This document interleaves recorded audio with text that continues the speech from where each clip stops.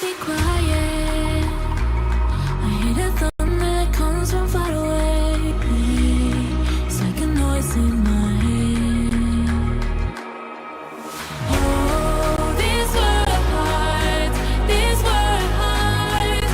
It gets you deep and leaves the sky.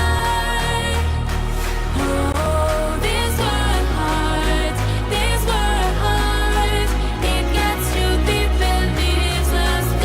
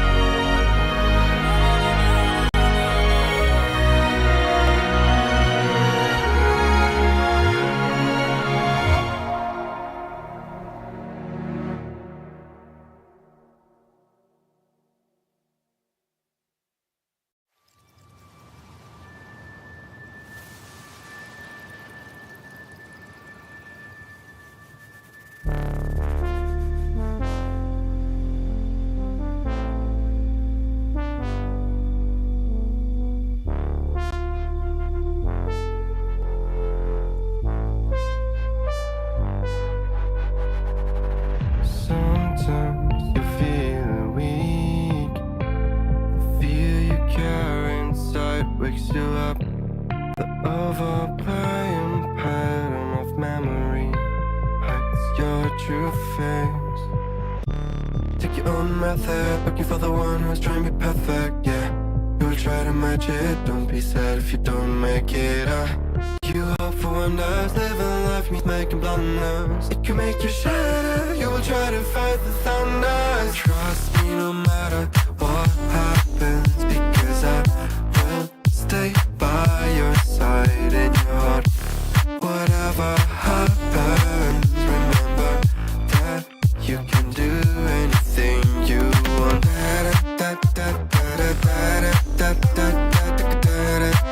You can do anything you want.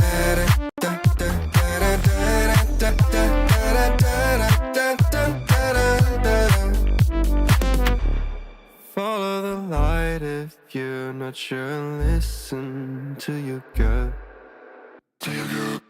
The right path will come when the time is right. Take your own method, looking for the one who's trying to be perfect, yeah. You will try to match it, don't be sad if you don't make it, You hope for wonders, living life means making blunders. It can make you shatter, you will try to fight the thunders. Trust me no matter what happens, because I will stay by your side in your heart. Whatever happens, remember that you can do anything you want. You can do anything you want.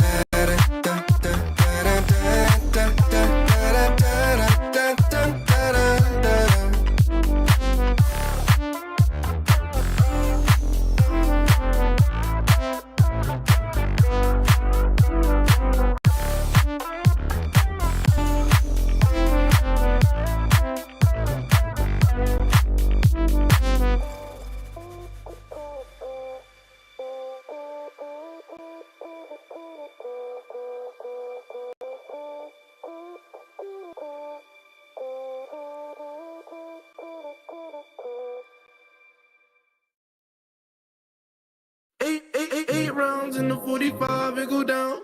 8 rounds in the 45, it go down. Yeah. 8 rounds in the 45, it go down. 8 rounds in the 45, it go down. Yeah. Look, I was passing aggression, passive aggressiveness. I left him hanging like loose ties as loose ties. Either not, he begging to go or not. Depends on the situation. He going up like inflation. For all the haters that said that he couldn't make it. My brother drowned in the lake. How could all you people mistake it? He fought hard for what he had. Murderers holding guns. You worried about all the extra to water gets in your lungs, nigga. Hey, how could you do this shit? How could you do this when you know I'm going through this shit? Real shit, G shit, I really do this shit. I ain't about it, but you know I'm walking through this shit. Look, 8 rounds in the 45, it go down. Look, 8 rounds in the 45, it go down. Look, 8 rounds in the 45, it go down. Yeah. 8 rounds in the 45, it go down. Yeah. 8 rounds in the 45, it go down. 8 rounds in the 45, it go down. 8 rounds in the 45, it go down. 8 rounds in the 45, it go down. Yeah.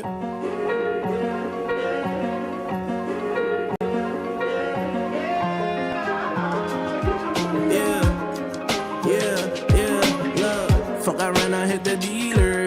Serving Coke 45 at the bleachers. Gotta follow for a follow, I'm the leader. Hit the bitch, then I pass, I don't need her. But don't call Peter. Like the Griffins with the lowest with the Peter. At the pops, he be smoking gasoline. I cannot fuck with these Ninas. 8 rounds in the 45, it go down. 8 rounds in the 45, it go down. 8 rounds in the 45, it go down. 8 rounds in the 45, it go down. 8 rounds in the 45, it go down. 8 rounds in the 45, it go down. 8 rounds in the 45, it go down. 8 rounds in the 45, it go down.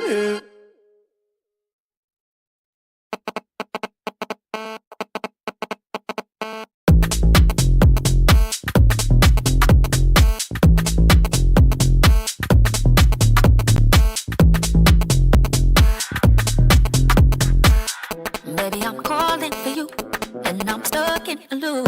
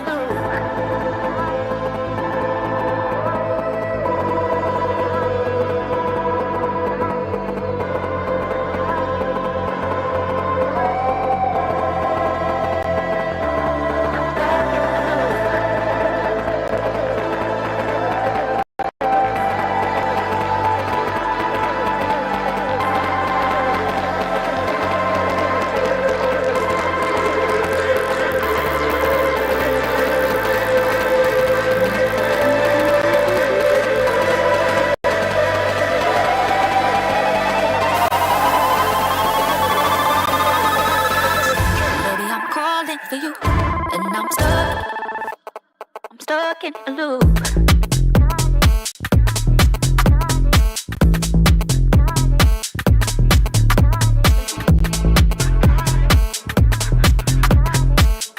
Baby, I'm calling for you, and I'm stuck in a loop.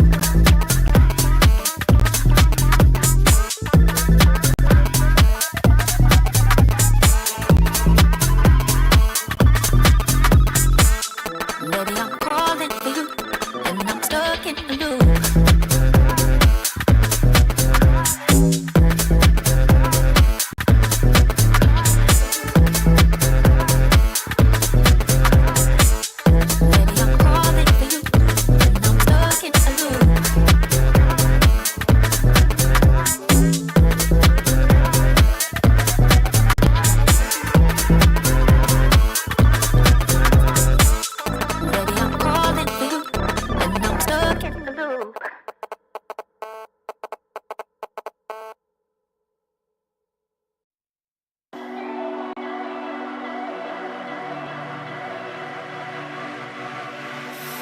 Hey desire, burning like a fire. What you gonna do when it crumbles down? Watch it get higher, down to the wire. Will you let it burn till we almost drown? Higher, goodbye, honey, where do we lie? Where you're headed, am I going there too? I don't wanna ask why, wanna give this a try with you. And if you wanna go, I'll follow. I won't let you go alone, 'cause it's a big pill to swallow, but you won't do it on your own.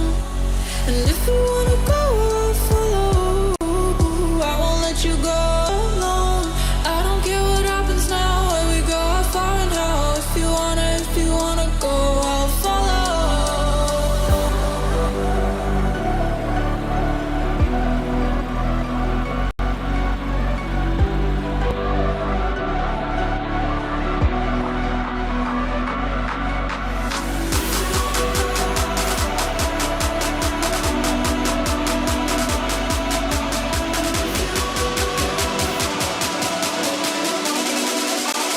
I won't let you go.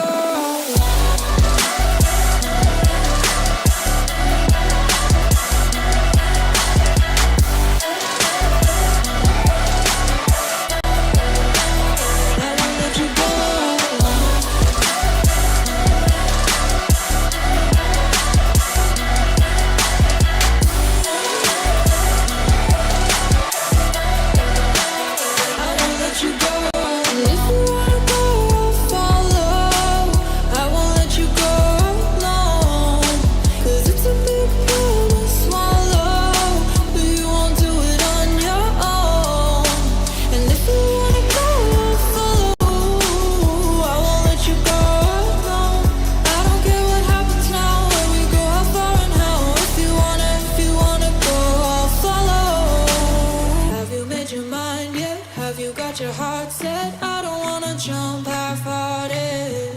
Gotta get your feet wet, gotta give what you get. I don't wanna finish what we started.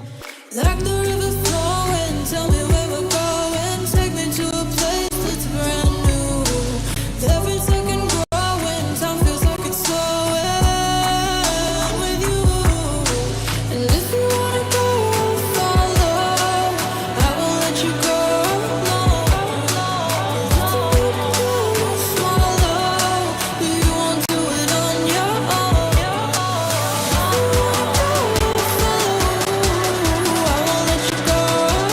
I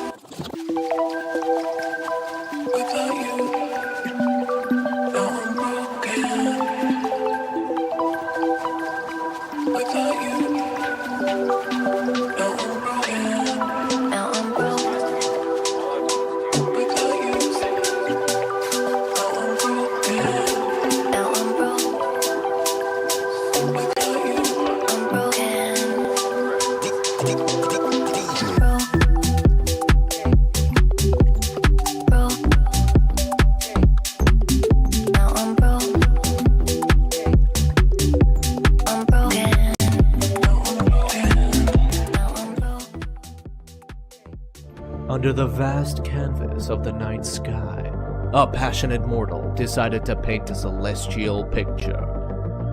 2019, we started Skyesports Championship 1.2. It was a small esports tournament with 3 lakhs prize pool in Chennai. And that's where our journey began. What began as a humble step captured the hearts of millions of passionate gamers, creating a battleground where legends are born and dreams were realized. I can tell you, for India, this is a historic moment.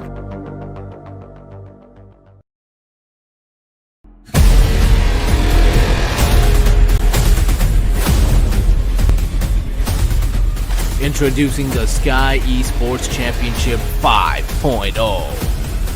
Are you ready?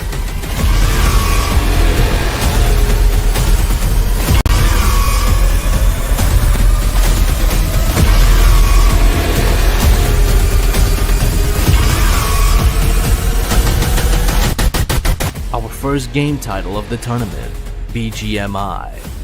Featuring 12 qualified teams from the open qualifiers and 4 invited teams from previous Skyesports tournaments. Presenting the first invited team, the champions of Skyesports Skirmish Series, Big Brothers Esports.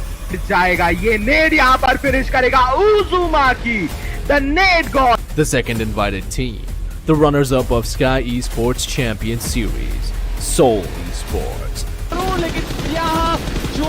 Down the ridge fight up. It's either Omega or Max. दोनों इंतजार करें. Finally push करेंगे. Omega finds the first, finds the second. Third invited team, the champions of Skyesports Champion Series, Blind Esports. Concentrate लिया गया था जरूर, but यहाँ देखिए Angry गए हैं. Lead को लेना चाहते हैं. Ball पर ये TVS के फटके. And last but not the least, Godlike Esports are the defending returning champions of Skyesports Championship 3.0.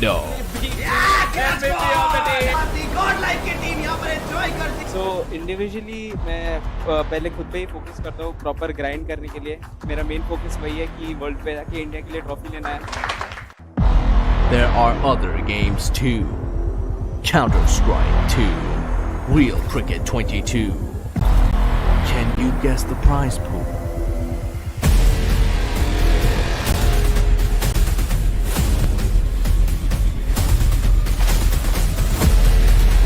A whopping prize pool of over 2.1 crores.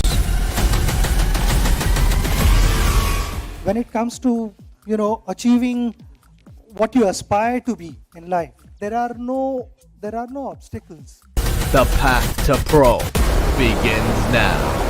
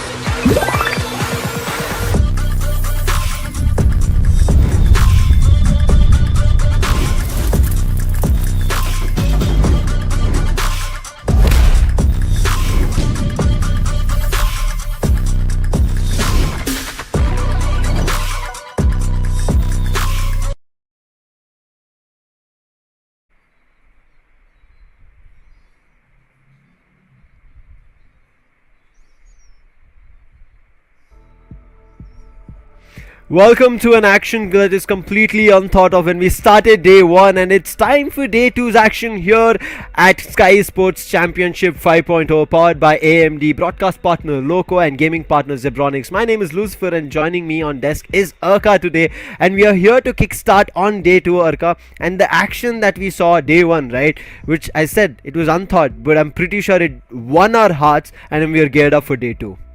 Obviously, right. One set of teams have already punched a pack, and it's important for the rest of them to actually do so, irrespective of whether they've qualified into the next round or not. So I'm looking forward to see whether those teams like Gladiator Esports, probably Big Brothers as well, will they be able to step up to the occasion? Because ultimately, it's all about the practice which is required right now. Yeah, I think today's storyline is also going to revolve around teams which kind of showed up yesterday, right? But they were just a little bit further away. These are the teams which are in the first overall standings, and we will talk about them when we see that as well in terms of the points. But I think it's going to be WSP, Orangutan especially, who made their way as well towards the last, getting the winner chicken dinner and NTT. And how did they make it through? It was all because of these points. And we were talking before we went live, right, Arka? A lot of these teams still have to concentrate on the finishes rather than the placement points. Yep, because each of these finish points is going to give them 1 point. But rather, when you see on the other side of the spectrum, most of these teams who are concentrating on the position points will always rely on the top 3 positions, because 10, 12 or 15 points is what you'll need by the end of each game to maintain that average or to retain that number 1 spot, or probably stay in the number 1 page itself, because it's all about the qualification. Now, coming into the group split of these teams that we were talking about, Seoul, I'm pretty sure everybody got hyped up, and this is what we talked about when we started today's stream. The start of yesterday was unthought of, but how it went, it won our hearts, and it was Seoul, and I'm pretty sure the Seoul family as well as Seoul fans, they were all super excited seeing the back-to-back winner chicken dinners. But one team which was also close, which is right next to them, is going to be OR, which did not have the same situation where they were unable to get a lot of points. Moving towards Marcos, I think the second half of the day was a little bit better, Arka, for them. Oh, yeah, I agree. At the same time, AUTOBOTZ as well as Team TAMILAS, these two teams, the way they're cutting off one another in the rotations, and every single time that's been happening, AUTOBOTZ are reigning supreme on the side of Team TAMILAS. So I'm looking forward to see whether Team TAMILAS will come up with some kind of a counter strategy this time, because after all, the IGL of TAMILAS was the IGL of Team AUTOBOTZ. Yeah, amongst them there's also Reckoning, who we are looking forward to kind of doing something. They are always there in the end circles, but I think somewhere down the line they're missing the opportunities. We are still going to be looking at the team details as well, as we were looking at Group A split. You can see there's going to be Insane Esports, who I think a lot of the times yesterday were getting in battles which we kind of were not expecting. They were the ones who looked like they were about to start things off, but they were the ones eventually getting overpowered from multiple teams in different directions. So was the fate for X-Park as well, because they started very early fights, got finishes, but then rotation, that failed. Team X-Park's placement has been red, I believe, because I can see that in every single map, one or the other teams are following their footpath and eventually leading behind them, or probably leading to extinguish them throughout the map itself. So probably this time Team X-Park might take it slow, or probably not prioritize the center of the circle, but rather come in from the edges, which many of the teams were doing yesterday. Even Metal Esports were also one of those teams who wanted to play from the edges of the circle rather than going to the center. So let's see whether Team X-Park will find success following something like that. Now, I think out of these 4 teams that we have in this group, one team that we want to have a better day for is going to be Reckoning, because we saw them towards the end circles of all maps that they played, the 4 games. They were in Sanok, they were in ERANGEL, they were in Miramar, but it still did not work out. Once another team that you want to put in play is going to be MIDWAVE. I think this is one such team in the top of the leaderboard without a chicken dinner. Yeah, 25 placement points, 25 finish points, and they've got 55 points away from the top position with no chicken dinner in the 4 matches played. Shows that consistency is the key for this team, whereas Orangutan Esports on the other side, they have only 1 chicken dinner. That also came in the final game, so eventually putting them on the top of the table. Moving into OR Esports, I think we spoke about them when the group split was shown. They were a team who were ready in firepower, but I think towards the rotation part of the game, they were getting split off, separated. Their IGL jelly was being caught very early in the game, and I think that was the reason we kind of ended up seeing some disastrous outcomes for them, which did not work out in terms of points. But I think it should be a better day today, because day 1 was still a day of experiments and learnings. Yeah, Team Gladiators on the other side need to come up with 4 men, because they have been playing yesterday with only 3 men.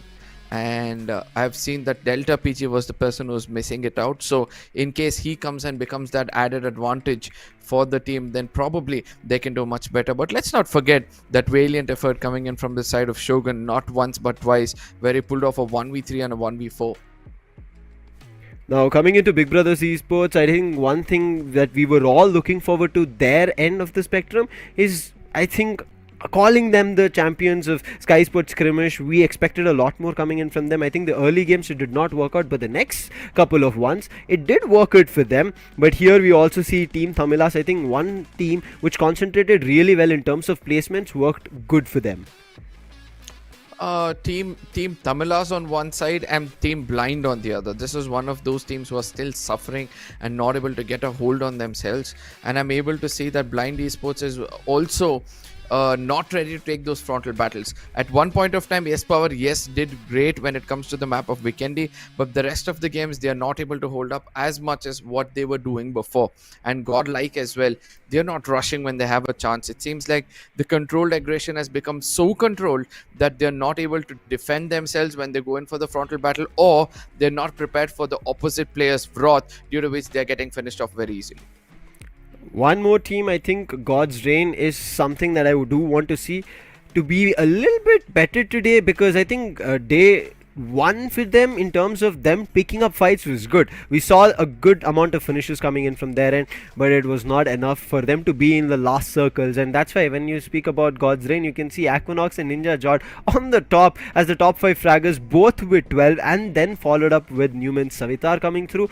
This is why I said God's Reign have done in terms of damage for getting finishes, but have never converted a winner chicken dinner.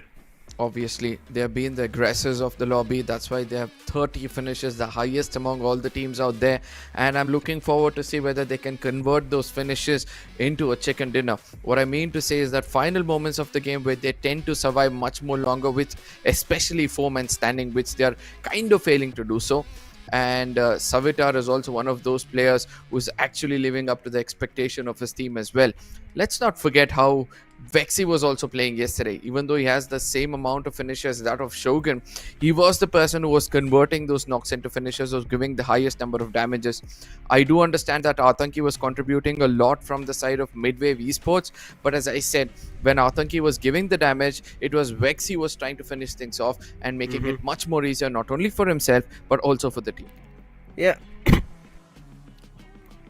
Let's jump into the overall rankings as well, but one player I thought would kind of also come into the top 5 fraggers list after seeing yesterday's play in Miramar was Praygod. I think in the second map when we went to ERANGEL, there his teammates started picking up the frags, and that's the reason maybe we don't see him here. But the overall rankings, it's time to talk about that. We spoke about it when we were discussing about the team details and rosters, and you can see Orangutan, because of one winner chicken dinner yesterday to end the day, they are on top of the chart with 5 points ahead of Team Soul. Yeah, placement points is what they're concentrating on, and that seems to be working out for them. Team Soul right behind them, again playing for placement points rather than finish points, whereas MIDWAVE esports, a perfect balance between these two as well. But Team Entity is where I want to bring your attention to. 35 placement points, the highest among all the other teams out there in the points table, but with just 11 finish points, shows that they do not want to indulge in any kind of fights, and whenever they do, it's like they're not surviving much as well. Yesterday, I think one game that we did witness was just brilliant coming in from them, which was none other than the last one in Miramar, where you saw, right, how they kind of got themselves the winner chicken dinner. Nice play coming in for them, but I think, as you rightly said, they need to concentrate a little bit more on finishes. Yeah, Secret, when he could capitalize on OGs who got the chicken dinner in the final map. I don't know. I think he was just thinking twice before he could press the trigger, and due to which Orangutan were able to redominate against them as well. But Team TAMILAS on the other side are one other team which is a little bit concerning for me with those finish points, just 7, and that is the least I would believe on that page as well. So in case they want to come up on the points table, in case they have to climb up the ladder, they will have to concentrate on getting more finish points, and then probably they will be somewhere where they require them to be. Whereas at the bottom of the table, we're able to see that Celsius Esports are there with not that great of a play from yesterday. GODLIKE Esports are going to be joining them as well. In the Erangel map, we saw that Johnny was able to pull off a close range nade and then a finish with this S12K. But after that, in the map of Miramar as well as in the map of Bikendi, the way they're rushing towards opponents and then getting finished off, that's a little bit concerning according to me. And I hope that today they're just going to be those aggressors who doesn't bother about any kind of placement points, and then they'll be concentrating on getting those finish points as well. Thinking about the schedule, or speaking about the schedule rather, we'll be able to say that Erangel and Miramar are going to be the maps which is going to be played today. So teams like Team A who get a chance to play back to back, as well as Team B yet again playing back to back. It seems like today is going to be a level playing ground for all these teams, because one map it doesn't go their way, there's going to be another map which they can come and redeem themselves. But the boon is going to be obviously for the side of Group C. There are 4 maps to be played continuously: Erangel, Miramar, and then Miramar, Erangel. So in case they're making mistakes and they want to catch up that momentum, probably the first 2 maps they will be able to do so, and then after that it's going to be easy for them to maintain that consistency. And by the end of the day, we can expect more than one team to be there on the top of the table from Group C. It's going to be interesting of how the entire game is going to kind of unfold today, because as we did say in the overall standings that we look forward to other teams performing today better compared to what we saw on the first one. And especially like yesterday we saw continuous 4 games for Group A. Today we have continuous 4 games for Group B, so they're going to be ending their games early. So I'm pretty sure they would want to concentrate their points early in the game, because there are chances of Group A coming back to, I would say, the top of the table, and which kind of is still the case, right? Majority of the teams from Group A is at something on the top of the overall standings compared to the other teams, and I hope it kind of changes today. Other groups come in, and yesterday I think when we started the day and we spoke about the first 3 maps, right, Arka, we said the first 3 maps all looked in favor of Group A, and it looked like only Group A is performing and other teams are still finding their footing. So maybe today it's Group B. I would still say it's Group C. I mean, I beg to differ from you a little bit, because Group B, yes, you were right. They have a greater chance compared to Group C because they played well. They know each other's strategy really well. Because of those 4 maps which they'll be playing one after another, it's going to be Erangel, Miramar, Erangel. Just imagine you have 4 maps ahead of you. If you're able to overcome the stress, or if you're able to overcome the pressure of playing those 4 games and convert it into a consistent performance, then probably Team C has a greater chances, and that is where I would like to rest my argument. I think so. I mean, in terms of how the overall picture is, right, Arka, we kind of discuss in terms of how the teams are playing, what have been their plays in terms of placement or finishes.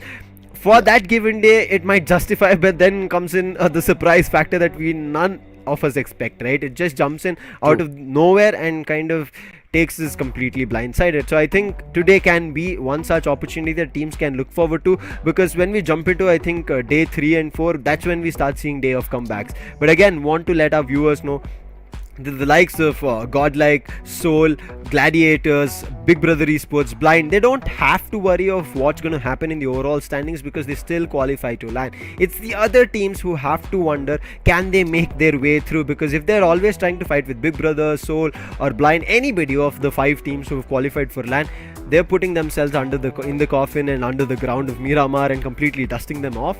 So I just hope teams understand that as well and clear their path, so that their intentions is only clear to qualify for LAN rather than being on the top of the charts.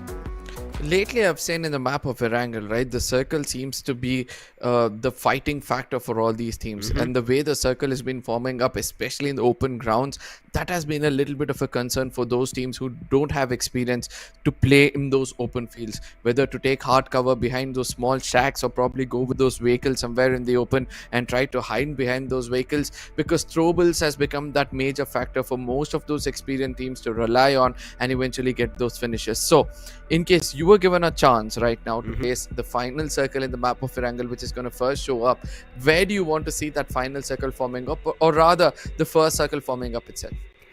If you ask for the first circle, I want to see it towards military base, because I do not want to any teams kind of having the good time. They would have to quickly rotate, and if it's the last circle, that I would want to see right at the bridge, because we see a lot of teams taking that boat or maybe even in the waters taking the fight, right, which makes things interesting, because we have certain times seen people taking the same vehicle there, the others are sitting, and they understand that they cannot hurt each other underwater, and they stay inside it like their friends for some time, and then when they're about to surface on water, they're other opponents who are watching over them try to take them down. So I think for that interesting factor, I always request whenever there's a BGMI tournament going on, one bridge circle where a lot of teams do not get hard compounds or even ground to stand on, that they have to look forward to some position way before anybody else.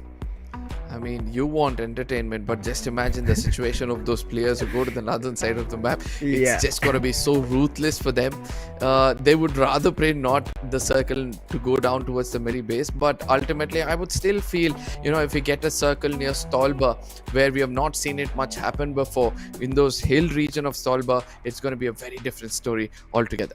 Yeah, one more thing I think yesterday we saw a lot of it being empty was Georgiapool. Let's see how it goes today. Let's jump directly into ERANGEL, the first game of day 2 here, where we're going to see Group A and B. Yes, but it's Group B with continuous 4 games. So let's see how much composure and integrity they have to make sure that all the 4 maps go flawless for Group B. The flight path, the 2 ends of the flight path seems to be a little interesting to me right now, because teams flying towards the side of military base, military power, shelter, prison are going to have a little bit of a hard time.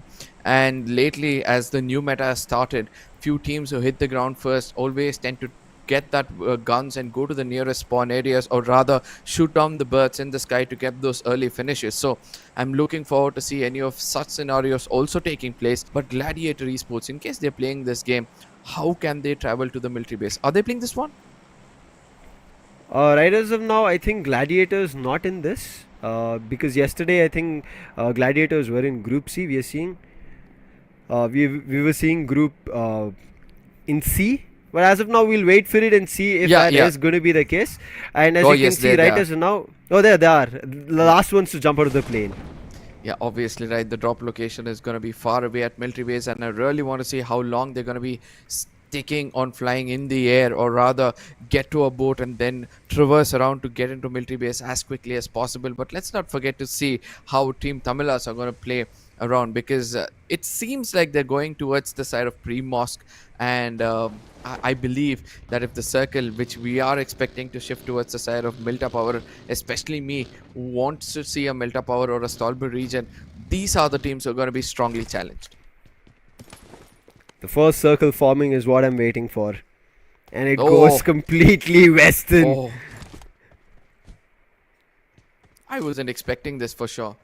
Zarki region is where you would want to place yourself in a circle like this, but still the rotation is kept open for teams who choose to do so, as the northern side of Georgiapol is completely packed with ABZs, whereas the main island of Georgiapol, or the containers of Georgiapol, including the apartments, is going to be taken by the side of Godlike. Team Insane not far away at the hospital region. So these 3 teams are going to stick to their locations, have a lot of time to get those loots. But if somebody is greedy to get those 4 finishes early on, then the action is going to take place exactly over here. Today also, I think a lot of our eyes will be on players of Godlike, but on the other end, it looks like Rockstar, he's taking down Obey. It is a similar fate that we saw Obey yesterday in first game.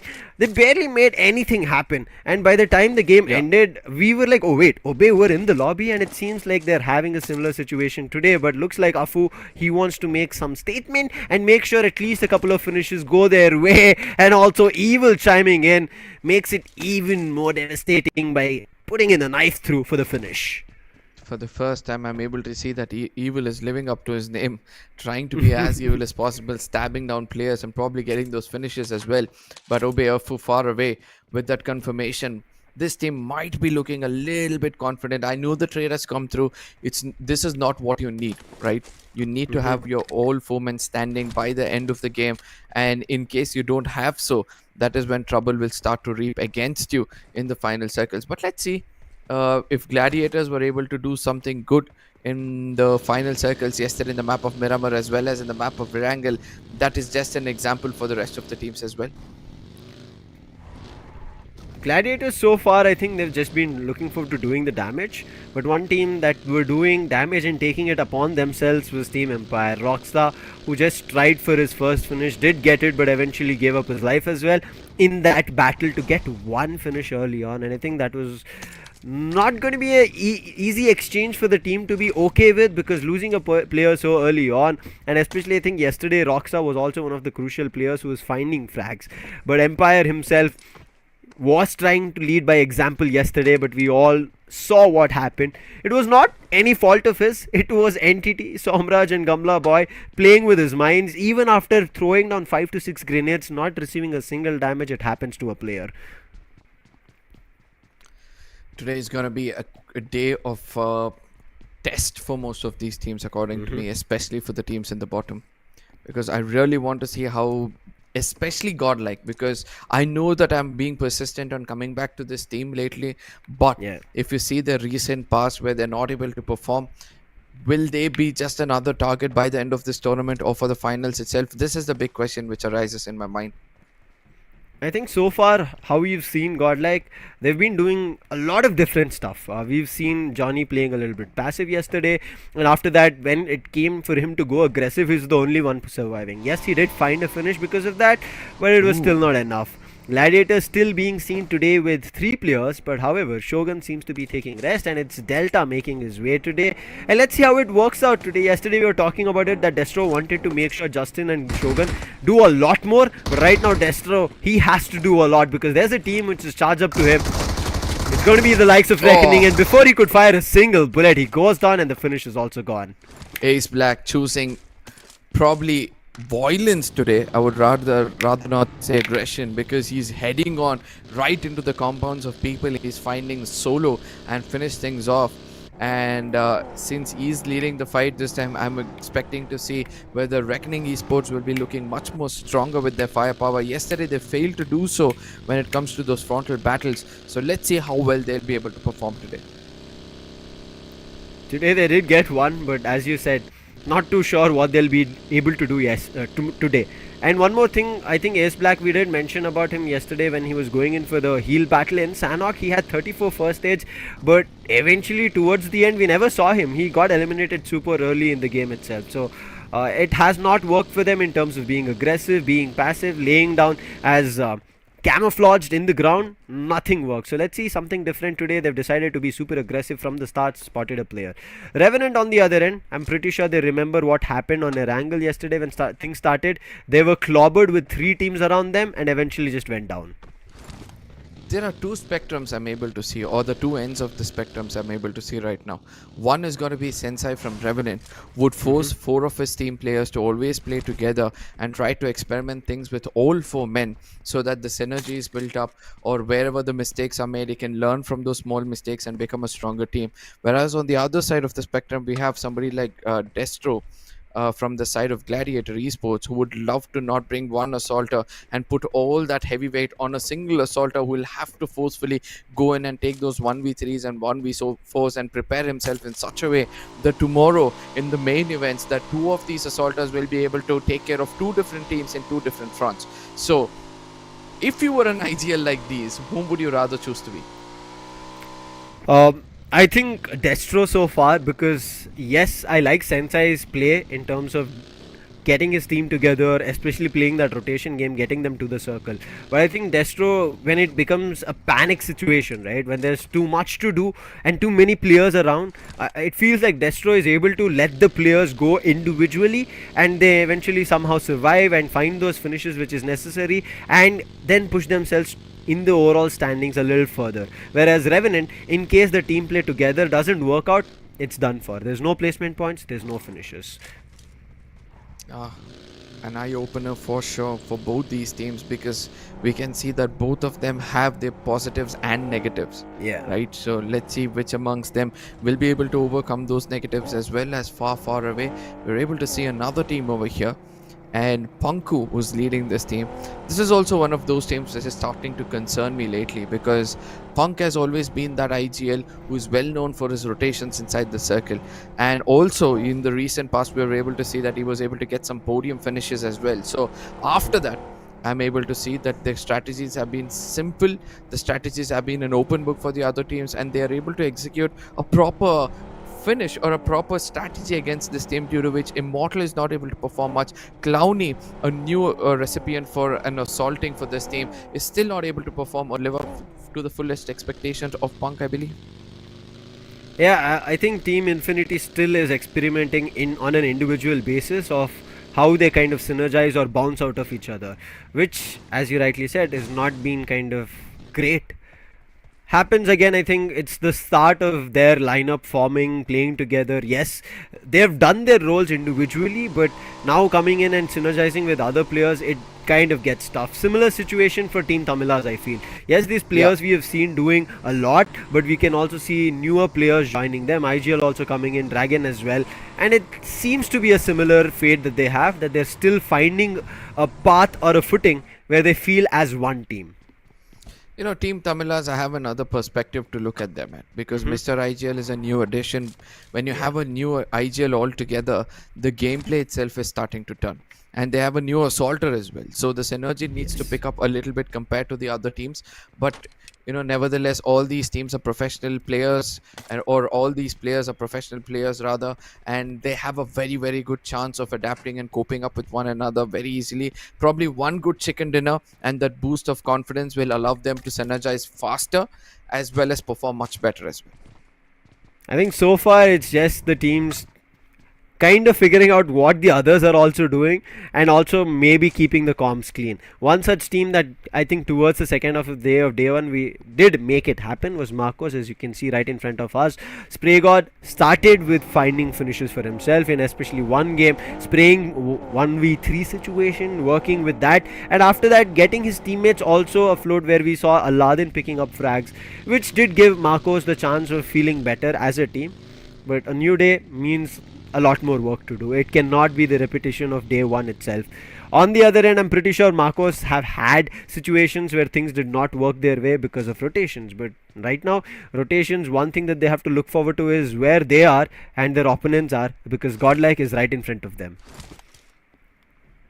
Godlike and Newman Gaming, two different entities, but seems to have read each other's strategy really well. Yesterday we did see that when they came face to face, Newman were able to reign champions amongst these two teams, or rather say the winners, and Godlike will be looking forward for some redemption, if I'm not wrong. By the looks of it, I don't see Newman anywhere closer to the side of Godlike at this point of time, or rather I would say that they're not in this lobby itself.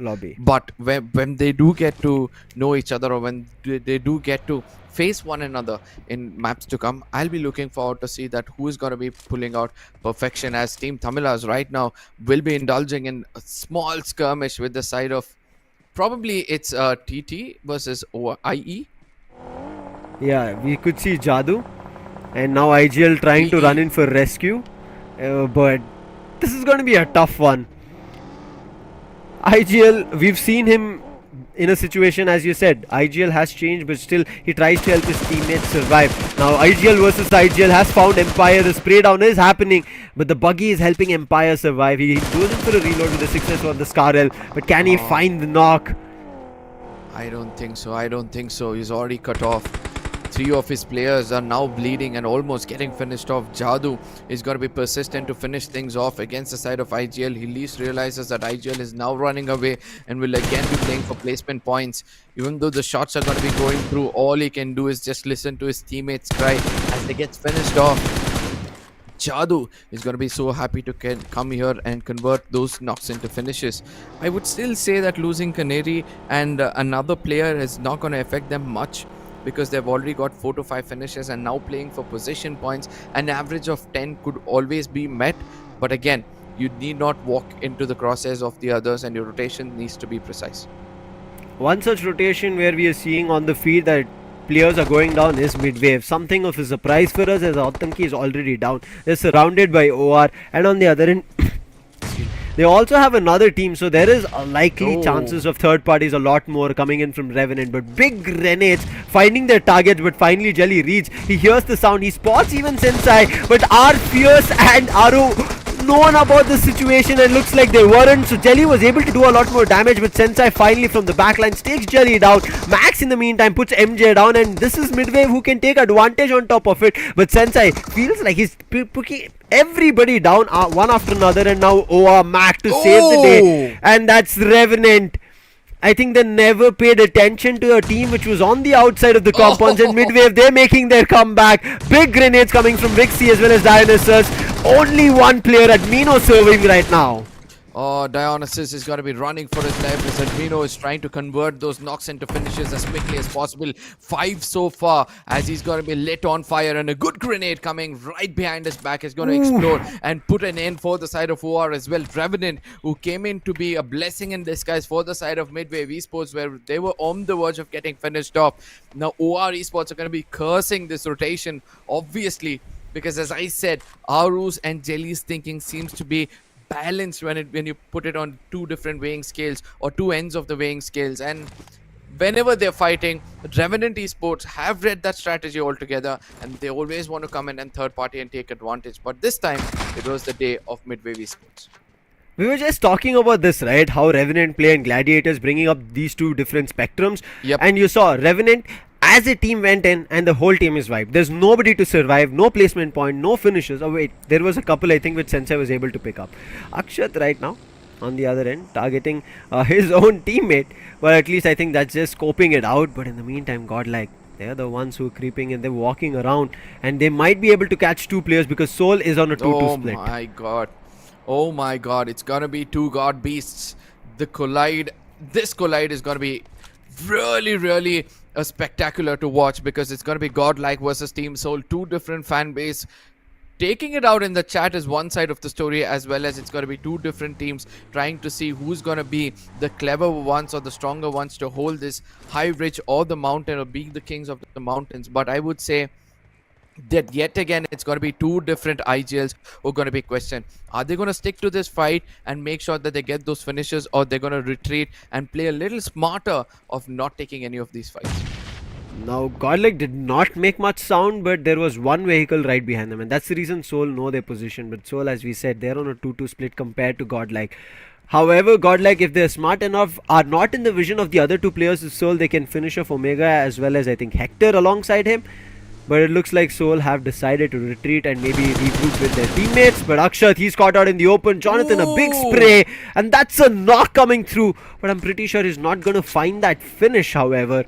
Therefore, he'll just glue his crosshairs and wait for another opportunity. And Omega, as you can see, he's finally going to regroup. But through the smoke, Jonathan still gets that finish on Akshat. And I'm pretty sure Soul are not going to be happy about that.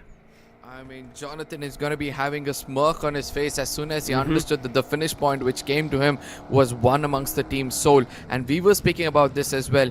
The way Team Godlike is going to be rushing against the team, or needs to rush against the team after it get a knock.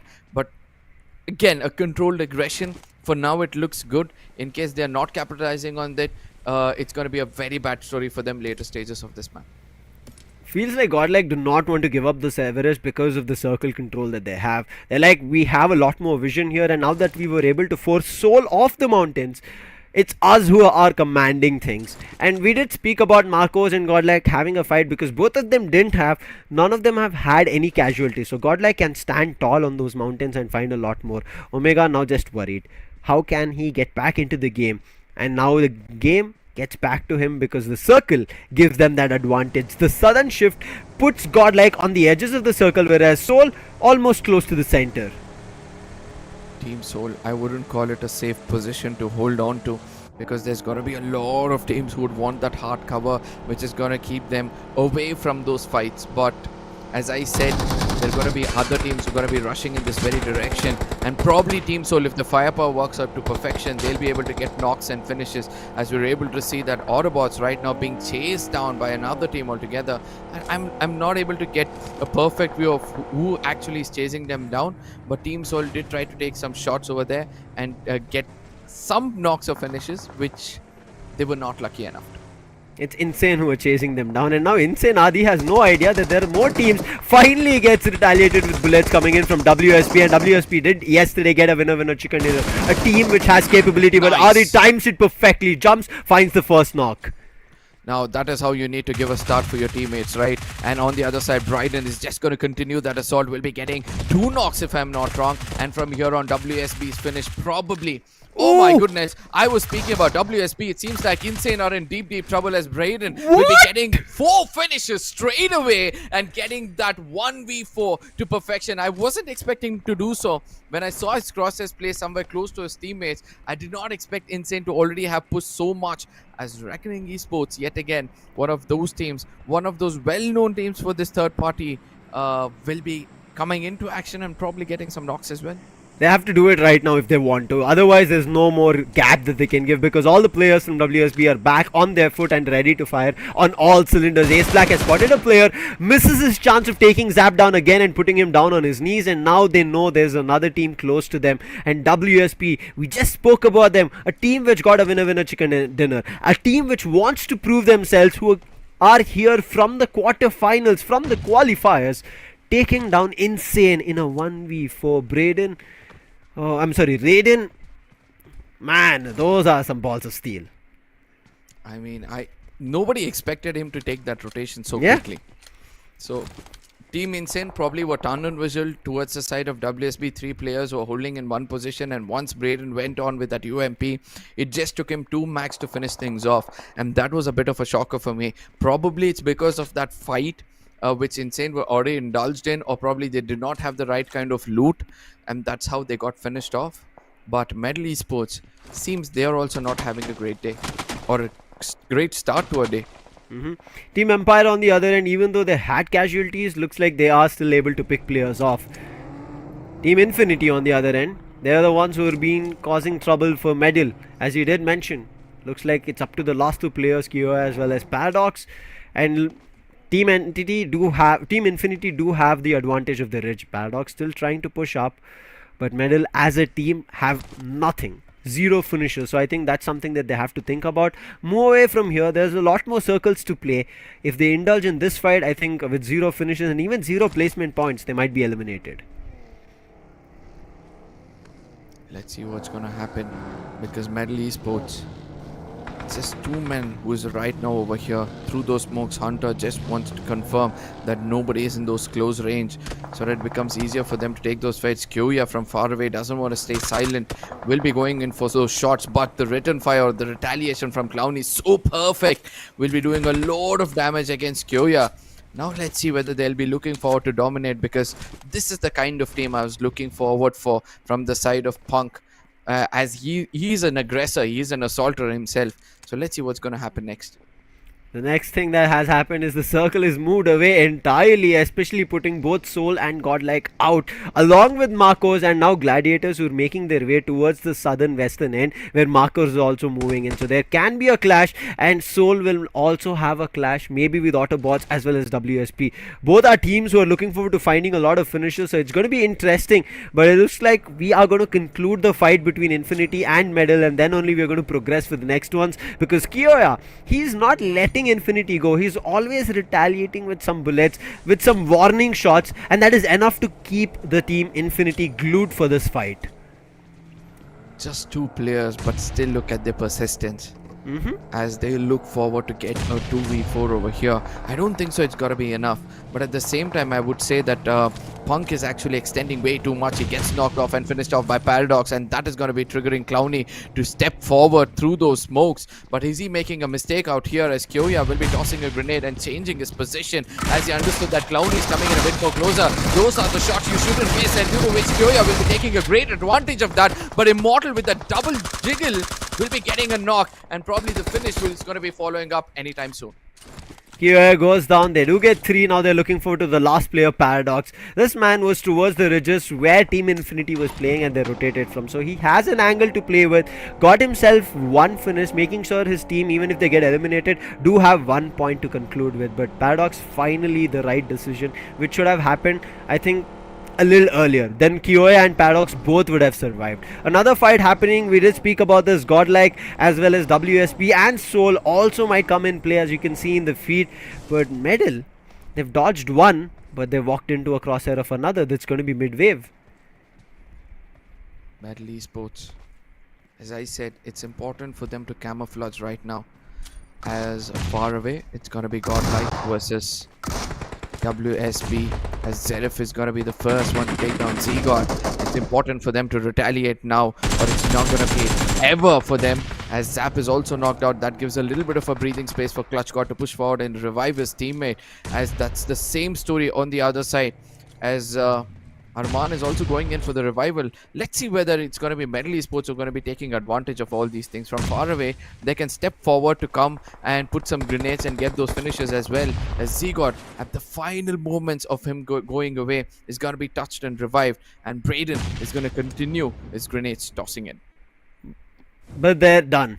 Raiden now throwing in a molly. That was also the last of it, but the revive was already been kicked in. The player has been brought back to life, and now Godlike do have all their 4 players, whereas WSP have 3. And it looks like Godlike do not want to let the players of WSP go. They have been throwing grenades, and now a molly. Raiden barely surviving, trying to run away from keeping him ablaze, but I think it's going to be too tough, as Jonathan, he's ready. He's cooked up a grenade. He'll throw it to the likes of WSB, and all of them are in one single line, and if it connects, it's going to connect almost to the all 3 players. And Shadow with the cover fire, another knock coming in. Now this is going to be Z-God, and it's all up to Zap. His position has been spotted, and Jonathan, he's going to start retaliating with bullets, but before that there were grenades, and finally Z-God is the one who picks up his weapon out, fires, and takes Zap out, and that's going to be WSP being eliminated. I mean, this is the kind of Godlike I was looking forward to see. Look at that, 5 finishes already, 10 teams still remaining. And Z-God is going to be the one who has more than 1 finish as of now. But I really like the aggression coming in from Johnny, where he's now able to rely on his teammates as he pushes forward. Good grenades were tossed in, and they did not give any kind of scope for the opponents to actually aim and put down Jonathan, which was a big factor, or which was a big negative factor for the side of Godlike. Every time before this, Johnny was trying to look forward for a fight. He was the first one to get knocked off, but with that support, it's going to be a different story altogether. Vexy gets knocked down from the side of AUTOBOTZ, who are also looking promising so far. Let's see whether they're going to convert this into another knock. And SprayGuard, see there, SprayGuard is going to put down Spray, and this is going to be a tongue twister for us for sure. Last one, Aladdin surviving. Rico spots him and he also puts him down. That's the elimination of Marcos coming in, and AUTOBOTZ played so well on that slope, used it to their advantage with the grenades that they were tossing, and it always fell in the right sweet spot between the vehicles of Marcos's player, and everybody was knocked because of those grenades. There was only one player surviving, Aladdin, and eventually with the rifle he was cleaned off. And another team which should have had a better fight against Medal was none other than Team Infinity. As you can see, they still have 3 players surviving, but that casualty was not something that they should have received. That was a mistake of their own. It's gonna be the IGL who's gonna have 3 views right now, right? Even though he's gone out, there's a lesser firepower. He'll be able to guide them to perfection, and they'll have to look out for those calls as well, as Aru will be making it to the corner of the circle. Dionysus will be bleeding out in the blue, or probably if he can crawl his way into the circle, the story could be different. Team Soul, I mean, I don't know where they got extinguished, or are they still alive in this lobby? A Smokey far away who relies on that heal battle will now be looking for his teammates to clear off Gladiator Esports, and I really love the way Gladiator Esports have survived so far with just 2 men standing, and no wonder the IGL has been the best amongst them all. By the looks of it, with a circle like this, Godlike should be able to get this chicken dinner very easily, but let's see what's going to happen next. I was wondering what did Reckoning do, because Reckoning were also very close to WSP, and they never decided to pick that fight after kind of throwing in a couple of mags here and there. And now you can see they're in a safe spot again in the last few circles, right at the center, in contention with Godlike, but I think Godlike have no idea that Reckoning are here. They're moving into the buildings. Eventually, when Reckoning will be able to spot them out, it's going to be a disaster for them. It seems like a lot of damage that they were able to dish out, but Reckoning still haven't countered with retaliation. The retaliation right now, or the fight that is happening, is between Godlike and AUTOBOTZ. Oh, look at that. Johnny is going all blaze. He's already got one knock, and probably the next one might be coming his name as well. It's going to be Skrills, the last man standing. Now the attention of Johnny is towards the side of Reckoning Esports. Can they contain this wrath of one single man coming out in the open? Beard Baba has a very clear view against Jonathan. Probably that was the time for him to take advantage, as Johnny, I don't know what he was thinking at that point of time, but that good grenade from the side of Beard Baba has already done the damage, and this is going to be restricting Godlike from pushing a little bit forward. Reckoning, this is their chance to chime in. Looks like they want to, but you are OP. I think he came in a little bit too earlier. So Ace Black right now trying to retaliate. Clutch shot right on the outside. Jonathan is down. Might even go down to a finish. But in the meantime, a push on the inside from Fox is taking players down. And now Godlike, their numbers are ticking down. It's all up to one last player. And eventually, once he's cleared off, things will go wrong. And this time, Reckoning have decided to chime in at the perfect time. While Godlike were completely distracted in a fight, in a hole, in a different angle. And now it's all up to Z-God. His position is known, but these DBS shots, there are enough to keep Z-God a little bit further away. The last finish against the side of Godlike is what Reckoning will have to concentrate, because this man surviving can actually ruin the game for them. As he comes out in the open, will be doing a lot of damage. Revealing his location will be the last thing he would want to do, as this time Fox and Ace Black would want to come in from two different directions. So Molotov has also been tossed in, but no more defensive grenades or Molotovs will be coming his way, which could be a little bit concerning for him. And he's got very low on those shotgun bullets, so let's see whether he'll be able to execute some by the... But a good grenade coming in from the side of Reckoning Esports will put an end for the side of Godlike, and from here on, Reckoning Esports might be looking forward for their first ever chicken dinner in this tournament. I think finally they played smart here, right? And now you can see they're keeping every team at their edges of the circle. Obey, they know where their players are in one spray. They're all from all directions spraying towards that smoke. Yes, they're still evil, but you can see how far away he is. So he is right now inclined towards a heal battle. On the other end, a team which kind of had a little bit of an iffy situation because they decided to concentrate on a battle with Medal, but still surviving here in the last circle, so they still have a chance. Evil here will make sure that the team gets to the second spot because of the heal battle. Look at his first hit, it's 28, and Shadow finally goes down, and it's time for the last battle between Reckoning as well as Infinity. Team Tamilas were also alive, but eventually now they get finished off at the 4th position. Shows that, you know, Mr. IGL, as long as he's alive, you can expect a lot from him.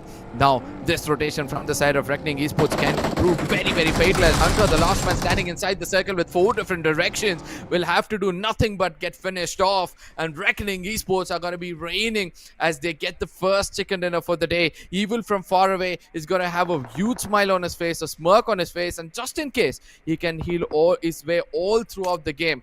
Probably Reckoning Esports might not survive, which is next to impossible if you ask me, but still Evil is not going to give up until all those 21 of those first stages are going to get finished off. Yeah, he's just committing to this heal battle. I'm not too sure if he's going to kind of have the idea that he's the last person surviving. It's okay to let it go, because the further he prolongs this, it's no different. It's just going to be the same spot that he's going to end up bringing his team with 12 placement points if Reckoning make a mistake. And I think this is something that I've seen once happen on Sanhok. Because it was a small map, it is acceptable for a player outside the circle beaming somebody down and finding the finish and getting the winner chicken dinner. And we were talking about mistakes. Beard Baba went in for I don't know what, he went in to do some stunts or to figure out where the last player is, and now he's ended up going underground and out of the lobby. This is where Evil has got 14 first stages and 4 seconds to go for the next circle to cover up. So it's important for Ace Black, the Doctor, to now goes to his teammate, get all those first stages which they've got, and then, you know, he can concentrate on for the heal battle as well. I don't know, in case this game goes in the hands of Team 14 and Evil is able to pull that off for the side of Team Obey, I'm gonna be shocked.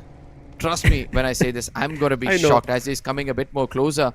He's not able to understand, or the opponents are not able to understand where this final player is actually healing his way as they pick up vehicles, and they're just going to be in motion so that just in case at the final moments of the game he has an opportunity to knock them down, they're just not going to be close to one another, and one good grenade is not going to explode them at all. Yeah, if it was a 1v1 situation, likes of Evil winning this winner chicken dinner could have been better. But on a 1v3, it's going to be tough. However, he's creeped and made his way closer to the circle, and they're entirely on the opposite direction firing. Reckoning have no clue where Evil is making his move from. But I think you are OP. If Evil tries to move up, is he going to be able to find him? But now Evil coming to the last few first aid kits. He's spotting more players. He spotted Yuva, he spotted Fox, and it's only Ace Black right now hidden behind the smoke. Yeah. But to spray all three. And Ace Black has got 14 first hit, so it's all written in the name of Reckoning Esports right now. So let's see whether Evil will be able to take that M4 and get one knock and finish over there. And it seems like he's going to go in for the spray. He's already done the damage against Fox, but he's going to be running out of bullets by the time he's going to reload. He's just not going to get that final finish. But a winner chicken dinner going in favor of Reckoning Esports. A perfect start for the day for them. But let's see whether this consistency which they can maintain, which they're capable of maintaining, will they bring it through. I think the teams which we were speaking about, the storylines that we wanted to see so far, are kind of getting better today, Arka. Reckoning, we mentioned about them. They were always, throughout the 4 games that they played yesterday, were in the last circles. But the only mistake that they made was they were indulging in a fight when there were 2 teams taking a left and a right flank fight. Rather than going behind them and approaching the fight, they were right in center, and it was them getting sandwiched rather than the other team winning it out. And I think this time they did it right. Waited for Godlike. Once they understood that there is a team in close quarters, Godlike was taking a fight with AUTOBOTZ, which they were almost finishing, and that's when Reckoning decided to chime in, making sure that the shacks and the compounds that they had were cleared off. And I think that was a very smart move coming in from Reckoning, and especially the way they surrounded Godlike, right? It was not everybody jumping inside the house. What concerns me is how Johnny was just left out in the open, and he did not have cover at all, and he was just still over there. Probably was cooking up a grenade. I did not see his body move back. You know, whenever you cook a grenade, you can see that, you know, the character itself has a little bit of a tilted position, but I did not see that coming in from the side of Johnny. So probably Reckoning Esports, where I thought that grenade was not the right kind of start, became the perfect start for them. And then eventually the 2 different approaches they had, one person entering from inside the house and one person from the outside, rotating around to clear off all these players, was really commendable. And Reckoning Esports are thinking straight at this point of time. I think one mistake that we are seeing always from Team TAMILAS is rotation. Rotation is the game that they're unable to control it. On the other end, we did see OR picking up a nice fight against MIDWAVE, but it was REVENANT who kind of spoiled the plans. They were the party poopers over there. Made a mistake on their own case as well as OR, and made MIDWAVE get a better outcome of that fight. And it looks like that third party ended up becoming the first party's advantage. Exactly, and I have to give credits to Johnny's spray over here. Yesterday we were speaking about how Johnny's sprays were not actually connecting, but today it seems like his fingers are hot, and we'll be looking forward to see more of those assaults. But Raiden over here from the side of WSB, oh my god, that 1v4, it was just textbook basics from his side, but it was something out of the syllabus for the opponents. On the other end of how Godlike kind of converted this fight was just brilliant. And you mentioned about this point of when Jonathan was moving in, throwing utilities, his teammates were there to cover him. I think that is one factor that we have to count in. Same goes for AUTOBOTZ. They also did the same thing. Teammates were throwing down utils and they cleared off Marcos. But this is the fight where once Weird Baba spotted, knocked Jonathan. I think as soon as Jonathan's knock was done, Reckoning felt super controlled. They knew what the outcome of the fight could be, and especially knocking him out in the open gave Reckoning, I think, the much needed confidence to convert ERANGEL in their favor for a winner chicken dinner. Yeah, and even this final finish which they could attain, just rotating around in 4 different directions and aiming at a person, it's going to be hard for him to go in for the 360-degree spray, as Afu is going to be the MVP of this game. 6 finishes with 75% contribution. This man actually needs all the limelight because he was one of those key players who actually carried his team to the end. But again, you were speaking about Team TAMILAS in between, right? And I have to bring your attention back to Mr. IGL, again healing himself and bringing his team to the top 4. I don't know how this man always does that, but I would want to see how much points they've raked up in this game. Yeah, I want to see that. He's been doing that, and that's why we said Team TAMILAS have been one team who have been concentrating on placement points from the start of all the games that we have seen. But I think something more to do here, as just placement points is not going to cut it in terms of getting you to the top spot. because we've been talking about this, the other teams that you're seeing, the invited teams that are here also, they're here to act as a thorn in terms of you not qualifying for the LAN final. So that's something that teams need to pay attention to. But Obey as a team as well, I think today when we mentioned during the start, when they had that fight with Team Empire, where it was a 1v1 exchange, Rockstar as well as Obey's one player, both of them lost their footing, gave each other one finish. We chimed in the fact that Obey, when they started yesterday on their angle, seemed like they were nowhere. Today, however, played a little bit better, understood what fights they wanted and what they didn't want, and moved away from the ones that they didn't need at all. So I think that was smart calling coming in from their end, and which gave them not only to the second spot, giving them 12 placement points, also evening up the score very close to Reckoning, because they also just have 8 finishes. If Reckoning did not come first, Obey for sure would have stolen that. Look at how the points table looks. All those teams on the bottom of the table are now on the top. Reckoning Esports with 23 points and 8 finishes. Obey Esports is going to be following them up with 8 finishes as well. Since the top few teams do not have a double-digit finishes, the finish points is going to be evenly distributed with all the teams. OR Esports, even though they went down early, they had 5 finishes in their name, and that is the kind of start you need. MIDWAVE Esports, I really love their approach in the third-party fight which took place between Revenant as well as OR Esports.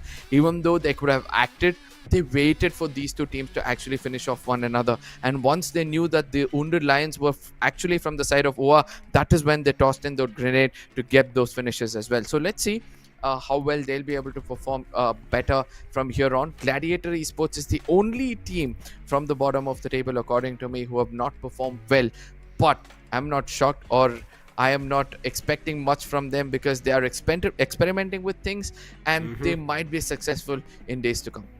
Yeah, this is again, I think, them putting them in those situations where we talk, right, in a man disadvantage, in a situation where they do not have better weapons, in a situation where they cannot rely upon their teammates. I think that's what Destro and the squad of Gladiators are trying to make better of. But one team, I think Medal my bad, Paradox and Kioa, when they were the last two surviving players, Paradox was already out. He could have rotated. He still did rotate out. But Kioa, not too sure why he still stuck on to that decision that I'll keep firing my warning shots. And once he started doing that, it was just a calling that he gave to Team Infinity. And look at where Medal are. They're at the last second of this standing of ERANGEL, whereas Team Infinity, they're on the 3rd position, sitting at top, more than happy, and Medal just have 1, and that 1 point is just because of Paradox, who was able to pick 1 player from Team Infinity which was out, that was Punku. Now you see how that whole spectrum or that graph is, where Medal are almost towards the bottom, but Infinity, they were able to do what they wanted and also still get to the top 3 of this match. I have a little bit of concerns for Team Soul. I know that Jonathan actually gave the biggest damage possible against them when they were holding the center of the circle. As I said, you shouldn't be placed in a circle like that at the position they were placed at. And once they wanted to rotate away from that position, I didn't even see which is the team which finished them off. Probably my attention was not at the finish feed, but rather on the action which was on the screen. But I would love to see their comeback in the further games, because they stuck to the strategy yesterday, where they were at the corners of the circle and they did not want to indulge in any kind of fights until the final moments of the game, where they got decent 6 to 7 finishes. But today has been a different story for them, but they'll be retaining the 3rd position with that 1 point which they got for themselves, where MIDWAVE will be climbing above them on the 2nd position with no chicken dinners. 54 points for them, as Orangutan Esports will still retain the top spot as they have another game to play. I'm still surprised that the teams MIDWAVE, Soul, WSP were unable to take 5 to 6 points to dethrone Orangutan even after their first game. And Orangutan, look at them, they still not played their first game here in day 2. So it's a problem for these teams in the top. Empire coming in, I think today it was better for them. We saw as a team they were able to find frags and did not make so silly mistakes. And again, it was not silly mistakes, it's just something getting on their nerves. For them to kind of get out of it, it's very tough within a map, and which I think they corrected it today even better. On the other end, you can see Team Tamilas, even though they were able to get placement points, it's not going to be enough. This is a point that we stressed when we started the overall standings and day 2 here when we talked about it. And you can see, even though IGL tried to push further, AUTOBOTZ were able to do better because they got finishes for themselves, and even indulged in a fight against Godlike, where there was a little bit of an exchange of a couple of finishes more.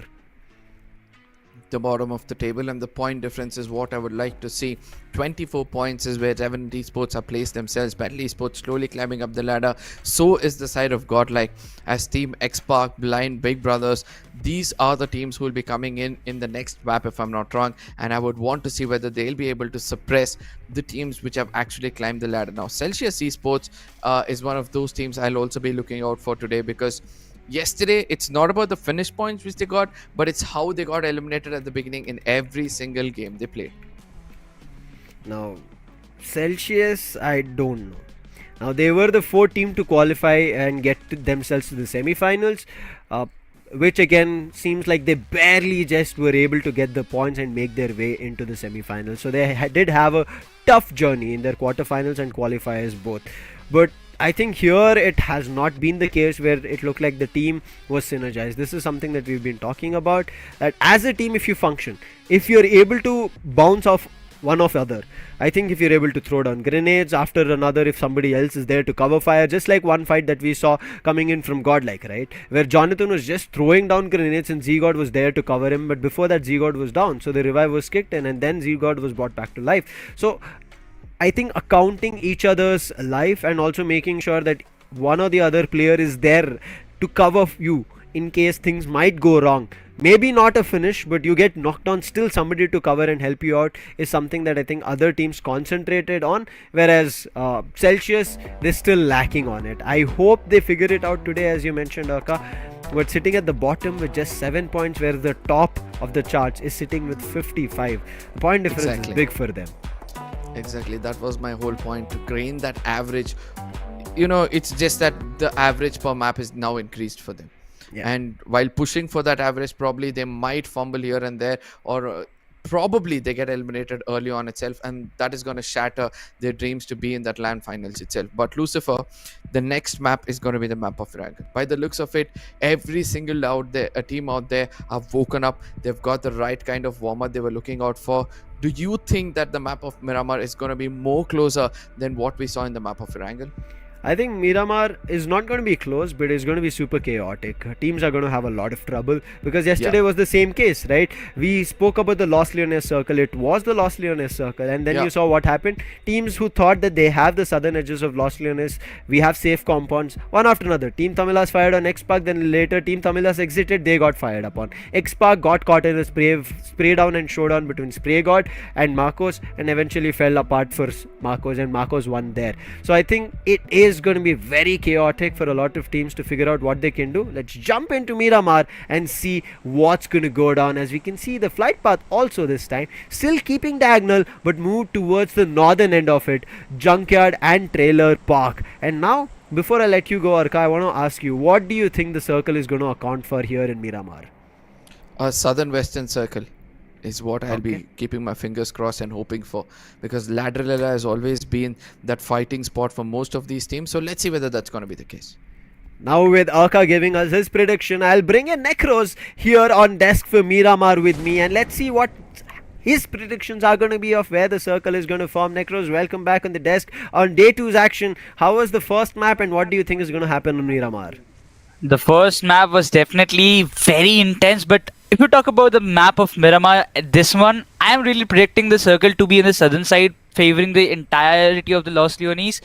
But yeah, you know, it's BGMI. It doesn't always go like what we plan, but I really want to see a southern side circle, because as for we just saw the flight path going from the eastern side to the western side, favoring the northern side a little bit more. But yes, Team TAMILAS, they have tried to bounce back today with the performance that they have put in. Also, we saw the comeback of Team Infinity. I'm happy to see the teams performing a little bit better than compared to the day number 1 that they had. Team TAMILAS, IGL always being the savior for them, but not too sure what save he can do, because placement points is just putting them downwards in the overall standings. Yesterday they were above AUTOBOTZ, and today you can see they've moved a little more further towards the bottom 16. I hope they recover. Reckoning on the other end, they recovered really well, and I think finally they've heard us. I hope this continues for them, that they've gotten the first winner chicken dinner, will start pushing up with a lot more points, and then we can end up seeing what's next for Reckoning. so far, after reckoning, if there's another team that I want to see having a better day, is going to be Revenant, the third party on ERANGEL. I felt like since I had directed them really well, but it looks like maybe there was some miscommunication. Maybe since I said for a couple of players to stand out, but they decided all to move in with vehicles and ended up brewing even more fatal than desired. That was really a big disaster, but yep, sometimes it is some things are not in our hand, and that's what happened to Revenant. But if you talk about the circle, it actually went on the northwestern side of the entire map, favoring the complete El Pozo area, where Insane will be pretty happy. They are almost close to the very centralized location. Same goes for Obey as well. They do have their splits over that area, while Team Soul usual drop we can see in Picardo, but luckily there is no team in Los Leones as of now. But we do see a lot of teams taking their drops in Los Angeles because it's a very wide city. They can have ample amount of loot for themselves, and then they try to rotate down from the southern side and they can have a good space for them inside the circle. But for now, I would say, Lucifer, the safest team in circle should be WSB Gaming, as they don't have any team around them as their neighbors. I think calling it safe for now in terms of loot perspective is right, but being in the safest spot in the circle, I don't agree with you, because eventually once the blue zone starts crumbling, the circle is going to move out, and then we have seen even Soul having a good position in circle in ERANGEL. It didn't work in their favor, but right now Zap, maybe he wants to act as the thunder god, take upon the mountains and charge up as Zeus. I'm not too sure if he's going to be able to do that. But a little over acceleration. Thankfully, we'll be able to reverse the vehicle, get on top of the monster, get on top with the monster truck. But again, too early for WSP. On the other end, Gladiators, what is different here in Miramar is what I want to see. Delta did make his way through, as we did speak about it in first map, but I'm not too sure if it's going to be enough. But however, Gladiators, if they want fights, there is on one single line a lot more teams on their map, which is going to be MIDWAVE, and after them is going to be Revenant, and then is going to be OR, and these three teams had a fight on the ERANGEL as well. So I don't know if we might end up seeing, because all these three teams, Necros, are towards the southern eastern side of the circle, right at the edge where the entry point is.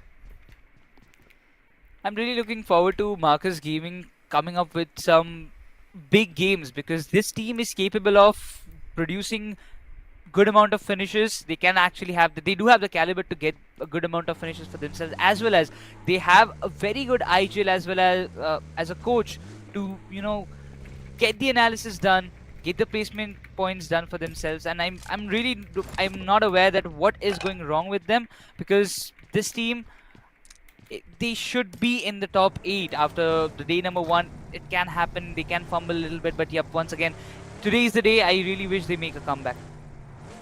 I think a lot of teams are looking forward to their comebacks. One is also going to be Infinity. Not too sure of a complete comeback or something per se, because their first map was played really well. I had doubts on especially them sticking on to one fight or a couple of finishes more, but eventually they stuck, came to the top 3, and it worked out really well. On the other end, right now, Obey, the team which came in second on ERANGEL, very close to one player who they'd isolated from medal, and eventually realized like they don't have a monster truck like Zap had, so climbing up that hill is going to be very tough, and finally decide to take their bike, make a move. But Paradox has a chance to take both the players down because they're in a single vehicle, and I don't know whether Paradox heard it or whether he decided to let go, because he's all alone. I don't know where the other players from medal are, or they're in Montenuevo, but they're so far. He is very close to Obey, Team Empire and WSP. Would have been a risky position if you talk about so that's why he decided to just stay silent and keep himself completely unexposed to any other teams. But Godlike, a team in question, that's for sure. Last match they played, it was a decent performance, gaining total of 12 points from that match. Godlike, they're looking forward to gain back the momentum that they couldn't figure out in the day number 1 and trying to bounce back in today's day number 2 for sure.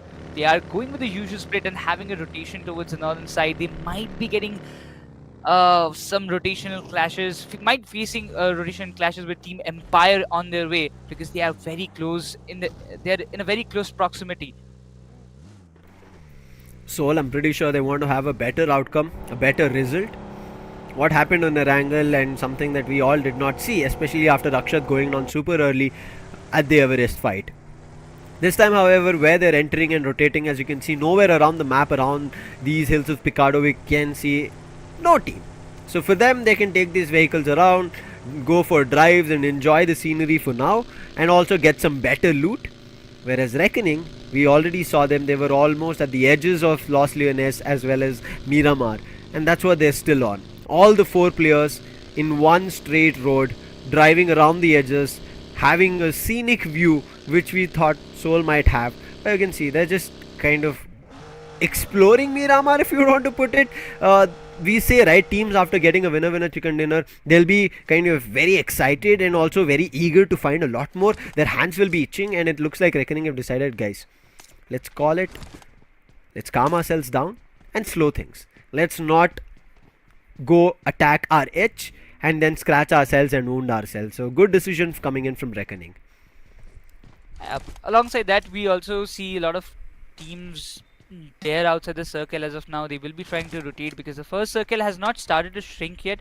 It will take a little bit. Oh, it has actually started to shrink yet, but it actually won't give a lot of damage as it's just the first circle.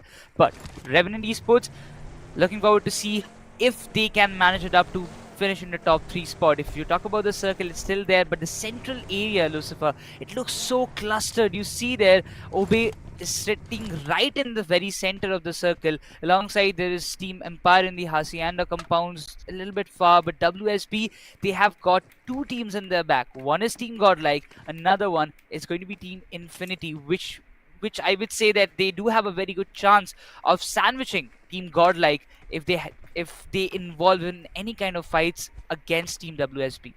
Marco's right is now completely out of the map, and especially the regions which a lot of teams do not explore, that is towards Torre Amada and complete right edges of Campo Militar. They're taking also that safe approach to start things off on Miramar, because we know as the blue zone starts shrinking and the circle starts converging, when you start picking up fights, meaning you give away your positions, and there can be a lot more unexpected third-party fights. One team that did have a third-party fight was MIDWAVE, and I'm pretty sure they do not want to have it here again, and therefore that's the reason they're a little bit split away from all the teams towards Chumacera.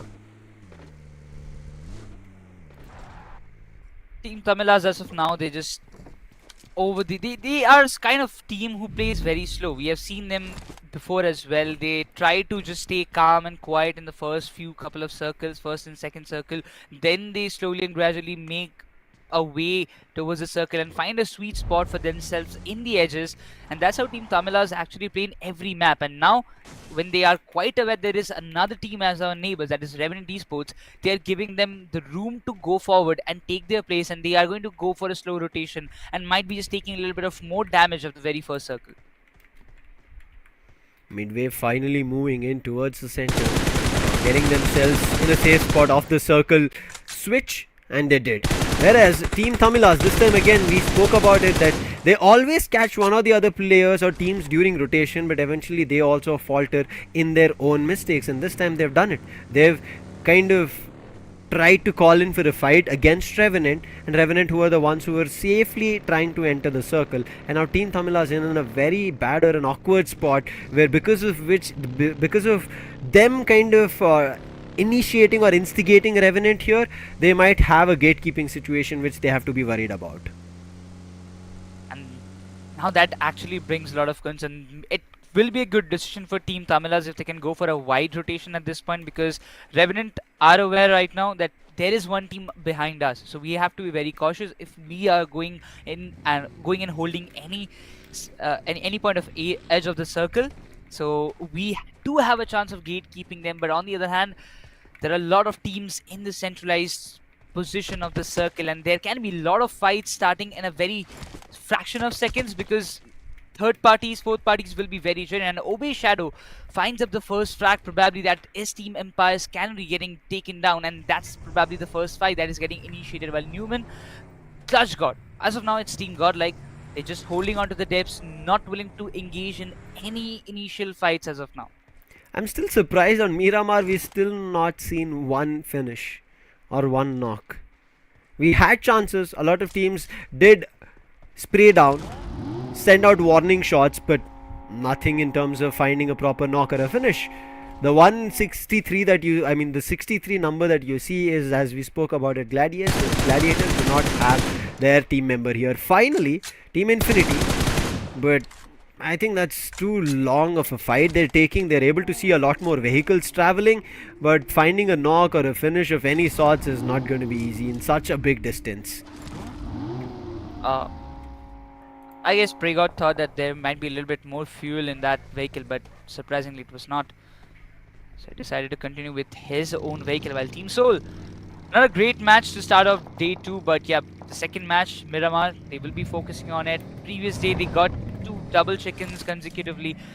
Today also they will be trying to bounce back in the second map for sure. They have an idea that there is one team holding exactly on the above ground, and this position for Team Obe can be very crucial, Lucifer. They have the entire view of that compound, and probably they might just be able to connect few more shots and give a little bit of damage to the players of Team Soul if they want to.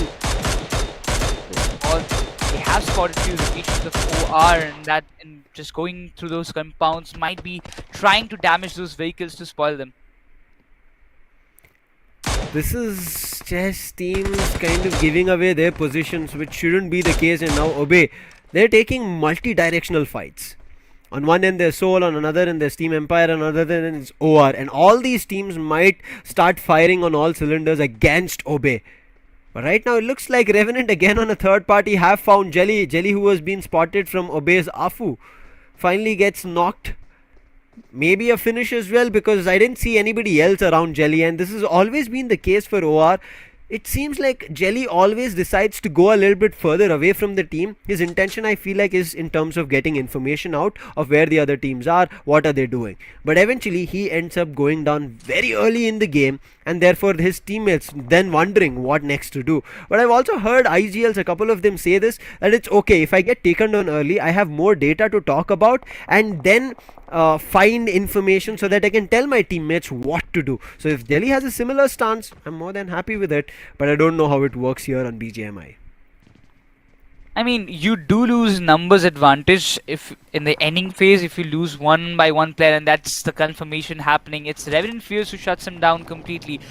I really saw at Minok going down and trying to go for the revival, but it was not possible, it seems, as Revenant makes their first player, and that's going to be the first frag of this map of Miramar, as we see the second circle getting closed very quickly, and we'll be moving forward to the third circle. But still, Revenant, they have decided, they have taken one frag, and it's a good decision to back off and reposition themselves in a better part of the circle, because they're now aware that yes, they have finished Jelly. That means the other teammates of OR will be focusing on them, while TT Maxi, he goes down, and Aru gets the second frag.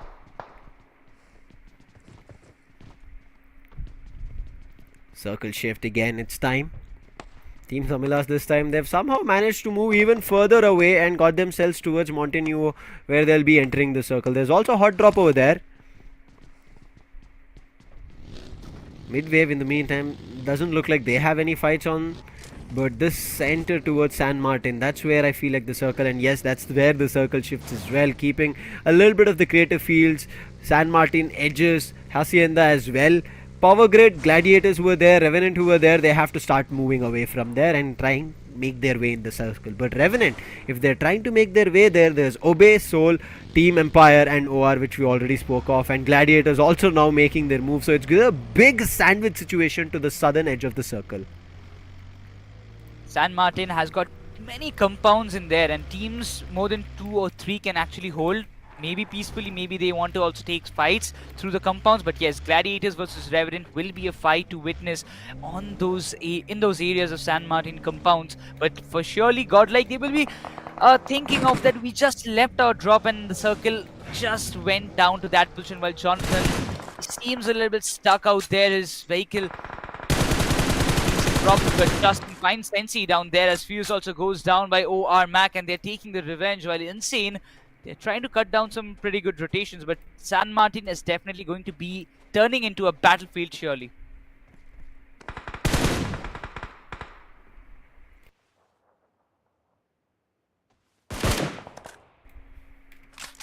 OR?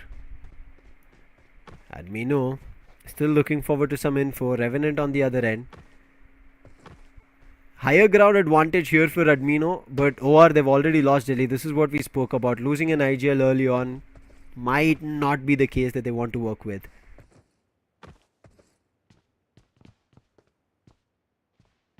As of now, it just seems that Team Seoul, they have a big cluster to take care of because they have got two teams in the back. One is Obey, that those were holding exactly on the above ground, but also Midwave Esports, they have taken a rotation.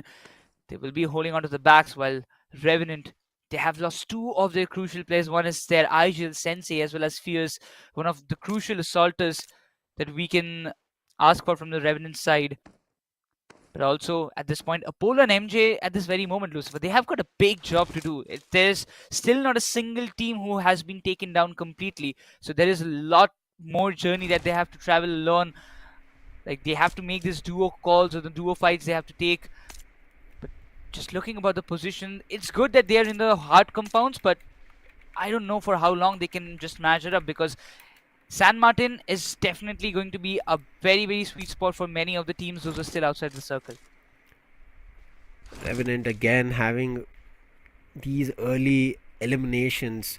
This time at least the whole team has not gone out, so I'll be counting them as them feeling better. But finally Reckoning seems like they're chiming in for a fight, and they're having a fight with AUTOBOTZ, and this is from them being in the complete southern edge of Miramar to going completely north, where they're having the edge control and gatekeeping scenario. And now you can see also a fight towards the center of the circle, which is between Insane as well as Obey, and WSB also chiming in, and Insane is just trying to run away as they're left with only last two players, Dark Lord and Hirsch. And it seems like it's going to be super tough, as Dark Lord is the passenger and Hirsch is the driver, and they have been retaliated with a lot of bullets, because one end, as we spoke about it, there's WSB, and on another end there's Team Empire, and there's a lot more damage that they will receive if they stay here. You can just imagine the position of Dark Lord at this point. WSB, they're just holding on the top, but oh, it seems the circle has went with an eastern side shift, where Team Infinity will be the single team probably just holding one of the most crucial position inside the circle, and they can be the one to destroy the other teams and prevent other teams from entering the circle. But at this point, WSB, they are going to be a big threat for the side of Team Insane. The last two players surviving, while Godlike, they're also in the edges, but they have to take care of the other teams. Canary just comes with the very first dance, and oh, there goes, boom goes the damage. Canary has been taken down, and this is the first frag coming in the way for Team Godlike. Godlike, they have their players surviving, but this time looks like they're taking calculated fights. Midwave on the other end, seems like on the field they're taking on Soul, and looks like they're wiping them clean. And it looks like one of the last two players of Soul are the only ones surviving, but Godlike, they have decided to right now take upon WSB, who initiated a fight with Insane. But look, as this is what we were speaking about. There are still three players surviving. Atanki, he gets knocked down from Omega because of his fast push with the vehicle. I think that was not a right decision from Atanki, and now Atanki gave away a free finish in exchange, and that shouldn't have been the case. Soul, they were cornered. Midwave had the chance, but one player going in for a slam-in, and now it's just last two players surviving from Midwave rather than from Soul, who have three players. Oh, Aru, he's also getting shots from a very distant. It's none other than Medal Esports. They have to secure the vehicles as well. Not an easy job for Midwave at this point. It's going to be a better decision if they can just flee out from this spot, because it doesn't seem like Midwave, for them it's going to be a very bad fight. But oh, Team Empire, Soul have decided they want to move out. Medal, they're looking like they've decided that we are going to clean house, and it's them going ham on none other than Obey. In the meantime, Midwave, I've heard Soul rotating out, so they should also be rotating out very soon. But Medal, as we spoke about it, they cleaned off Obey completely and have gotten 4 finishes as a team. It seems like Kyoya is not getting the space inside the vehicle, but yeah, finally he gets it. And the entire team of Medal Esports are rotating in a wide range, and they will be trying to go around the circle and find a better position in the circle edge to just hold and maybe play and take those fights. But yeah, they have got big teams going in the way. It's Team Soul exactly in front of Medal Esports as well. But Godlike versus Soul, it is going to be a virtue if I'm not wrong. But yeah, Clutch God, he was outside of the circle. He decides to move in. He has to give the support to his team. But Akshat finds Paradox as Medley Esports engages with Team Soul. So on rotation, they're getting caught, especially being outside the blue zone. Akshat has been knocked. Yes, before he went down, he did take the player from Medal, but it's not going to be enough against Soul and Godlike. They're in contention. Omega right between them. Neo in the cover fire, but Neo is all alone right now. Needs to clutch a 1v2 against Clutch God and Jonathan. Clutch God is the one who's up closer to Neo. Throws down a molly right now. Doesn't have a grenade, and Neo has to push. Has a DBS on hand. Can he find the first in connection with Clutch God? He spots the player, but the shots, they're not connecting, and Clutch God using the smoke to make sure he sells all the fakes that he can, but eventually comes out in the open, and it's all up to Jonathan. A 1v1, and Neo makes it happen. A 1v3 from Neo, and Soul survives. Yes, only by 2 players, but they do, and wipe Godlike. That's a big blow. 8 finishes in the name of Team Soul. They might have lost 2 of their players, but now this position, it has been completely clear. This entire edge of the circle is under the control of Team Soul, while they have to focus on just the fights that they have in front of them, not caring about anybody coming from the backside. But also, if you talk about the other teams, majority of the teams, they're outside of the circle, and they need to make sure to just come inside the circle as fast as possible, because there's just less than 30 seconds for the zone to start shrinking. After winning, it looks like the circle has decided, okay, that was an insane fight, and they gave it towards the edge where Soul has still control of some amount of the circle. Now, on the other end, as you talked about other teams, they have to make their move in, especially Marcos. As you can see, they're on a big odd split. AUTOBOTZ, they're way away from the circle, and it's about to shrink. Right next to them, there's a team approaching. They have to be worried. That's going to be Gladiators, and Gladiators, they spot them. Justin, he starts doing the damage. Spray has taken a lot of damage, and Justin also in retaliation coming in from Skrills, but I think Justin might go down to the play zone. Yes, he does. Same goes for Mr. Spray, and Skrills will also have nowhere to go. Doesn't have anything to patch himself up, and that's going to be Skrills going down. And Rico does have 4 first aids, but I'm pretty sure it's going to be tough for him to get inside the circle. He's trying to make it possible as much, but Destroy in the meantime as well finds a blast and a finish for himself. And Rico gets finally spotted out, and that's Gladiators finding another one for themselves. Destro not having many first aids for his name, and yep, the amount of finishes he wanted, probably he has gotten nothing more for him. But as of now, they're inside the circle, and they're trying to get as many frags as possible, but the circle has already taken a shift. Look at the circle, it's Team Infinity sitting right in exactly in the epicenter of the circle, and they will be just cherishing this moments and waiting for the other teams to come inside so that they can take all the finishes in their name. Still not a great spot. If they get surrounded from all 4 directions in the circle, it's going to be an oddball to play with. But thankful to the smoke, because you can see Team Infinity out in the open is their center. That dead center looks like their death center, so hopefully they figure out something different. In the meantime, the main intention, as you can see, Panku putting down vehicle covers. Good decision, but Destroy eventually had to go down. Now it's up to Neo and Omega. They do have a chance to make their way inside the circle. As you can see, the blue zone has not converged a lot more. The circle is right ahead of them. OR Esports at this point, 2 finishes in their name. They need to go a little bit further. They need to go inside the circle. There is still Max, who is just having probably an airdrop cover for himself, but not enough to just stay alive for a longer period of time. Midwave, Dionysus, he's still having a little bit of height advantage, can be threatening, but Pang finds MJ down there in a polo. Probably he's just the lone survivor for the pack of Wolves of Revenant. He's still outside of the circle, probably deciding to go for a heal battle, but that nade, he barely missed Rockstar. Reckoning now trying to push along with Soul also. Oh no, Omega, he didn't have any idea that there was already a fight which had started, and Omega ends up being a casualty for no reason at all. But Reckoning in the meantime, they chimed in, thought they could get some free finishes, and Empire's Jadhu, he makes magic and make sure Team Reckoning get completely swept, and like a magic trick, they've been sent to the next lobby. What a play coming in. And now Neo, the last survivor, also goes, and that becomes the end for Soul as well. A great try coming in, but Team Empire, they stand tall here, being in the top 4. Even Team Infinity looks a little bit struggling at this point. Punk goes down. He needs to get the revival, and Clowny is coming up for it. Team Empires, they favored to get those revivals. They will have ample amount of loot for themselves at MIDWAVE ESPORTS. They also go down. They're just left with 3 teams in the question, but OR ESPORTS, we see Team Infinity rushing towards them. They've got 1 player down, but that's the end. That's the end for OR Esports, and it's all up to Team Infinity and Team Empire. While we see Jadoo, he has been taken down. That means the position of Team Empire has been compromised, and Team Infinity, they're going all in to get that last solo player taken down and get this winner chicken in their name. I still feel like utils are going to be something in question. Not all the players from Infinity have much, but yes, as you mentioned, numbers are going to be better. And Clowny, the last molly he had, he throws it down, finds the knock, and the player who has just revived Jadoo, he barely had patched himself up, and the winner coming in brilliantly here for none other than Team Infinity.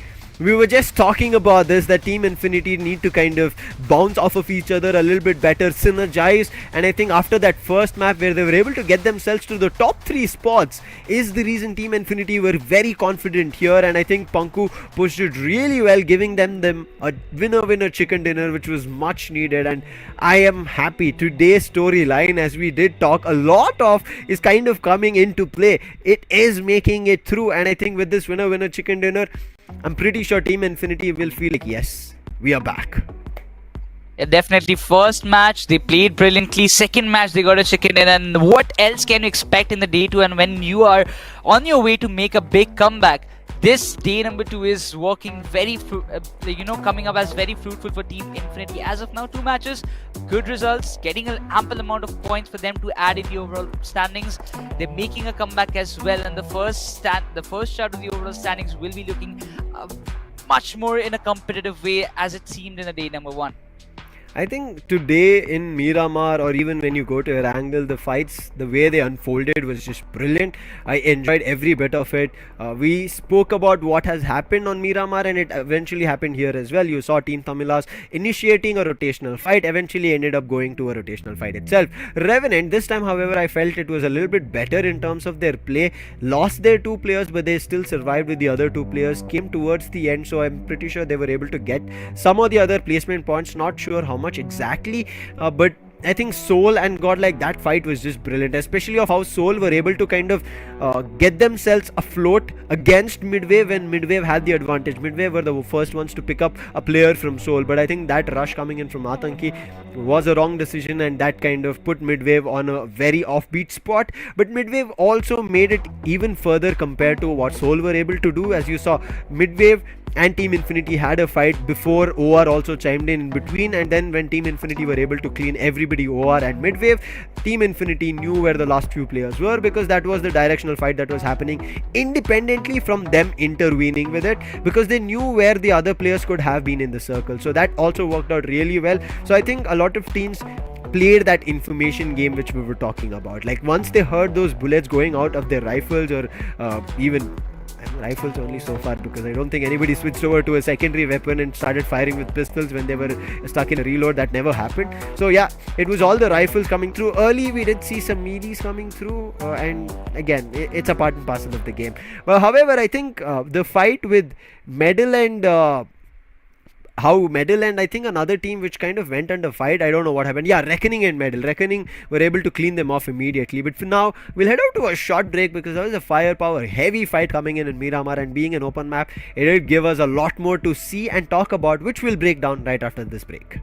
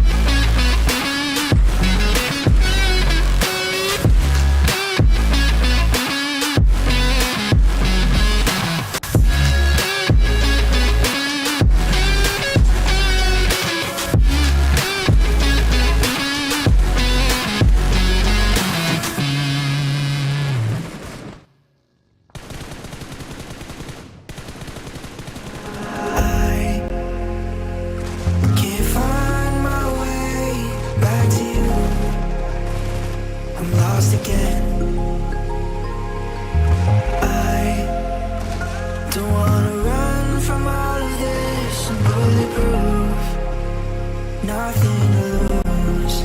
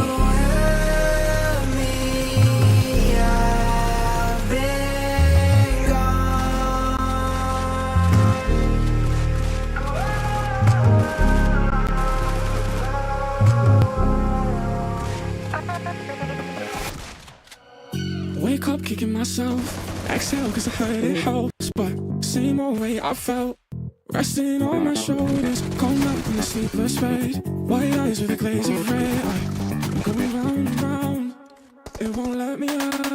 No me quiero levantar, sigo soñando contigo en la cama. No nos vamos a engañar si entre tú y yo ya no queda nada. Nos queda luchar, saber lo que habrá después, irme a otro lugar. It won't let me out. See, when I swim, I'm drowning. I see, when I swim, I'm pressure in.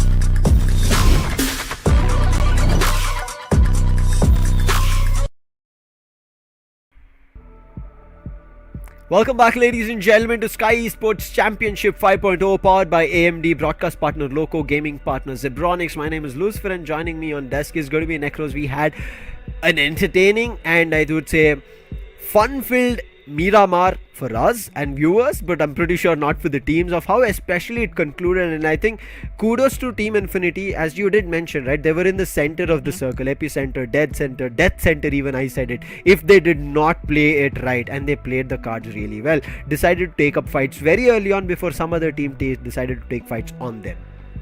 Exactly, they gathered the entire information just by being in the center, and luckily I would say that entire circle, every time the place Team Infinity was holding, the circle was favoring them after like one shift after another shift. But once again, they actually played the better game.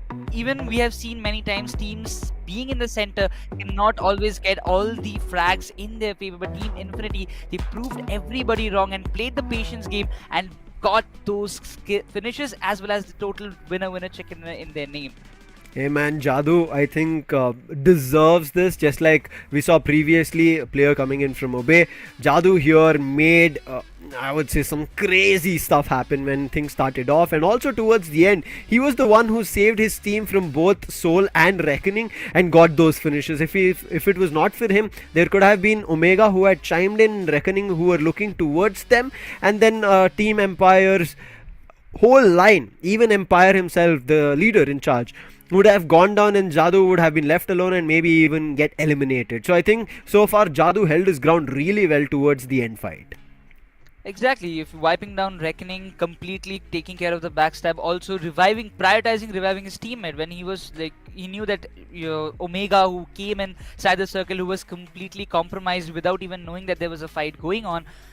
He knew that he won't be surviving, and he prioritized of getting Empire up, because at that point the numbers were needed a lot by his team, and till the very end phase he eventually went on giving the revivals at the crucial moments when he knew that if he has his teammate by his side, he can make the big difference. And by that 18 points they have altogether have accomplished, or I would say acquired, from this map of Miramar. But Infinity, the number of praises we do for that team, it's going to be very less, but still OR Esports will be also there in the question, Lucifer, in my opinion, because even after losing Jelly on the very early phase of the game, they still managed to grab up 13 points for themselves, securing the third spot.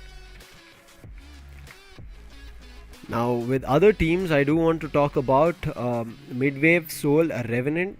We did speak about Revenant before we ended and jumped to a break. The Revenant this time, however, had a little bit of a split, because of which I think they had points, and you can see, yes, they got 4 placement points and 6 placement points as well, because of the last 2 surviving players. Reckoning, however, had more finishes this time, but only 2 placement points, and again that was because of that haphazard fight that happened between them.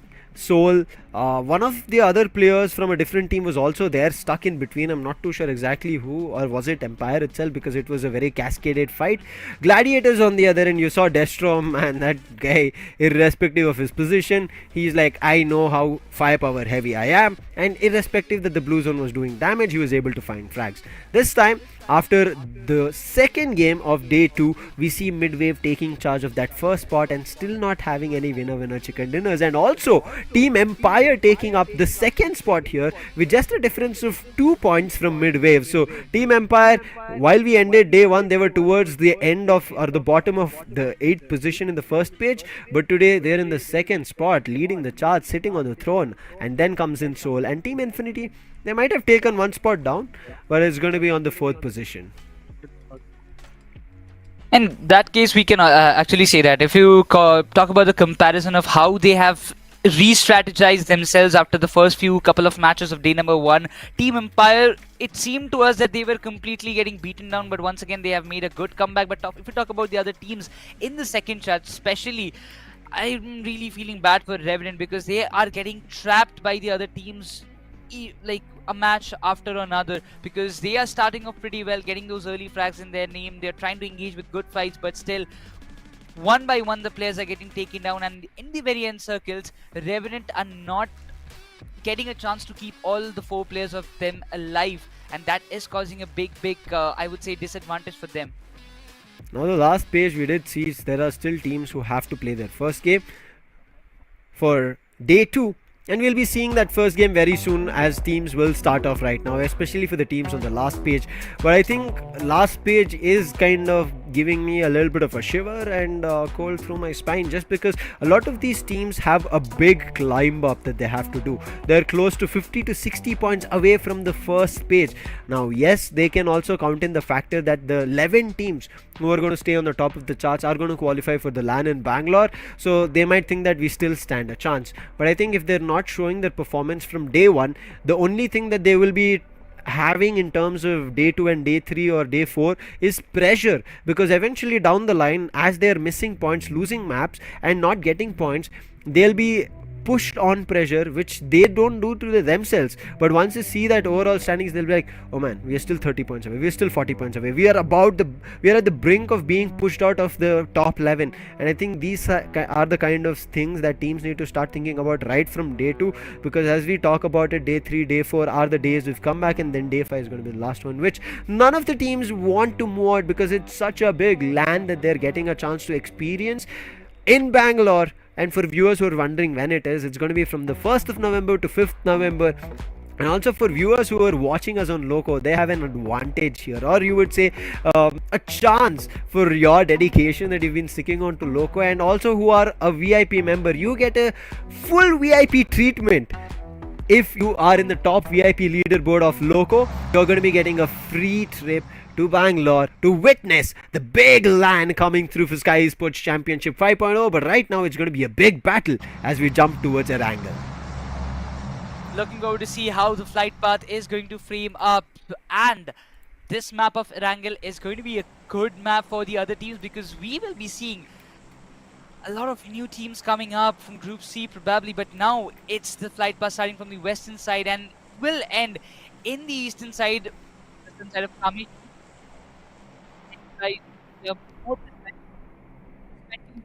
Gladiators will be facing a little trouble if they want to go towards the military base, which is their own drop location. But once again, Team Godlike, they have decided to go towards the Georgiapal area. They had got 5 points in the previous match, not getting any placement points in their name after taking some pretty good fights. But Team X-Park, they will be around the corners, of which I believe Godlike has to be a little cautious about. But still, Rozok, it seems that there are teams going in those places, taking a little bit of splits. But once again, NTT Gaming, they put up a good performance in the previous day. They will also try to get some good points in this match as well. I'm looking forward to where the circle is going to form. Gladiators yet to leave the ship, because I can see Orangutan, they've made an exit. I am also looking forward to the others. I can see Team Empire as well. They've made the dive out. NTT as well. We can see Godlike. They are going to be just having 3 players this time. Seems like not too sure who is. I'm sorry. One player who didn't make it through this time. It's going to be okay for them, I feel, because Riders are now nothing to be worried, just like we spoke about Gladiators, right? They have nothing much to be worried about because they do have their ticket to land, but there are other teams who need to be worried about it. But looks like all the players are here. It might be a technical glitch that we are seeing, as I can still see Z-God on the map, but we'll talk about it later. We'll talk about the circle for now. This time the circle has taken a eastern shift. Therefore, there are chances which my prediction or my thoughts of having a military base can be still kept alive. I'm really wondering what's going to happen on the eastern side, because we are quite aware this kind of circles always ends up, in my opinion, it goes around those shelter area, last time favoring those museum and these open fields. And if it goes as in that very same way, there will be a lot of teams taking frequent fights as of now. And if we talk about the day number 1, we witnessed that kind of scenario happening in the blink of an eye. 2 to 3 teams getting eliminated. That could have been that actually can turn out to be a big war zone in the shelter area. We see Blind Joker going a little bit forward, probably just for securing those vehicles, because other players, his teammates, are in the Rozok area trying to get those early loots as fast as possible, while Big Brother Esports, they seem to take the Water City split. Gladiators, finally, I can see them on the map. Justin and his entire troop moving towards the military base. I was wondering, I can see their name. They are in this group. Where are they? But finally, we can see them moving in. In the meantime, Team Empire and Entity, they are in a little bit of a situation where they can have a fight. Same goes for Orangutan, because they are guarding the bridge towards Orangutan. With that being said, I'm going to give you a little rest, Lucifer, and I'm will be welcoming Arka back on the desk for joining me in this map of ERANGEL. So Arka, what do you think about this circle and the teams as Group C makes a comeback in the day number 2 against Group A?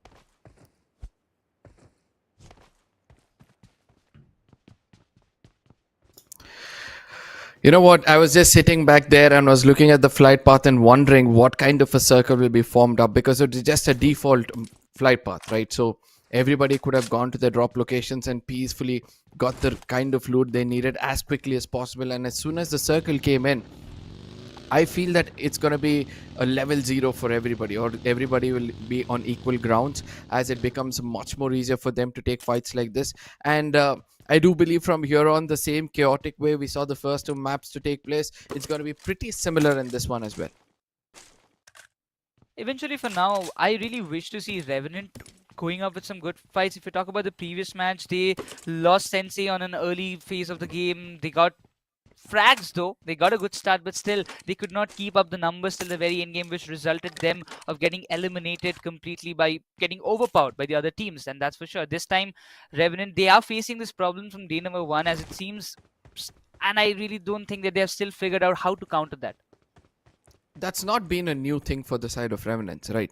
It's always been the story. Whichever team Sensei has been leading so far, let it be the XXO which he was leading, or the present Revenant, he's got adapted to that thing, that he is the person who's always the scout who goes forward to check where the teams are out there, and if he gets finished off, he's always been there to lead his team until the final moments of the game itself. But lately, as you rightly said, it's important for Sensei to stay alive at the final moments of the game itself, because the firepower seems to have gone towards his favor as well, or he's seemed to be contributing a little bit when it comes to the firepower of the team itself. So let's see whether that's going to be the story for the side of Team Revenant from here on. Exactly. On the other hand, if we also, have a look on Team Insane, they also had some good start. They were involving around some good fights. They had some finishes in the previous day. Insane was putting up good performance, but in the previous match, it seems that they got completely, taken down during the rotation. They lost 2 players, then they got trapped out completely, having a high disadvantage. Everything went wrong for Team Insane as well. But Team Celsius, another team in question that came up in the conversation, the day 1 did not went very good for them. We did see some fight back coming up in the map of Vikendi by the Team Celsius, but still I believe they need to, like what we discussed previously, that they start to more to gain those position points as well, rather than getting only focusing on finish points. I think most of these teams are on the experimental phase, if you see in that way, that the first 2 days, let's not stick to our actual strategy, let's try to see how well we can execute few things, and later if things do go fine for us, and then probably it'll be much better for us to stick on to a strategy. But if things are going the other side, probably go back to the previous strategy, or come up with a new strategy rather, to get that chicken dinners as well. So it's way too early for us to decide as to how teams are going to play, or are they playing right or wrong. But I would say that whatever they're doing right now, it's not going their way. Gladiator Esports as well, just 3 men coming in every single map, and 1 assaulter always taking a rest to see how well they can balance a team, just in case it's a 3-man squad. That itself shows that all the teams are right now experimenting and seeing that, or rather I would say, they have not taken this seriously. Talking about that, we see Obey, they're chasing Team Empire, probably in the epicenter of the circle as of now, but they don't want to take the risk. Probably Kalani is waiting and gathering the information, just trying to find out where are they going, and he's got a UMP and a DP in his hand, so it might be a little bit risky. But Team Empire, they found a decent compound for themselves to hold up for some few circles if it also prevails over this area. But after having a good performance in the map of Miramar, I really believe that Team Empire, they will be a bit confident as compared to what happened in day number 1.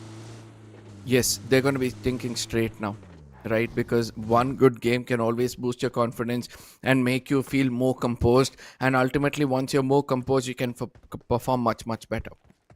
So that has been the right kind of start for them, and we saw that replicate as well, especially for this team on our screens, Infinity Esports. As soon as the first game went well for them, they are starting to be consistent in every single map. Even in the previous game, they had a very decent run, and the concentration of getting an average of 10 to 12 in every single game is turning out to be perfect for them.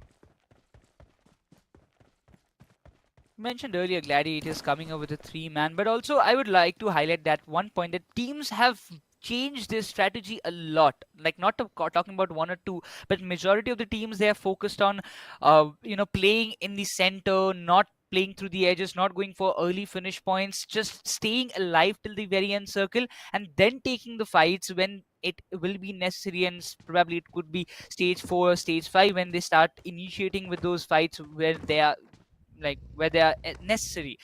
And that's how, like, we can see how teams are playing a much more placement oriented game rather than going for those aggression. It all has to come down to the points table, the way it's designed. The team to achieve the chicken dinner will get 15 points, right? Rather, you don't have to work hard for that 15 points. No finish points, and still if you're in the first place, you'll get those 15 points, which is next to impossible, basically, if you speak. But still, that's what I'm trying to put forward. That team are now concentrating on getting those possession points rather than trying to get in a fight, losing a player or two. If thing goes west ways, then it's going to be hard for them to concentrate on taking fights further on as well.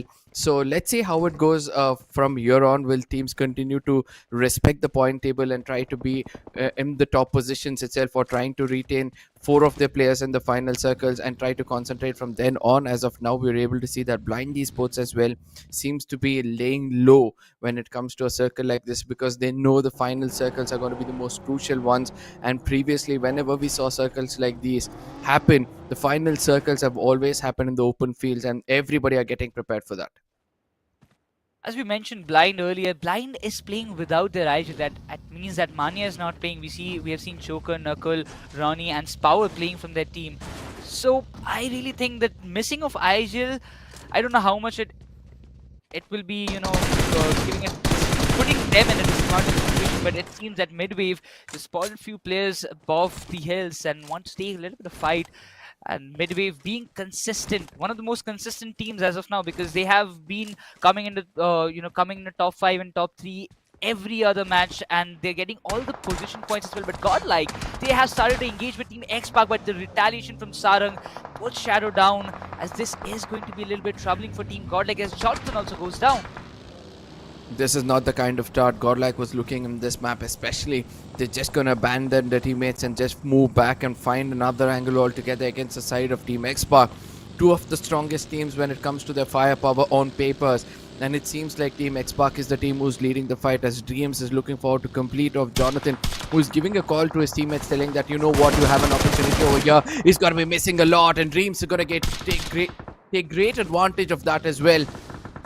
When you're slamming in against an opponent, you need to be careful, as Clutch God is trying to do the impossible. Will be getting 2 knocks against the side of Team X-Pac. Will be looking forward for the completion of them as well, as one more person walking through his crosshair. Puka was clever enough to go down on his belly and at the nth moment finish off the final person itself, or else this could have been a bad start for both these teams, losing more than 2 players. But Team X-Pac have now retained 1 more to make it 3 men standing, and Godlike gets eliminated with just 1 finish point. With that being said, the circle has taken a shift towards a little southern side. Gladiators will be a little bit happy with this circle because they will have a lot of time to give their rotation, while Revenant, they are still stuck in the Milta. But the northern side, we can see Arca. There's so many teams rotating from the northern side, and it will be a big cluster, as Orangutan also, if we just talk about, just rotates from the sidelines of Team Big Brother Esports. Several teams, as you said, are at the center of the circle, and that is a bit concerning. Gladiator Esports on the other end, I really want to see how they're going to take the rotation. They were heading towards that military base area, and they wanted to take that rotation through those bridges, and as soon as the circle formed up, I saw them going for a standstill and then deciding which way to go next. As Big Brother Esports, you pointed out, right, as Drigger is going to be in the crosshairs of Uzumaki, doesn't miss much, will be getting a knock against him. AKOP will not have any kind of troubles go in for the revival of the sport as well, but now the Celsius versus MIDWAVE Esports, a proper jiggle. He's going to get a knock for the side of Venom. He's very low on HP thanks to the booster. He's got to stay alive for a brief period of time. Furious is going to come to his rescue as Altu gets knocked off. Celsius are looking forward to finish off the side of MIDWAVE Esports as they make it inside. There's going to be shots from far away, as Insane is going to be chiming in this fight as well.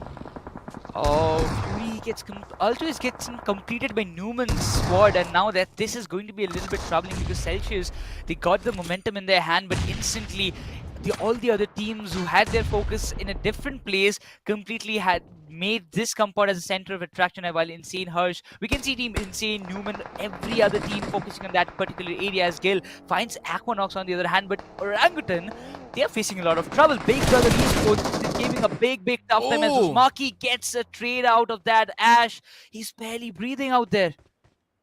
It's not just Ash, it's Vizgod as well. He needs to be very careful when he's going for the revival. In case Easy Peasy knocks him out, then the story can be way too different, as the revival will come through and immediately Vizgod knows that he needs to rush in. Trigger yet again gets knocked off and finished off as well. Easy Peasy, living up to his name, is going to be very peaceful, and he wants to make this fight look easy peasy as well.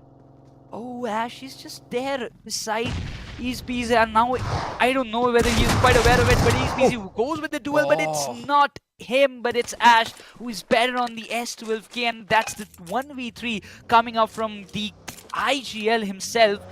That is going to mark the end of Team Big Brother Esports. Orangutan, they have dealt and they've lost half of their squad as of now. They've lost their 2 players, but still Newman Esports, they will be pretty happy. They might have lost Gil, but still having 5 finishes in their pocket, they will be looking forward to take down the other players, that is Aru being that solo survivor from MIDWAVE Esports. Aru, I just love the way he's surviving this game. Trust me, because he knows that if he just, not just from that position itself, that sound cue is going to cause a lot of trouble. But yet, since nobody is in his compound, he's just moving around to have a 360-degree view around, and now cooking up this grenade might be inviting trouble. He goes in for the shot. I don't understand what MIDWAVE Esports are thinking right now. Being an IGL, he's going to be forcing people to come into this compound, or probably wants to play with the mines, look forward to shoot at them so that they do not come to those compounds.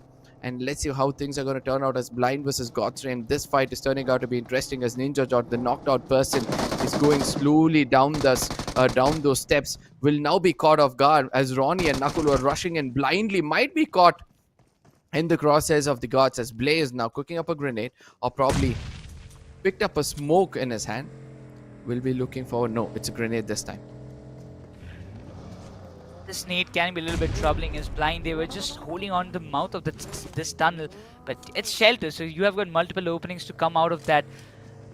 Still Blind, they're looking forward to get those finishes this time. They're trying to block this opening, but I don't think it's going to be that much valuable for Team Blind. They might just lose this vehicle, and because for gods they can just come outside of any other opening. I understand the concept coming in from the side of Blind at this point of time. They know that if they sit in the vehicle and then try to push in as much as possible, they can jump back from the vehicle and then take those fights. But ultimately, elongating or prolonging a fight any single day will be a bad thing to do, as God's Reign are still gonna stick with their strategy of using grenades in that FPP and try to get a knock against the side of Blind, which gives them a small opening. Their man shot, which could be a big trouble. I can see in the minimap that Blind Esports are trying to come in from all different directions, or all 4 openings of shelter, so that it becomes easy for them to take down the 2 men inside. This can be bad, but now I'm really eager to see where the circle is going to head. We can see a lot of teams holding central part of the circle, but still Infinity, a very slow rotation as always, as we've seen in the past 2 matches. They were in Lipovka, now they are in the area, holding the prison area for now, not involving themselves in any kind of fight, but still they are looking forward to grab the finishes in the very ending circles, or maybe in the ending phases of this match, as what they have done. But the circle goes a little bit central, keeping the entirety of the main island inside it. But now in the dead center, or maybe in the epicenter, we see Entity Gaming.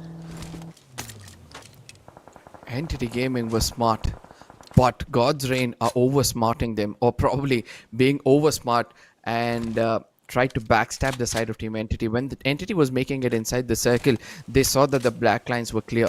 But Gladiator Esports, that rotation from military base all the way to the northern side of the main island, and then try to make it into the circle, would go in their favor in case everything goes right, as Punk will be in the crosshairs of Blaze. it seems like the gods are not connecting much, which could be a little bit of a problem for them later stages of this game, as they'll have to make it to the center of the circle. I know they're at the corners, but being inside a shelter with a small circle like this is eventually grab all the attention, and someone or the other is going to put one good nade to the entrance and knock you down. Meanwhile, X-Pac also rotating above the hills will have a height advantage, and also they do have an intel that there is one team holding exactly in that squad house, which I believe Dreams has had a look. But still, if you talk about the other teams, that is going to be Team Infinity coming up with two beautiful performances in the past two matches. They are looking confident, they're looking consistent, and the way they have bounced back in the first page of the overall standing, it seems they are ready. Because if you talk about Punk, he had quite a tough time in the previous times of making a new roster, shuffling up with the players, but now as he's back again with his old teammates, that is Clown and Immortal, but also getting a new player, that is Hunter, in his team, it seems that they have figured out and they have gelled up quite nicely as compared to what it was in the past. Specifically yesterday, I would say.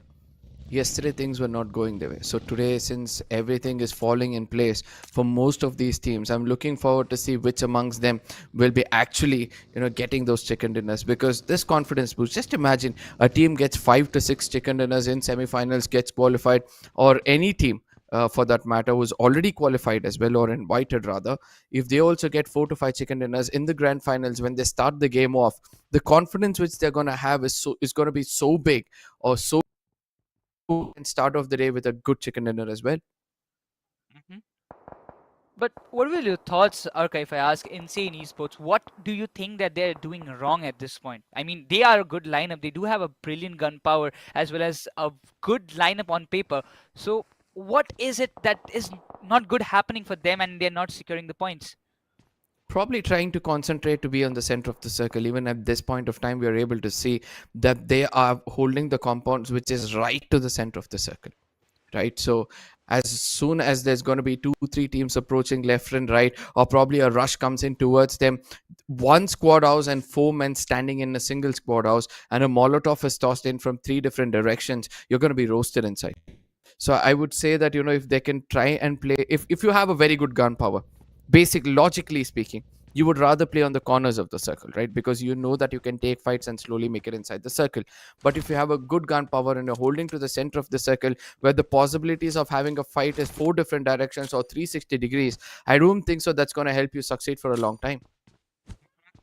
I'm going to agree to that as well. But again, Revenant, they have lost one of their players, that is going to be MJ, and a very starting phase, and those early casualties for the side of Revenant continues matches after matches.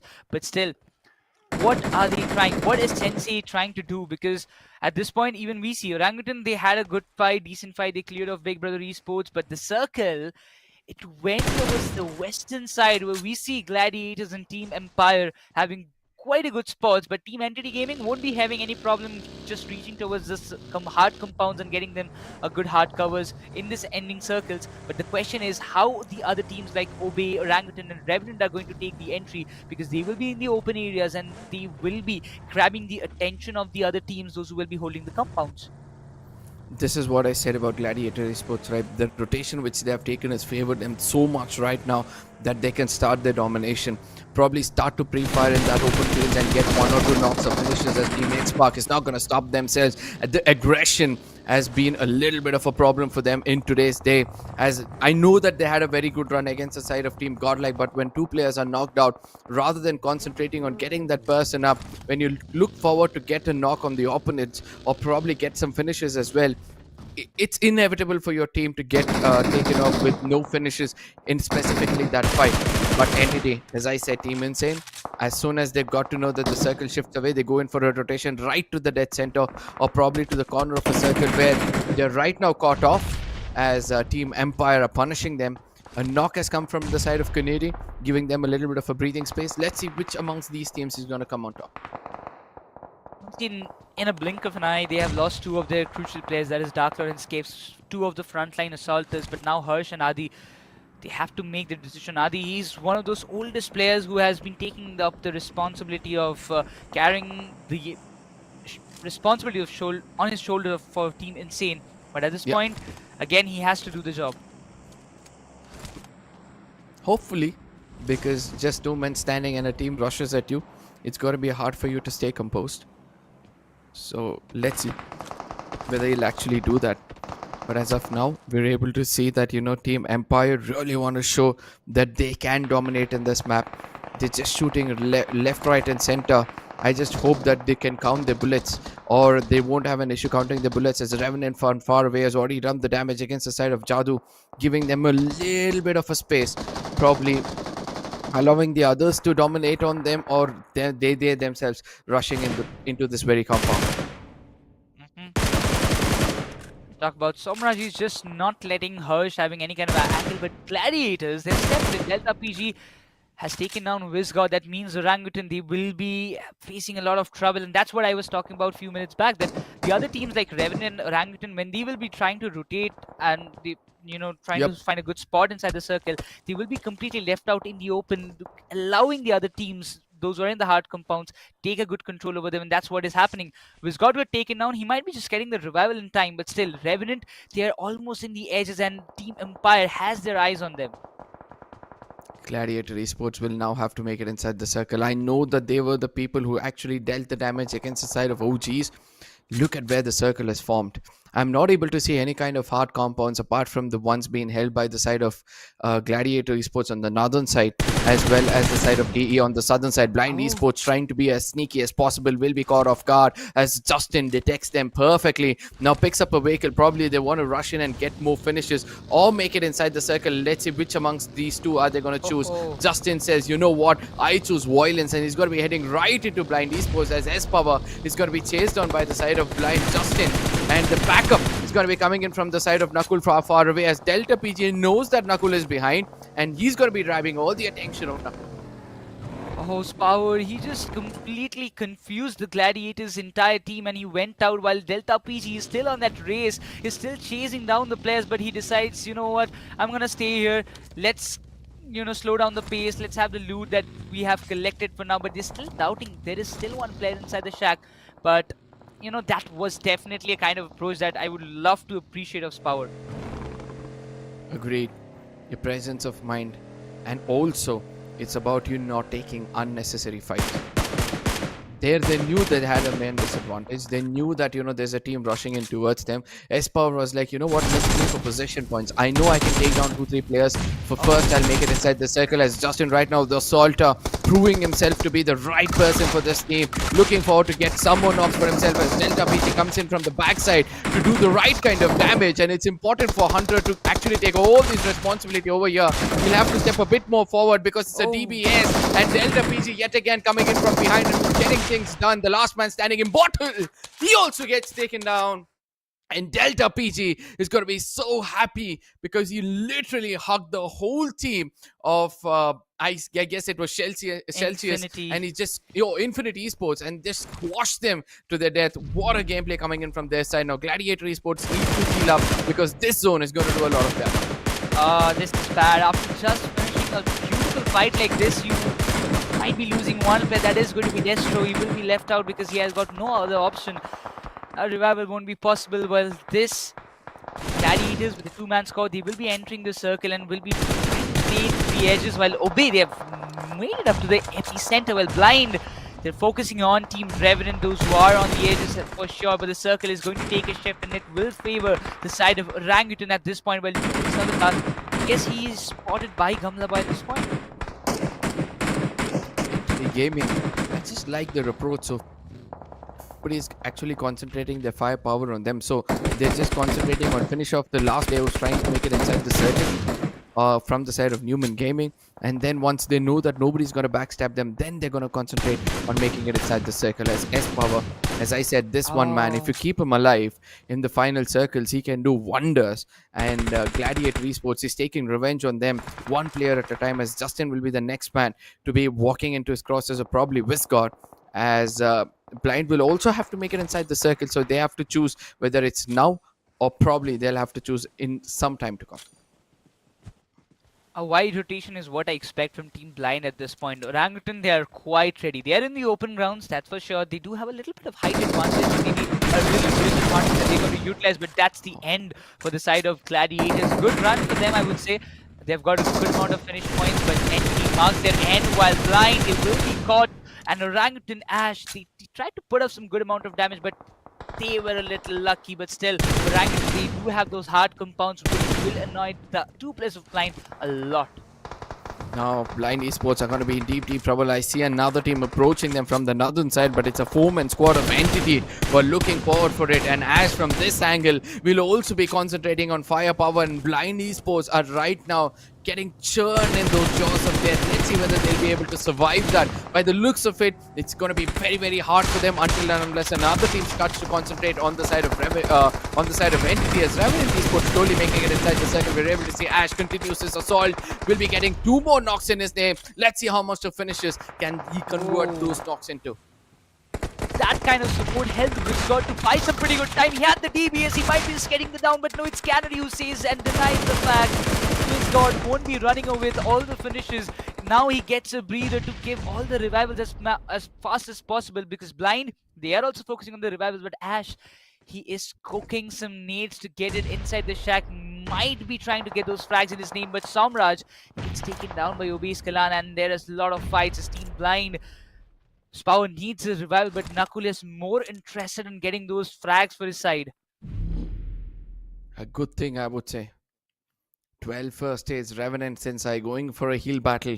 And for the first time, I'm seeing this happen, because Sensei is alive for the final circles, which we were expecting him to be, or rather, which we were wanting him to be, to see how well their team can perform. But now he has chosen to go in for a heal battle with just 12 first aids, sorry. And the assault from the side of Blind from that high ground, it seems to be working out for them. They're again back to a 2-man squad.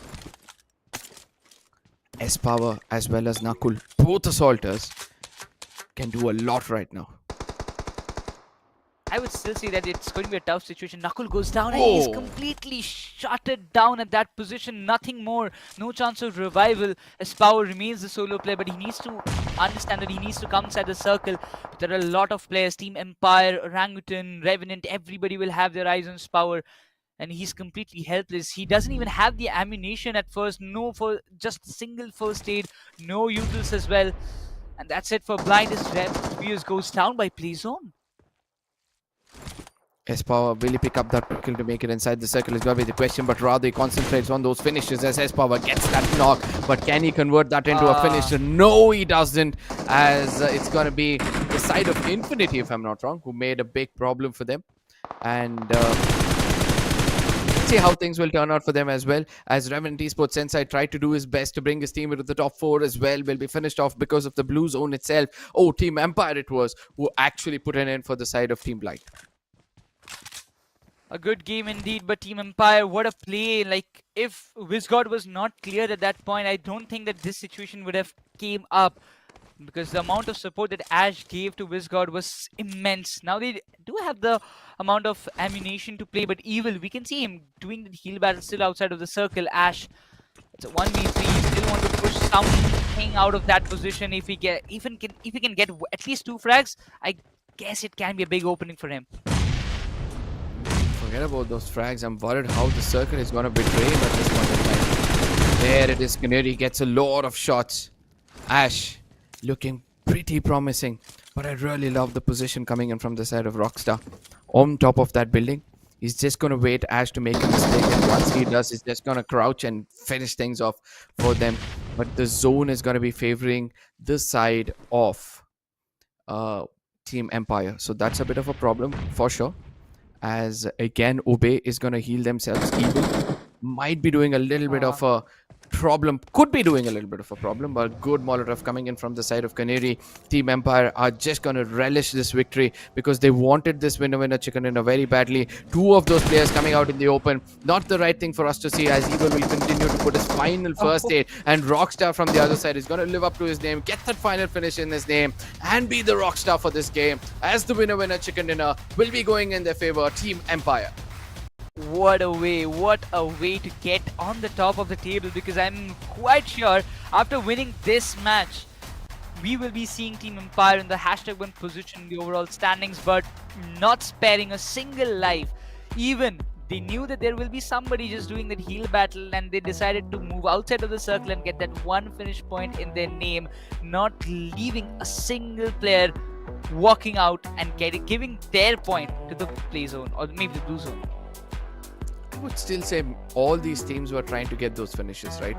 If we see not more than one team, or probably not even one team has got that double-digit finish. So all the teams will be taking home around 2 to 3 finishes, which is a healthy battle if you ask me. Position points, as I said, the table itself is designed like that. The points table itself is very, very, excruciating for teams who get eliminated in the beginning itself. That's for sure. But for the audience, those who are watching us live on YouTube, it's time for you to switch to the local platform, because we will be switching over to that exclusively. So it's better you move on, but also it is also better if you can take the VIP pass of Loco, because one lucky person will be getting a complete full sponsored trip by Loco to enjoy the Skyesports Championship 5.0 LAN in Bangalore. So if you are the one who wants to take a try, this is your opportunity. Get Loco VIP and you can be one of that lucky person to get the chance. I mean, that's a big opportunity, right? All you have to do is just download an app and then watch the game in that. You're not under loss, obviously. But at the same time, you'll get a chance to witness everything up close and personal. That's a huge call for sure. Now, looking at the highlights, we're able to see how Newman were able to clutch things out against the side of Team X-Park. If not for that last man who just came in, Pukar, look at how much damage he got because of that fall itself. And in case the DBS had connected, the story would have been way too different for them. Celsius Esports as well, they defended the territory really well and they got some finishes as well. Definitely have to give a lot of credits, but even the move coming from Ash at the point against Big Brothers was not something that they expected. But once again, the DBS also, it's still in the meta and it's working pretty good in the close range. Nothing can beat DBS if you can connect the shot, because I have seen players missing it as well. But MIDWAVE Varu, the way he was trying to hold everything down all alone by himself, I feel bad for him. You know, I still don't understand how people who have just shifted towards DBS had forgotten that SK12 was always there from the beginning. And it never came into a meta. I still don't understand that concept, even though now it has been a very good challenge against the side of DBS. And we can see several teams actually use it in a close range battle. I guess it's better late than never. As Gladiator Esports, this was one of those moments where Delta PG as well as his teammate, the way they were playing around in the minds of the opponents. You know, Delta from one side is trying to assault, whereas the other side, it was Justin who was grabbing all the attention, and ultimately the way Blind was able to take one finish as a revenge point against them was also good. At this position, Ash, the cover fire he provided to Wizgod was extremely well. I would say the best cover that I've ever seen as of now. But still, Wizgod, he just missed that one DBS shot and that was it. Canry did not give him any other room.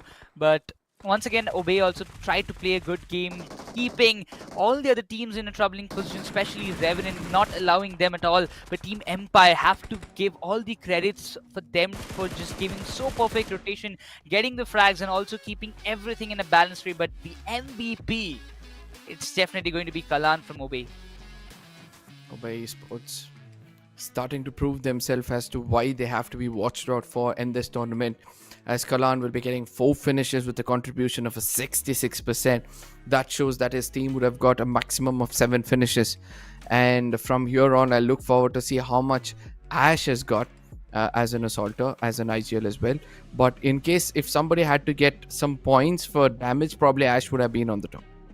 Exactly, no doubt in that, because the amount of sprays, the knockouts that he had taken was extremely high. But still, till the very last moment, we saw Ash pushing as much as possible. He did not have the circle. The circle went in the favor of Team Empires. There were 3 players against him, but still, by dumping those utils, by using the nades, trying to get at least 1-by-1 players, it was a tough job, but he tried at least. We can just give that, some claps for the entire try that he did to, get the chicken or maybe get some last exit frags for his side. Obey Esports. I really want to see which position these team also got eliminated, because if you have an MVP on your side, probably it's going to help you a lot when it comes to the overall standings. By the looks of it, we were able to see that Obey Esports will be in the second position, obviously because of the heel battle that final player was having for himself. A total of 18 points for themselves, as Team Empire as well as Newman have concentrated more on those firepower. Will be getting 8 finishes respectively, as Team Empire will be getting 23 and Newman will be happy with the 12 total points which they have attained. What a comeback, what a day it is turning out to be for Team Empire as well. But yeah, Team Infinity, after 2 good matches, they could not just get a lot of points from this match. The rotation was going well unless the circle shift happened. But still, I won't say that good run from Team Godlike and Celsius is still not happening. They're not getting the points as it seems, but has to give credits to Revenant this time, because they have got a good amount of points as compared to the previous matches that they have played. But the overall standings will tell us everything, as Team Empire, with total of 87 points on the board and only 1 winner chicken dinner, they are going boom at this point. But you can just see 53 placement points. Obviously, right, even the finish points, they have the highest which I can see on the table so far. So consistency has been a key for this team. Orangutan Esports right behind them, played 5 matches, will have 2 more matches, so all they have to do is get 17 to 18 points in the upcoming 2 matches to place themselves on the top of the table, as MIDWAVE Esports would have played all 7 and placed themselves at the 3rd position. Obey Esports also a very good climb for them when it comes to the overall standings, as they've got 65 points so far, and Team Soul is not far away with 63 points. Now, the point difference between teams from the 3rd position to the 16th position is what I would like to see, because I somewhere feel that the point difference might be somewhere between 20 to 30 points. If that is the case, all they need to do is perform in 2 games and it becomes much more easier for them. Exactly, 1 big game, 130 bomb or maybe a 20 points in a single match. If you can get a chicken 5 finishes, that's it. A 20-point game will actually make you jump around like how much? 10 to 12 positions. Yeah, 10 to 12 positions up, and that, I guess nothing can be better than that. But also, it seems that other teams need to be consistent. Not like if you're getting chicken dinner in one match, another match, in the next one you're getting eliminated in the very first. So, and by that, I don't think, Arka, that any other team can just maintain that position. Like how Team Midwave and the other teams like Team Empire are playing, it actually gives a big example. Speaking of examples, I would love to see how Team TAMILAS will be setting an example for teams playing for position points, as finish points is still not opened up for them. 8 points is what they've got by finishes, whereas right now we're able to see the team which is at the very bottom has got 7 finish points. So they're almost equivalent to Celsius firepower. It's just that the IGL is able to carry them forward inside the circles as well. Big Brother Esports far away, 21 points for themselves. Gladiator Esports with 3 men slowly opening things up, will be getting some more frags for themselves, 20 in total to be frank. But placement point seems to be not working in their favor, but when required, I'm sure that Gladiator Esports with all 4 men standing will come out of nowhere and dominate these charts as well. Definitely, they are missing that 4th player. You can see if a single player like Delta PG, Justin, Destroy, everybody can just do so many big clutches and get the fights under control. I believe the 4th one, the last player that they have, Shogun. when he will join, Shogun, yes, that's for sure. That young lad, when he will join, he can make a big difference. But once again, if we just talk about the overall standings, it was for it, but what a game. Now, for now, we are almost down to the 3 matches have been completed. We're left with the 50% of the day, number 2. But in a comparison to day 1, Arka, what do you think the changes the other teams have done in the day number 2? I think going to the center of the circle and taking those fights as quick as possible, whereas few teams who felt that they're not able to take fights at the center, like Team Entity or Obey Esports, are trying to play from the corner. So they're starting to understand what are their positives and how well they can execute those things, whereas the negatives will, again, I said, it's an experimental phase. You'll understand that pros and cons of each of these strategies will always be there. That's for sure, but for now we're going to take a little bit of short break and we will be right back with the next map on the board. But till then, just stay on the stream and make sure to switch to Loco, because we will be switching over to that exclusively.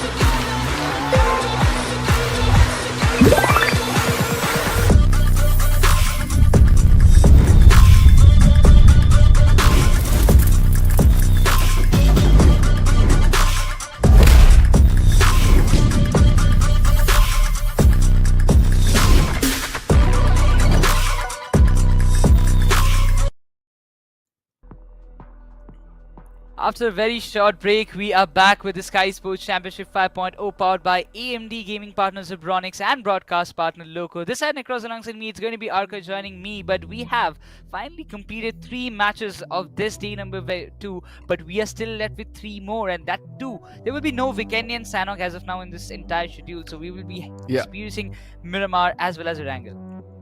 Yeah, more of those default maps. Now this is gonna be a very, very big change, because all these teams, they would have prepared themselves in a way that game changer maps in between would always be there. Speaking about game changer, for all those people out there, we have changed to Loco. All the streams will now be exclusively on Loco. Do not forget to switch over to Loco, because this is going to be a one-stop entertainment for you guys. That's for sure, but also there are a lot of things that are coming up. That is Miramar, back-to-back 2 Miramars we are going to witness, as Group C will have 3 consecutive matches while Group A will have the last 2. But for now, as we move down to the map number 4, we will be seeing Group B coming into the question.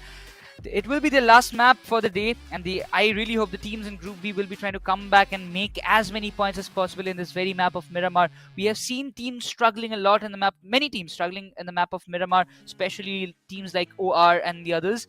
But I'm looking forward to see how they can just manage it up quickly, or maybe get some more points, or focus on their strategies in a better way. Speaking about strategies, I want to see all these new teams like Infinity and Team Empire. These are the teams who actually fought their way into this, right? So I'm looking forward to see how well they'll be able to re-strategize themselves yet again in the map of Miramar, where it's going to be all about the high ground advantages which they'll be taking for themselves. But again, as I said, in the map of Miramar, Nikro, if I would like to ask you about where you want to place yourself. Would you like to hold those high grounds and then try to pick those fights, or just stay low so that the next circle comes in, you're going to immediately rotate inside the circle? If you talk about my playstyle, I would really like to play through the edges and take the fights. Yes, high ground, it's definitely a place where every team wants to be there, because from there you can have a complete visual over the other teams also lying down, maybe in the down phase. But still, yes, keeping the high grounds, playing in the edges, taking the fights, and slowly and gradually moving inside the circle should be my strategy if I was one of the teams I'm playing in this semi-finals. Now let's see whether any team who's thinking like him will be able to attain that winner chicken dinner, because ultimately we're able to see that few teams trying to hold those high grounds are kind of failing to register those finishes, because teams below have understood that now. You know what? If I stick closer towards those high ground areas, like to the corners of those mountains, nobody will be able to bring us down. Or if you're in the hard covers, and ultimately once the circle shifts away from those teams, then it becomes easier for us to knock them out when they take their rotation inside the circle as well. So 2 different sides of the spectrum in front of you guys, but let me remind you guys yet again that we have shifted completely to Loco, and we are not there on YouTube anymore. So please come over here, because this is going to be one-stop entertainment for all those games out there. And let's not forget that the game of BGMI is actually becoming much better, as these maps are turning out to be more stronger as default maps will be played more. Exactly. Everybody knows about Miramar, everybody knows about ERANGEL, more than probably their own locality roads. But yeah, that's for sure. They are looking forward to see, I'm really looking forward to see what kind of strategy changes the teams, those who are in the third chart, will be making by the end of the day, or maybe in the upcoming matches. But also for the people, we will be I'm just gonna tell you that join Loco VIP as fast as possible. But before that, we're gonna go over to the map of Miramar, which is going live right now, the match number 4 of today's day number 2. The flight path is going to be pretty crucial, ladies and gentlemen, as we'll be stepping into the desert region. This is how the flight path is going to look, again favoring all these teams from the side of Minas heading towards the side of Torre Hamura. It's important for all these teams to actually stick on to their drop locations, and also pick up as many first aids, as many guns as possible, and probably finish their farming as quickly as possible as well. Right now, it's going to be interesting, Arka, to see what's going to happen here on Miramar, because one thing to note is going to be Group B will be playing twice at a time, one after another, back on Miramar. So I hope to see a back-to-back winner chicken dinner, especially from Group B. Is it going to happen or not is something that we're going to wait and watch for. But the first Miramar we saw here on day 2 had a little bit of a very slow start into the fights. Teams just played on rotation. They kept themselves outside the circle, and eventually when they started treading in there, the fights were a little bit haphazard for a lot of them, because we did see third party fights unintentionally happening. It was never intentionally that some team walked in over there, but it was just during rotations teams were caught. You know what? Suddenly, when I heard your voice change, and I was like, "What happened to Necro? And how is he sounding so good?" And ultimately, then I realized that Sam has already walked in. Welcome, Sam, on the desk yet again. In the map of Miramar, as you said, things are going to turn out much more interesting.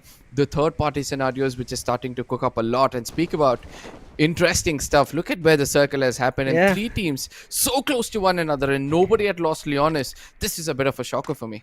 Yeah, one thing I generally was seeing previously was Reckoning, who were taking the southern edge of the map entirely. But this time there's Gladiators, MIDWAVE and Revenant, as you mentioned, but nobody taking Los Leones is a surprise. There is Obey right above Los Leones towards La Bendita, but on the other end, seems like Celsius is already having a very unfortunate start. They're losing players. They've already given away a finish, and I think there might be a lot more finishes that they'll have to concede to. And Celsius, they're nowhere close to getting or climbing towards the top, Arka. I mean, if they want to challenge the side of Godlike at a place like Hacienda del Patron, either they have to be overconfident or they have to be dumb. Because I'm not telling that they're not strong enough to take those fights, but at the beginning itself, where you don't know that place as much as Godlike does, which has made their home for a really long time, I would feel that you have a little bit of a disadvantage, and that little bit could cost you a lot of finishes, and we could see that you already lost 2 players. Right, as of now, after going down very early, I'm pretty sure they'll not be happy. But Insane as well, today I don't think they've had some great time, but I'm pretty sure they would want to. I'm looking forward to them getting back on charts, because I think they're somewhere around the mid tables, which is not going to be a likely sight. But on the other end, NTT, I was seeing them on ERANGEL as well, were having a good time, got closer to the last few circles, and they've been on the top charts. And right now we might see a lot more, and lot more we are seeing is Celsius going down. Celsius yet again running out in the open with no vehicles for themselves. Stick to your textbook basics, right? No matter where your drop location is, if you feel that you're not able to reach that far, or if you're going to challenge any other team, you need to have a backup for yourself. And by the looks of it, Celsius do not have any kind of backup, as 2 of their players have already got taken down. Fury just opened the door to see where Godlike was moving around, and just in case players of Godlike would have seen that door open, probably they'll turn around and just rush into this compound. And I can see that it's one person who's actually heading right to where Fury is, and opening that door, probably he has invited trouble. Oh no, it's not one right now, it's all 4. Clutch God is the first one to enter, and Phantom, look at him, he's nowhere close to his teammate. I have no idea what Celsius thought, and especially with the split. Fury is having a shotgun on hand. He's hearing Shadow. He's about to open the door. Alongside him is going to be Jonathan. The shotgun shots do not connect from Fury. Oh, lastly, it does. He even finds a finish. I thought Fury was about to go down, but I don't know what happened to Shadow over there, even after connecting the initial bullets. And now Jonathan is not at all happy. He's charged and he's entered the house. He's looking forward to where Fury is to send the wrath upon him. And Fury does see, closes the door, and he's spotted from all directions. And finally, Fury will be put to the ground and put out of the lobby. I mean, I really don't know how sound harsh right now. Yeah. But they've just ended his suffering. He didn't know what to do at that point of time when 2 of these players were coming in from 2 different directions. Godlike, Shadow, I was expecting to be having a little bit of better presence of mind. As soon as you opened the door and saw a player up front, I thought that he would either close the door or jiggle around and try to take that fight. But this guy was well prepared, is what I would like to say. Even though the trigger discipline fell short in the beginning, where he almost missed the first 2 bullets, the third one connected right, and he got rewarded for it. So Celsius have done the job by damaging the side of Godlike, but again, how well they can survive with just one man standing is what I would like to see. And Miramar is going to be tough. It's not like ERANGEL or Sanok where you can pick up kits and try to wander around and just play safe. It's very tough, especially during rotations is where everybody is caught. And when I spoke about the first Miramar that we saw here on day 2, we said it was a little bit too silent, and here teams decide we have to change that, and it's not the likes of Miramar where we do not see any action at all. But the team who just closed on a winner chicken dinner, they'll be looking forward to finding a lot more. That's Team Empire. A brilliant play coming from them, but alongside Team Empire, I would want to put a fact of Obey as well, performing really well today, Arka. Yep, all these bottom teams, right? It seems like, you and me have manifested things to take place like that from the beginning itself, because we wanted to have a playing ground for all these teams at the final day. So once we're able to see that shuffle take place in the overall standing, that new teams are coming on the top as well, so the points difference won't be much. So on the final day, we're going to be on the edge of our seats, they're going to be under pressure, the audience are going to enjoy that entertainment, and I'll be looking forward for something like that. Now, Newman is one such team that we would want to see a lot more from. I think for them, we have not seen a lot more maps. This is, I think, their second game that we are seeing for today from Group C, or maybe the third. But for them, at least they have a lot more to play on, and we might see some more action coming in from Newman, because I don't think they're a little bit further away, like towards the bottom of the charts right now in the overall standings. They're somewhere towards the mid, so for them, coping up should be easy. But one team that I'm looking forward to having a better game, and maybe even a lot more, is going to be Orangutan, because they ended Day 1 on a high note. Just after one winner chicken dinner, they were on the tabletop, and when we started the day today, they did not play two games simultaneously. Until that, it was still Orangutan close to the top. So I think this Miramar is going to be crucial to decide whether Orangutan can have a chance to close the day. Orangutan esports need to rely on their strategy, because yesterday we saw until the final game they had a very good average in every single game. So if they're looking forward for that average yet again, there's no doubt that they're going to be on the top. Speaking about Orangutan, I'm able to see that Believe is on our screens right now, playing for the side of Newman Gaming, and the way he's able to contribute for a new team is phenomenal. Actually, he's somehow able to gel up with all these three players, even though he's a new addition. And I just want to get a confirmation tomorrow from the production, or rather from the viewers as well, whether the Believe who's playing for Newman is actually the Believe who came out of OG. We'll get it very soon, Aka, nothing to be worried about. And when we move into MIDWAVE, right, this team did take the charts. They took the top spot, and they were sitting in #1, and which even made us seem that this team still doesn't have a winner chicken dinner. They were also able to push themselves to a spot where they had a couple of points difference from the teams in the second and the third spot, meaning that MIDWAVE are concentrating on those finishes that we directed the fact when we started day 2, when we saw the overall standings, that a lot of teams are just looking forward to placement points. Obey, we were just talking about them, but seems like today their driving has not been that great, especially here on Miramar. I understand there's a lot of dunes, and treading across the dunes, buggy is a better weapon rather than just the coupe. So for now, they did have a little bit of a trouble. Their teammates did help them out. But another team that I do want to see is going to be Big Brother Esports, right? Yesterday, Day 1, it's not great, but okay, they did show us their aim prowess, but I think there's a lot more that we want to witness. Yep, today Easy Peasy was also able to do some wonders against the side of OG in the map of ERANGEL. So I'll be looking forward to see when Big Brothers will actually come in as a pack of wolves rather than one player at a time and then take those fights. So, let it be for Blind Esports as well. I did not realize one thing, that the points table suddenly seems starting to be a little unfair for me after I spoke to the side of Blind. Because, you know what?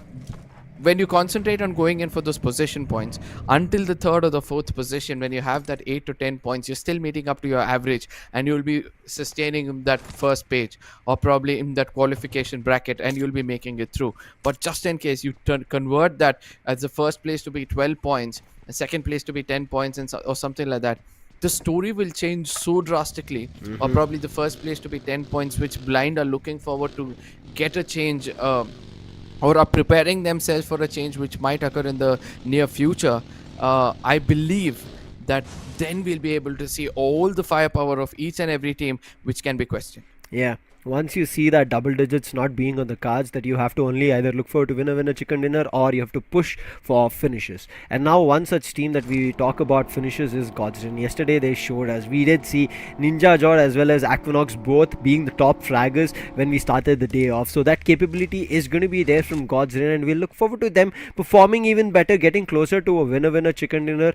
Firepower is good. They've also spotted a team right now who are rotating into the compounds, but we know it is not enough for them until they convert this whole map and figure out all the players' positions and finishes in their own, I would say, backpack, if they're able to get them for themselves. If they're not, it's going to be a tough journey. But right now, seeming like Revenant, when we saw them on the first map to the map now we are seeing them here being the fourth game, there's a lot of changes. First, we saw them playing as a team. Second, we saw them playing for the placement points when their teammates went out. And in the third, we saw them fighting and playing for the placement points together. So it looks like Revenant are on the go making changes.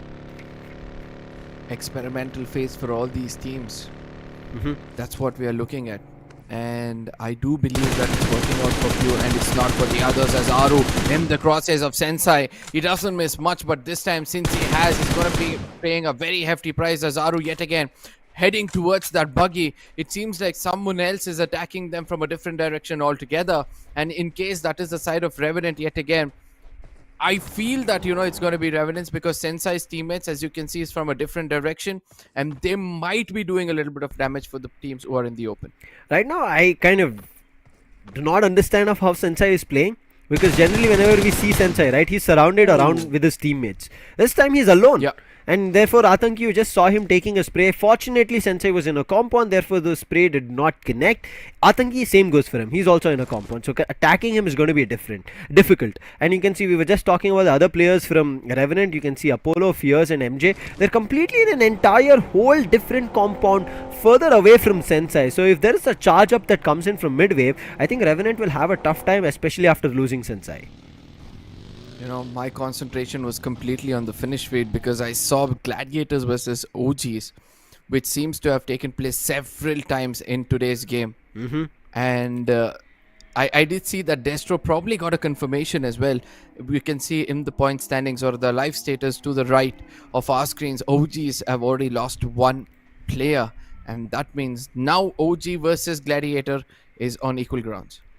We were just talking about Blind a couple of teams before that. Blind also need to change some stuff, and especially it looks like the change from the previous game to this game also, Manya not being there, they bought in Joker, and they're looking forward to doing some changes on their own as well. I think every team, especially the teams who are already bought their ticket to the LAN, are on that experimental phase, because they know when they're going to be on the LAN stage, they have to be efficient enough to perform in any different manner, even if they have a player change, even if they have a casualty. And I think that's what they're working on, and I think Gladiators have been doing that when we started from day one. They've just been pushing their individual players to start playing on already a disadvantage. I think that might be a good decision. I would want to ask them once as well if that is the thought that is going through their mind. Blind on the other end, I think we've seen a couple of games, yes, really good, but then nothing. Blind esports, as you were explaining about the lineup and you said that Manya is not there, now the question comes to my mind as to who's leading the team. Exactly. There has to be an IGL. And I've seen that before in the past. I've heard that S-Power is also trying to fill in the shoes, and it's pretty evident when it comes to his gameplay as well, right? Every time he's one of those people who's leading a team, he becomes much more responsible. That controlled aggression is pretty much visible in his gameplay. So let's see whether it's Nakul or it's S-Power, because as of now, if you ask me, Nakul fits perfectly in the shoes of Manya. I think it was also Nakul who we have seen when Manya was maybe sitting on the driver's end of it, or maybe as a passenger just back sitting for now. So we'll wait for how it kind of functions here for Blind.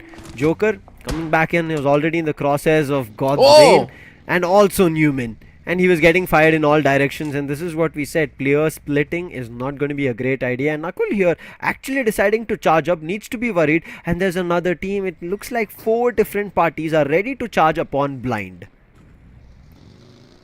This is happening here, and whenever I see this split, I wonder, are these big teams concentrating on another big event which is coming up between international teams?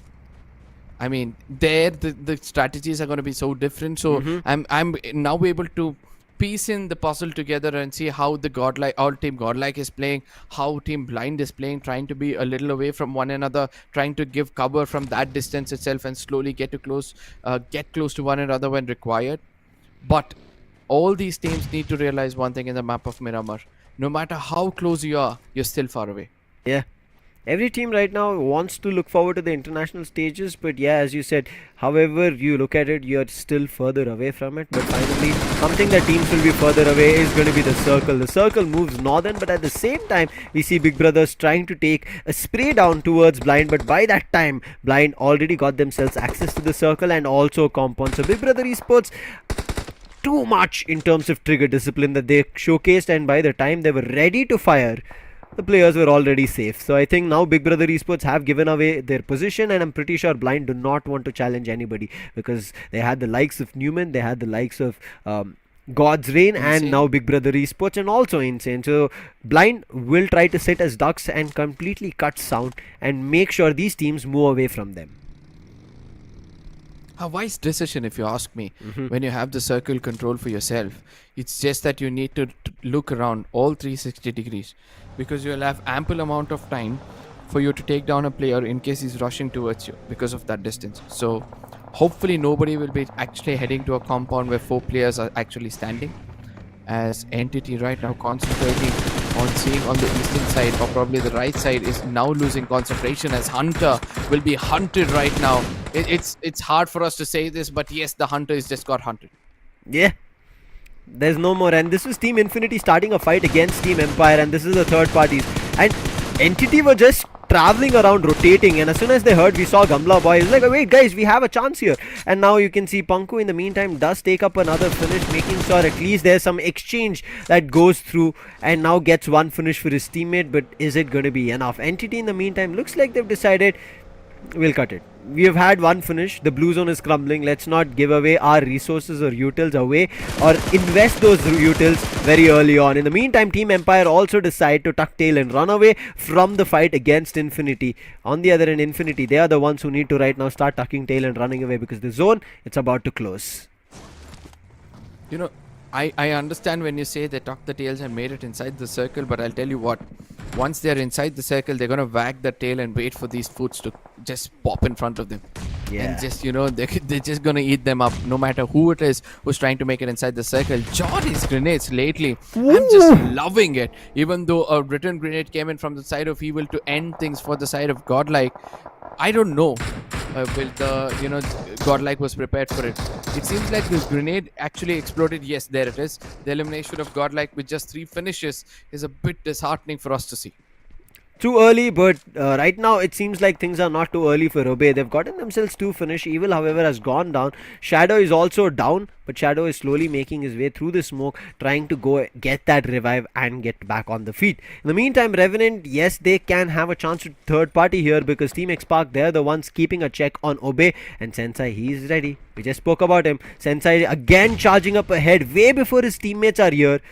Now he is, yes, ahead of Team X-Park, behind X-Park, as well as in front of him is going to be Obey. So he needs to play the smart game, call in his teammates, and he is playing smart. He's like, okay, if they even decide to run away, let me burst their tires. It destroys the tires, making sure that the rotation from X-Park gets even tougher. Sensei lately, I like his aggression. See, from the beginning, that is what his playstyle was. Always go front, be that scout for the team, even if he gets finished off, gain all that knowledge, and with knowledge being on his side.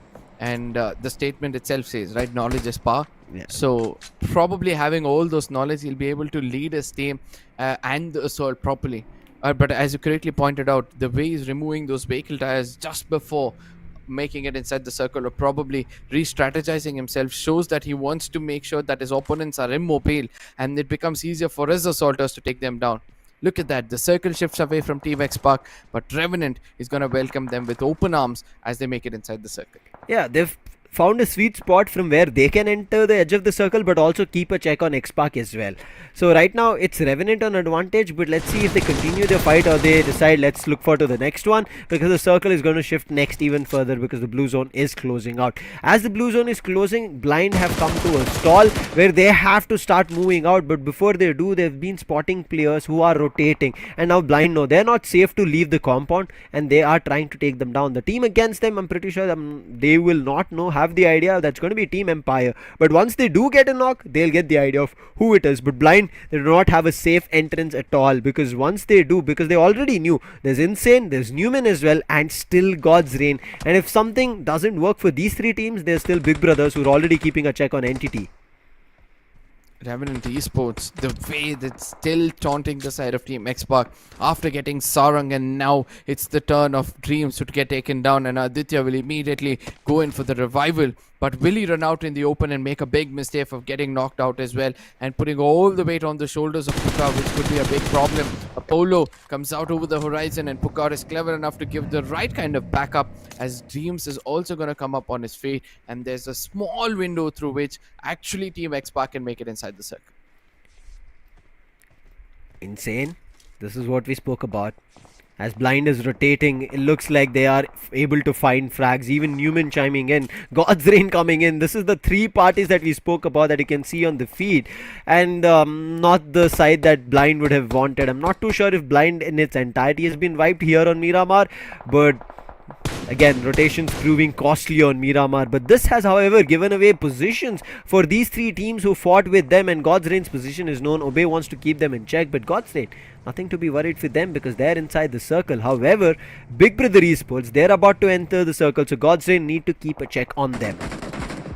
Esports, did they lose both their players, or the revival is still coming through? That's the big question for me, because I know that, you know, God's Reign usually don't let go of the knocks, and they always want to convert it into finishes as quickly as possible.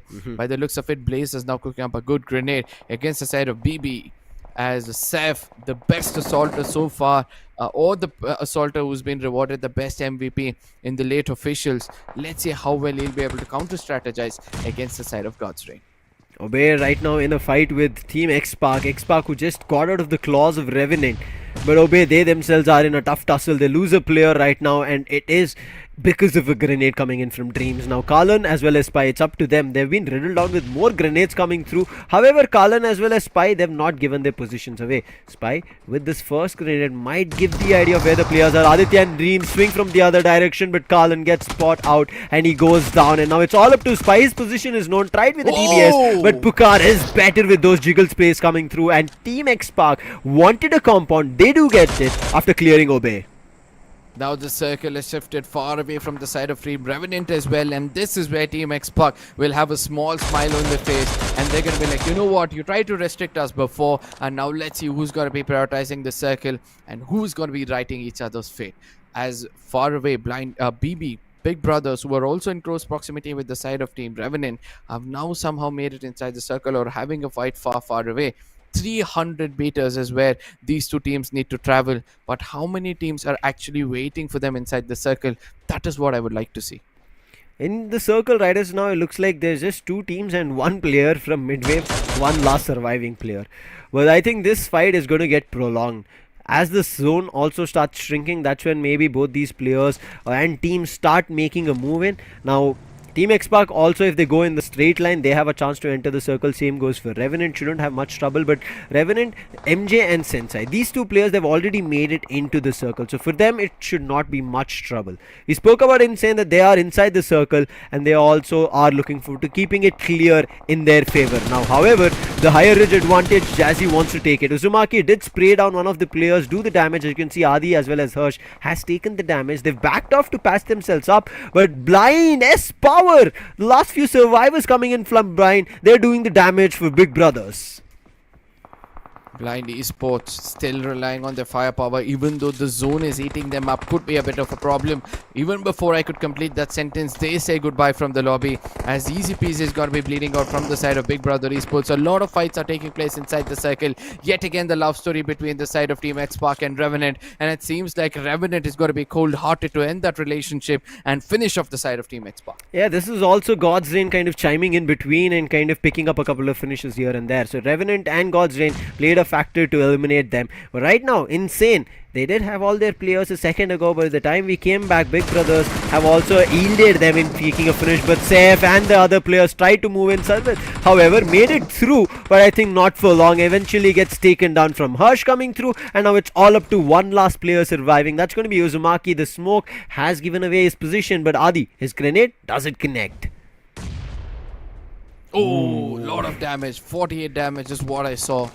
And it seems like the gods are not going to stop themselves either. They're going to rush in and finish the job as Equinox is going to be knocked out. We saw yesterday how important it is for the side of God's Reign to retain Equinox in any fight, any close range fight. And by the looks of it, after losing Equinox, now Robin and Blaze will have a heavier weight over their shoulder, and I look forward to see whether they can convert what yesterday the side of Team God's Reign were able to do.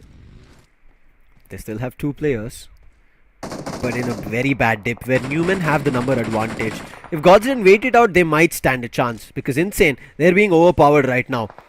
Orangutan, AKOP, and his other teammates, they're slowly making their way into the circle, but Adi has too many targets to fight. Finally, through the smoke, is trying to move ahead because the circle is not in their favor. Adi barely makes it. His vehicle, his tire, all almost gone out. Has to heal as well. It's got to be AKOP who's taken down. Hush far away is also going to heal himself as Ash is trying to push forward. He would have heard that he's going in for a heal, but it's way too late for him as Ash will be getting knocked out, but the backup comes in at the right time as Insane will be able to register another finish for themselves. Not 1 but 2, a total of 9 finishes. This could be the first team to get a double-digit finish in a single map if they can survive and get 1 more finish for themselves. Revenant, in the meantime, they have the number advantage. This might work out, and especially also them moving towards the other players. They're having the higher ground towards the slope, and look at MJ. He spotted the players from Newman, and Newman are not in a cluster. They're in a very big 3-man split, and I do not like that. And if one after another or each of them get picked, there's no way to revive as well. And Savitar, his position is known. The spray is come, and Apollo will also try and help. Gil, in the meantime, moves close to Savitar. That option of one player getting knocked and not having a revive, that has been changed from Newman. My enemy's enemy is my friend, and that is what Newman as well as the side of Insane will be looking forward for. They need to take down the side of Revenant in case they need to survive this, because by the looks of it, Newman has not indulged in any kind of finishes so far, so due to which, or any kinds of fights so far, due to which they've just got 1 in their name. Whereas Team Insane, since their fingers are warmed up, they would want to go in and take those fights as well. Savitar with a perfect start over here. Gets a knock against Fierce. Will that be enough? As Sensei is coming out in the open, revealing his location. The second grenade is going to be tossed right into his face. Will this do a damage? No, it doesn't. As Apollo will be putting out Harsh. And this could be the divided attention which Newman were looking out for. And look at how well Revenant are clearing these ridges right now. Hirsch is gone. It's all up to Adi. In the meantime, the other players from Revenant are keeping a check of Newman. But Fierce, this is a big grenade coming through. And along with that, Apollo also goes. Sensei is also down. Meaning 2 players from Revenant are in trouble. Or is it 3? It is 3 actually. 3. And it's all up to MJ right now in a 1v4 that he needs to clutch. Or make it a 1v4v1. Because there is still Adi also surviving. MJ, his concentration seems like he wants to move to the left flank. But Avi has the idea. Now still Adi surviving. Things can still change for Newman if somebody flanks and gets that spray down. Adi as well as 2 players of Newman. Now this is where things are going to turn interesting. Will Adi press that trigger? Or is he going to Oh, I love the way he got every single thing out there, but it's not going to be easy as the backup pulls rush in over here. Revenant from far away has taken advantage of this. Have already got 2 knocks for themselves. MJ also goes down. It's going to be a 1v2 situation as the blue is going to start eating up 2 of these players. 1 good grenade can do the job, but guess what? Sensei doesn't have so. IGL trying to lead from the front will be falling short as Newman will be writing this winner chicken dinner in their name. What a close game that was. I really love the way the execution came in from the side of Newman Gaming.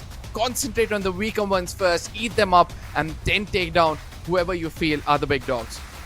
I think me and you have been manifesting a lot of these winner chicken dinners. We were just talking about Newman, right? That they should have a better game, should look forward to doing something better. And here, as a squad, they charge in, keep all their 4 players surviving. But yes, it became a little bit iffy when Revenant got Sensei back up, right? MJ went in for that revive, and it worked out, especially when it came down to almost being a 2v2, if not for the knock on MJ. And then Sensei tried, and you mentioned, right? Sensei not having any other utils to play around, and he also was in that lower ridge, that kind of slope where he was stuck, right? This was the counter situation when Revenant started the fight. They had the higher ridge advantage. It was Newman who were on that lower slope and who were in trouble. But I think thanks to Insane, that Revenant's players kind of got glued to their attention, and Insane grabbed that, and eventually Revenant's player completely got segregated and separated from each other. And the case that we spoke for Newman, right? If one player gets knocked, the revive is not going to be there. It happened for Revenant. I would say Team Insane ruined the game for both these teams. At one point of time, they gave an opportunity for Revenant when they did grab the attention of Newman, but it's just that Revenant were not ready to go and capitalize on the opportunity that was given to them. And ultimately, when the same went towards the side of Newman were very happy to go ahead and finish off the side of Team Revenant. But I would still say one good grenade cooked in from the side of Team Revenant. It's all about how you maintain your utilities. I've been telling you this. If you don't know to maintain those utilities or have that enough throwables at the final circles, you've still already lost the war halfway. Yeah, I think especially this happened because Revenant concentrated a lot of their fight towards Xpark from the start when they spotted them. I think they should have kind of decided to cut that, go for a different fight, get back resources, and it did not happen. But for now, we'll take a short break so that teams grab their resources, go back to the drawing board, figure out what went wrong, and we'll try to break what happened in the Miramar map after the short break.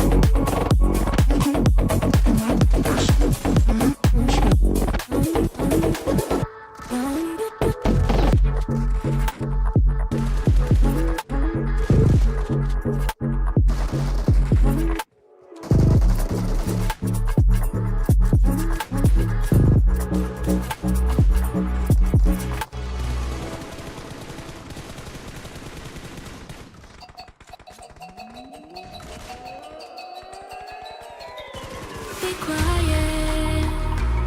I hear the thunder that comes from far away. It's like a noise in my head. Oh, these were hard. These were hard. It gets you deep and leaves the sky.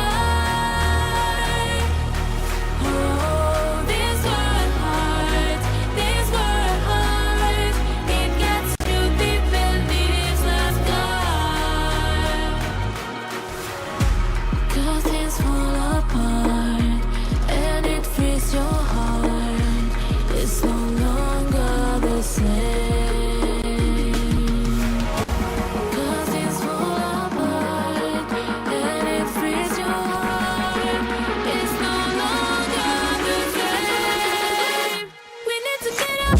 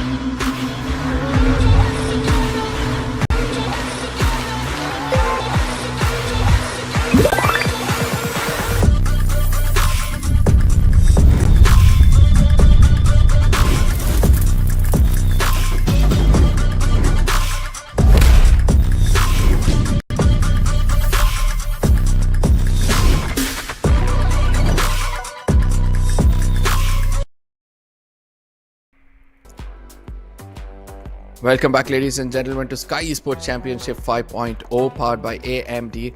Gaming partner Zebronics and broadcasting partner Loco. With me on the desk is still going to be Lucifer, as we'll try to break down a few things which happened in the map of Miramar. There were some funny moments, and there were some moments, wow factors I would rather say, in this map. You know, especially the final moments of the game where 3 to 4 vehicles were rushing on him, but still he was able to dodge all of them and somehow register a little bit of a damage. Yeah, I think, don't know if you want to call it parkour or whatever, what practice he had in his training rounds. Adi, that was just phenomenal to witness. And that was a mode on which Newman were trying to bring upon him. Still managing to dodge that is just insane. And we were just discussing this itself, right? If Adi was able to find a damage and a knock, things could have gotten better for Revenant. And Revenant found those 2 knocks. So it could have been maybe a 1v2 situation as well. And Revenant could have gotten themselves the winner chicken dinner. But at least I really like the approach that Revenant are also taking, right? We are seeing them in the last few circles being the top 2 teams surviving, and I think this is what we wanted to see a lot more from Revenant, rather than playing that team game, 4 people together and just dying together. This is like one person going down, the other person is there, and it worked out.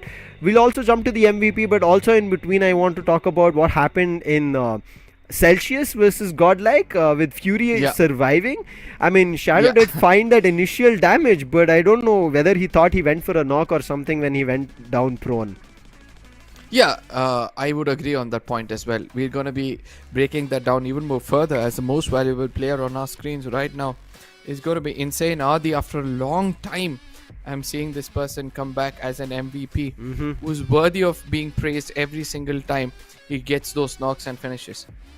Yeah, I mean, we were just talking about him. For him to dodge 4 vehicles and all of them being buggies, you know, their terrain drive is going to be better and they can kind of maneuver it easily. Even though they were doing it, Adi jumped almost 2 lengths of vehicles to cross over and also survive until they dropped out of the vehicle. So Adi, I think, did a phenomenal job, and Adi was the reason he was causing trouble for both Newman as well as Revenant. Revenant were the ones to kind of fall trap for it and started giving away frags, whereas Newman on the other end decided, okay, we'll just we'll just try for either Revenant or Insane, kind of get in a fight between themselves, start losing a couple of players either to a knock or a finish, whichever is going to be better for Newman, and Newman did that, made their players survive. And one thing I really liked from Newman towards the end when they changed it was, Arka, we spoke about it, they were all in a split, standing in one line.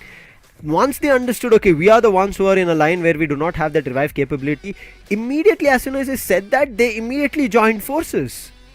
Yeah, exactly. That is how you need to work. You know, pack a punch as a 4 finger rather than a single finger. So I know it's impossible for a single finger punch, but coming back to what's happening on our screen right now, it's gonna be Insane Esports on the top with 11 finishes. The first team to register a double-digit finish in the day will be getting 21 points. Right behind them, we're able to see until the last team, nobody's going empty-handed this time, and this is the kind of games I love to witness, and I need more in this tournament. Oh yeah, I think when we initially spoke about it today, the teams have to concentrate on the finishes, and teams have been doing. Any team that you take it, even Gladiators, who you can see that at the 16th spot, they have 1 finish. Celsius, however, that was a cheeky one that Fury played out, and we thought he would have already gone down, but still worked out really well. Team Empire, we spoke about them, we saw them on our screens, but don't exactly remember what happened so that they completely got wiped out. They were in a fight between Entity and themselves. No, it was them and one more team, and then Entity chimed in to do damage, and Empire decided to tuck tail and they ran, but I don't know where they went. Infinity, we saw them once, and they had an exchange with one of the teams where they also lost 1 player, and it was Hunter, and there was another team which they lost a player to. So I think we can see teams who tried to do and find finishes, but it was not enough, Arka. Yeah, overall standings is going to tell a different story altogether. The placement points of MIDWAVE esports, a 42 pointer out there. In the previous game, they had 0 finishes in the map of Miramar, so ultimately they're going to be holding the 3rd position with 75 points. And Team Empire, with that 8th game played, they're going to be not having that much of a difference, but yes, the stint is going to be there from their side to be on the top of the table. 89 points for themselves, but the finish point is still in their favor. Now, one thing that Orangutan do have an advantage is going to be that they have 2 more games and they just need 9 points to overthrow Team Empire. But still, Team Empire's climb today is going to be known and written for the next day as well to discuss. But Newman also have a chance, and you see Newman immediately jump to the 4th spot after their winner chicken dinner, which I'm pretty sure they'll be happy about. But there are other teams who still need and have a chance. Godsden especially, they were towards the first chart in the overall rankings and standings, but today, as you can see, they're in the 2nd page. However, not too further away. They've not gotten a winner chicken dinner. There are teams here, NTT, WSP, Reckoning, Blind, who've gotten themselves a winner chicken dinner, but still in the 2nd page. Team Insane played 8 games already. Now they'll have to sit aside and watch these teams fight it out, as I said. And as you rightly pointed out as well, all these teams have 2 more games to play. So in case they put an average of 5 to 6 points in every single game, by the end of the day, they'll be at the top of the table, or rather the first page of the table itself. As we come down to the 3rd page, Team TAMILAS still failing. 6 matches is what they played. They need 2 more games, and 2 big games, to be frank. Need to concentrate on their finish points, because trust me when I say this, Celsius at the bottom of the table, who have got 8 finishes, are at the 24th position. And if your firepower is equivalent to a team like Celsius on the bottom of the table, that means you need to step up right now. Now, a big factor that I worry for a lot of these teams, especially in the last page, not for Big Brothers, Team Gladiators or Godlike. They do not have to be worried. We spoke about this again for all the viewers who are wondering, oh no, they're on the last page. They already have their seat confirmed. But the other teams, especially who are done with 8 matches, right? I think that's what they have to look forward to, because we'll talk quickly about the point difference that is there here, Arka. First page, we saw the top leader is sitting at 89 points. You immediately jump into the 2nd page. There is a difference of 20 points. There we see teams starting with 61. So it's a 20 to 30 point difference in the 2nd page. Moving into the 3rd page, there's a difference from 50 to 70 points, which shouldn't be the fact. Now, 20 to 30 in a game or 2 can be covered. Now, if you come to the last page, 50 to 70, how would you make that leap? Now, even in a game, if you take on an average, we've seen 20 points even after a winner chicken dinner. It has never been a case of 30, because we've been rarely seeing teams coming up to double digits in finishes. I mean, we still have 3 more days of the semis, right? So 6 more games in 3 days is almost 18 games in hand overall. And amongst that, you'll be playing only few. Even if you're playing 10 amongst them, you need to catch an average of 10 just to make sure that you put in a spot and you get qualified. If you're not making it into this land, you're missing a lot, because this is happening in Bengaluru and the crowd is going to be big. Everything is going to be big, as I said. You know, I would still feel that, you know, teams missing this tournament, especially in Bengaluru, will finally understand what's the importance of playing in LAN. Most of them have already experienced it, watching previously, which happened in Mumbai, and they were like, we wish we were a part of this. Now God has given them another chance, another opportunity. All they have to do is fight for it. Not give up attitude is what they need to carry, and hopefully we'll be able to see the big teams out there. And also our viewers stand a chance to also have a VIP treatment here because of Loco. So I think our viewers who have diamonds and are competing in the VIP leaderboard, you will stand a chance at the end of semi-finals when we come to it, when we conclude it. If you're in the top of the leaderboard, you get VIP treatment and access, full access, especially to the LAN in Bengaluru, November 1st to 5th. So make sure you start getting yourself on diamonds as well as on the VIP leaderboard, and also an experience which is unmatched, which is going to be completely ad-free on Loco. And for all the viewers who are shifting from YouTube to Loco, right, do it from the start of it, from the start when we start tomorrow, day 3 as well, in case you missed it today. But I think a lot of our viewers will look forward to getting that LAN experience in case they're not from Bengaluru, right? Because previously when it happened, we did see people coming out from different cities and states to make sure they're here to witness a LAN from Skyesports, and now again that it is happening in Bengaluru, and especially that you have a chance. Previously there was no VIP treatment chance, this time you have. Why would you want to miss it? Exactly, and you're not under loss. All you have to do is download an app, watch it over there, and have a chance to win few diamonds. And if you're on the top, it's going to be a cakewalk for you guys. All you need to do is pack your bags, and the rest will be taken care from our production team itself. So all of these things said and done, the next map again is going to be the map of Miramar, and this time I believe one set of teams are still going to be playing it out, so their fingers are warm. They have already played this game, so they know how to take those rotations in case the circle is similar. They know what small mistakes they've already done. With the new teams coming in, what are your thoughts? What are you expecting different? I think it's still Group B and C that we are going to be seeing right now, that we saw on Miramar. So same set of teams, or maybe I think it is going to be B and A. Still something that we have to see. Very soon we'll get a confirmation on that, because yes, it is Miramar that I know, and because we said we'll see 4 games of B. Oh wait, my bad. It's going to be A and C. B and are C, done for the day. So it's going to be A and C moving into Miramar, as you can see. I just thought it's because it was still Miramar, right, Arka? I was like, oh wait, we are still in the 4th game for the day, because back-to-back Miramars is just insane to see. So I think it's C who should have a better time, because they already played it once. Maybe it did not work out the way they thought about it, but now that they'll be playing with a different group and already had their chance to fight on Miramar, I think Group C should find a winner chicken dinner amongst them. Yep. This time 2 different maps, but same set of teams. So Revenge is going to be one of the chapters we will have to recite as we go forward to recite the story of this complete game which is taking place over here. Ladies and gentlemen, do not be greedy. I would rather say share it among your friends so that they can come in and witness most of your favorite teams clash it out over here.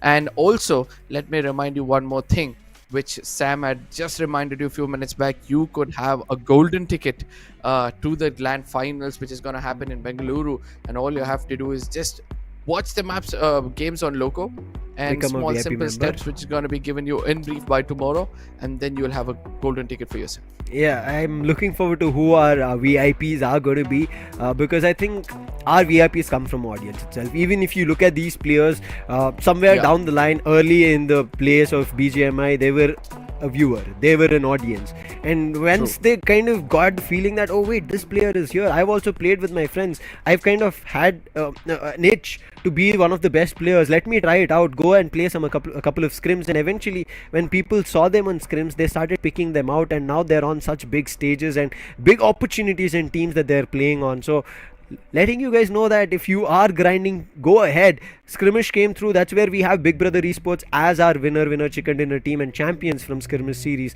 So another chance will come in terms of open qualifiers. Open qualifiers happened here in Championship 5.0 as well. So keep the grind alive. Make sure you also tread over there, and we look forward to seeing newer teams, as we call the underdogs, becoming the undergods and reigning as champions and gods themselves on top of the throne. But right now, looking at previous Miramar, we mentioned about Group C, right, Arka? It was Newman from Group C who got the winner chicken dinner. So we already mentioned Group C already have a hold on Miramar. Now it's A who maybe throw a curveball, but do you think they have a chance with the likes of Soul, OR, Marcos, Autobots coming in? I think so, because Team Soul, they're wanting to be on the top of the table by the end of the day. By the looks of it, they have a very good chance. They have 2 more games and several points to cover up. But as you said, OR Esports are also one of those teams who look forward to get an average of 15 to 12 in every single game. Being on the bottom of the table is not what they're, comfortable with, or they've not been there before previously, to speak in simple words. So let's see how they're going to be bouncing back as well. Reckoning Esports on the other side have started off in a very good note throughout the day. They perform consistently well, so I'll be looking forward to see these 3 teams in the upcoming games. Yeah, I'm looking forward to also some changes coming in from Team TAMILAS, and especially WSP after yesterday's showcase, right, moving to the second page was not thought of, and also to a position where they might be even pushed further down. Whereas the other teams, they've just jumped up, made their move to the top spots. Team Empire, right? They were towards the 8th or the 9th position when we ended day 1, and WSP were in the 4th spot. And today we see Team Empire on the top spot and WSP towards the 12th, 13th spot, which is like a big twist and turn that has happened. So I think WSB, especially a team which has risen up from the quarterfinals, made their way to the semi-finals. I think I'm looking forward to a lot more expectations. But one team I think on day 2 is not having a great time is Medal. They've been caught in all directions, Arka. See, few teams who have come in to play successfully throughout the day, they have done one thing which the other teams are not doing. All they have to do is just close their eyes and imagine a LAN event, and they place themselves inside that place. And that itself, that smile on their face, is just going to drive them to perform much, much better. I hope that few teams will actually do that as well. You were speaking about the side of Marcus Gaming as well. Spray God coming into this game is going to be something I'll be looking out for, because this single man, we have seen what he's capable of in the map of Miramar, where others struggle to move around in this map. This man just jiggles around in long range and in mid range as well as in close range. His crosshairs work perfectly, and he might be the MVP by the end of the day if he sticks to play the same game style he's played all these days. Yeah, yesterday it was on Miramar that we saw that rising play coming through, especially in the clutches. I think when we did see ERANGEL or any other maps play through, we didn't see such a clutch coming in from any player, but Spraygod making it happen. That was, I think, one of the first highlight reels also which was put out, saying that a nice 1v3 clutch, especially against Xpark, was done. So after that next game as well, we saw Spraygod setting his teammates for success, right? We then saw Aladdin picking up frags, getting his teammates to a chance. Now let's see if that does happen with Marcos also being there. But again, there will be that fight between AUTOBOTZ and TAMILAS that I might be looking forward to as we jump right into Miramar, and the plane rightly headed towards the north, and we move towards Los Higos. But Arka, before I let you go, what are your thoughts on this flight path? Yet again, the default flight path. Teams to go towards the side of Impala, La Bandette and Los Leones might have a greater chance to get that chicken dinner. I don't know, a gut feeling which says this. And with this, probably, it's time for me to leave. Necros, I call you back in. Let's get this game rolling, as I do want to witness what happens on Miramar. Group C already have gotten themselves a winner chicken dinner, and they'll be getting another if possible. Do you think there is a chance? I really believe, Lucifer, that we will be witnessing some changes, and that's for sure. At this point, all the teams are putting a lot of efforts, but as you mentioned a little bit earlier, I was just sitting beside and I was listening to that Medal Esports is definitely one of those teams that has to make a comeback. They were getting caught off guard every time they're trying to make any move, and that's not an informed team you see in a usual day, just making kind of, I won't say mistakes, but they are getting trapped out in their own rotation. A lot more to do for Medal, heading towards Montenegro as of now. Previously as well, it was the similar case that we saw, and I did speak about it. Yeah, I think it was Medal versus Team Empire, and Entity made a third party. This time, however, we do not see the likes of Team Empire, because they're done with their 4 games for the day, and they'll be just sitting on the backlines and watching. Yes, they have a 9-point lead, but I'm not too sure if that's going to stick for a long time, because in the first page barely we have a difference of 10 to 15 points. But the circle says I want to see a lot more points being switched from one to another team, and you can see a complete northern western circle forming towards La Cobreria, El Pozo, Creative Fields, Trailer Park, having Montenegro towards its south along with Power Grid and Picado, but I'm not too sure they'll stay for long. In the meantime, we do see the circle with a lot of teams kind of clustering towards the southern eastern edges especially. Exactly. And even if we talk about in the previous match, when it came down to the map of Miramar, we saw Celsius Esports taking a drop clash with Godlike, right? And in that case, they did not likely take a drop clash, but eventually were dropped and were separated. You could see the fear among Celsius players that we do not want this fight. But this time they have taken the chance. I really felt bad for the Celsius Esports. I believe they are actually struggling with the drop locations, because in the previous lobbies that they played, it was a different set of teams. There was a different strategy that they used because they qualified from there. And now then the new teams are coming in the lobby. They have their own drop spots, and specifically the pro teams, as we mentioned, they have their own drops, and they will not actually let any other team take that place. And that's what problem I believe Celsius have actually faced in this semi-finals. But as of now, Team Xpark again involving themselves in those early fights, while Team TAMILAS, they have to make something, because this is a team who focuses more on placement points rather than the finishes. Now, Team Xpark, previously yesterday that Team TAMILAS caught one of their players and sent them back to the lobby. And this time it looks like Xpark want to clear Team TAMILAS off the place. Manti jumps off the roof to survive and run away from the players of Xpark. Dragon is covering him. So Manti right now on the outside of the compound, where Aditya and Dreams decided to move up. I'm not too sure if Aditya and Dreams have the idea. As you can see, Dreams is moving up. Maybe he heard the jump and you can see he's right at the window. In the meantime, Godsane, this time they've caught the likes of Celsius and already we see one player falling down. That's going to be Phantom. That early demise of the players of Celsius continues, but once again, it does seem like God's Ring, they're also up for a good revenge because in the previous game it was different, but Aditya, that was a brutal nade coming up from his side. Matty goes down, Dreams is barely breathing, and Mr. IGL will take care of him as Team X-Pac loses their first player at this fight. Not the sides that somebody would want to see.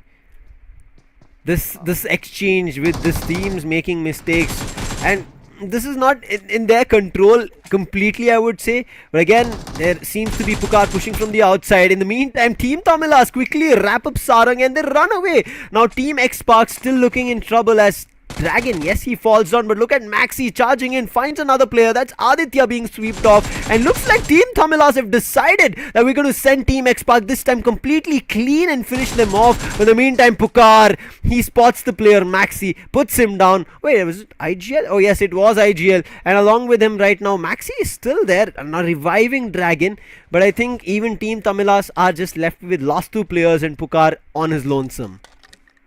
Pukar needs to also get some pretty good loot, but you have to give credits to Team Tamilas.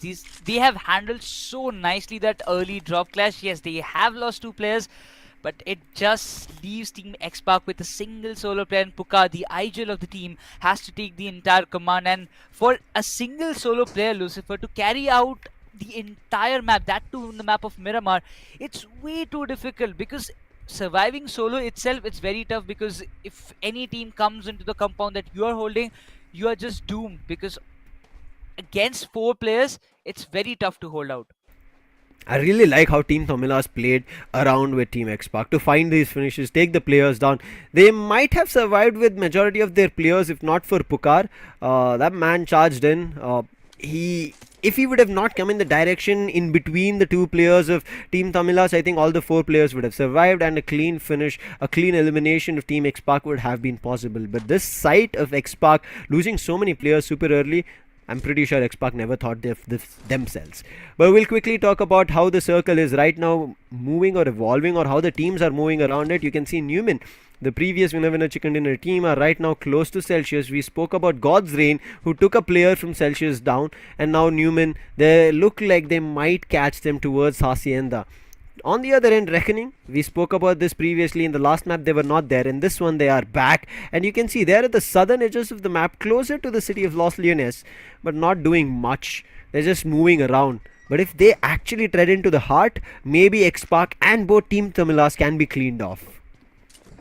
That is going to be a concern that all the teams, like especially them, they have to focus on. But also, Lucifer, if you talk about Celsius, every time they are trying to go for the Hacienda compound, it's either Godlike, this time it's Gods, but also Newman. They're getting trapped.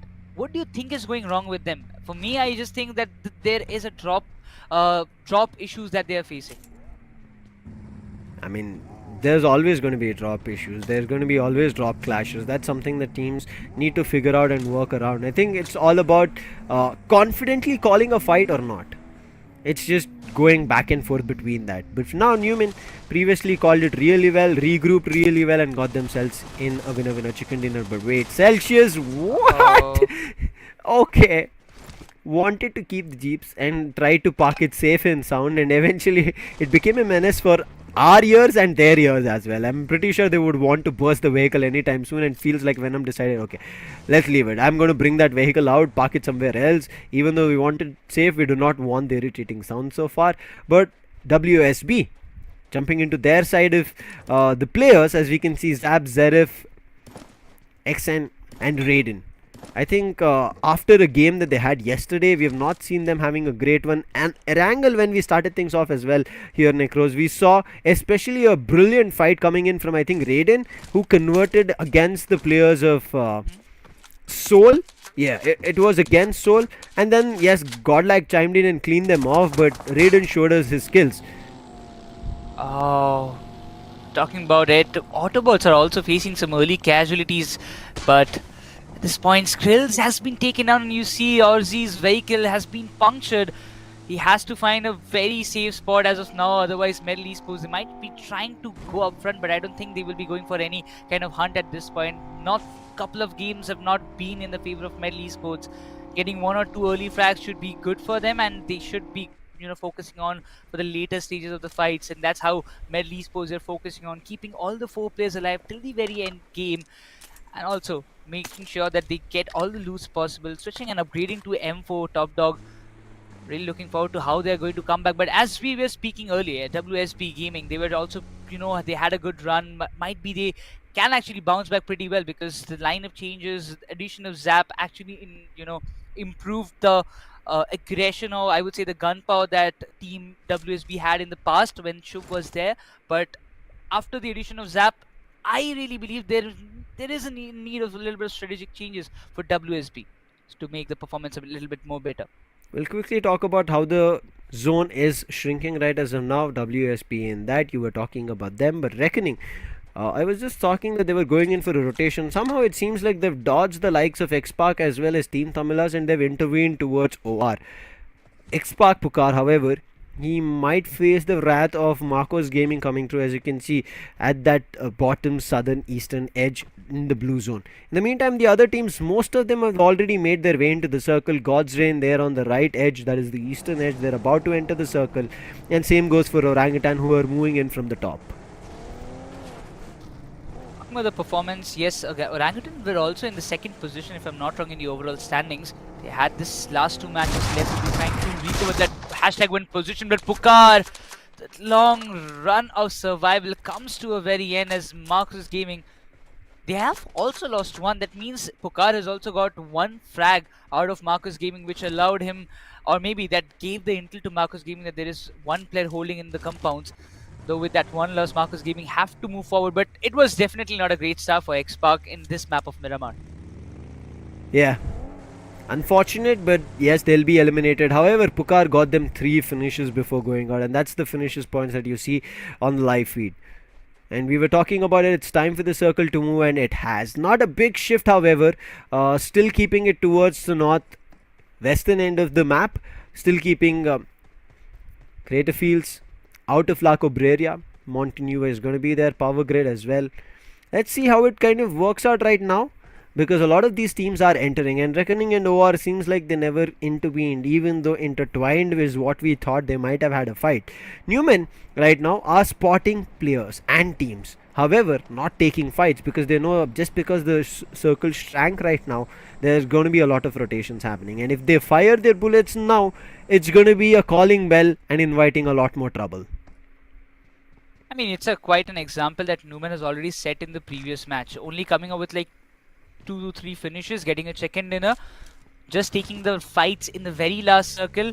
That's how Newman is trying to gather as much as points as possible, and that can be a very good strategy. If you talk about the points table system, yes, you get 15 points of getting a chicken dinners, and that actually sums up a pretty good in a total points, it actually sums up pretty well. So if you are even getting 5 finishes and a 15 points for a chicken dinner, I believe 20 points in a single match can be a good addition in the overall standings. Big Brothers did not have the same play that they did. They were able to take down Blind completely, but unfortunately they were unable to kind of get themselves inside the circle. This time again seems like they have been in a fight or a tussle. I'm not too sure if Big Brothers know it, but S-Power is seeing all of them. Oh wait, a big shot coming in from Safe. Not too sure where he was, but a hit shot. He was on the complete left flank and he was able to find. And now look at Sarvit, he wants to climb. Manya this time is back, but in the meantime Uzumaki has already made his way, and with the UMP he puts an end to S-Power, and Blind will lose their first, and this makes the firepower go down a little bit. But however, Manya making his way back, which we missed in the first 2 games, can be something different in this. And Nigel's presence always makes a big X factor, and that's how I really believe Blind can be a bit better, can just put a better performance than the previous matches, that's for sure. But again, Marcus Gaming into the question.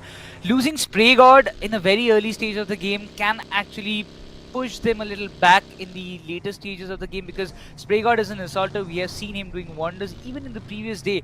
We saw him doing a clutch which was almost impossible, and that's how he makes a big difference by just his presence inside the team. Newman, they did spot players, we spoke about it, but you can see they're still not taking any chance or a fight. However, there seems to be a team moving towards them. That's Marcos in rotation. As you can see, the purple dot on the top edge of the screen towards the map.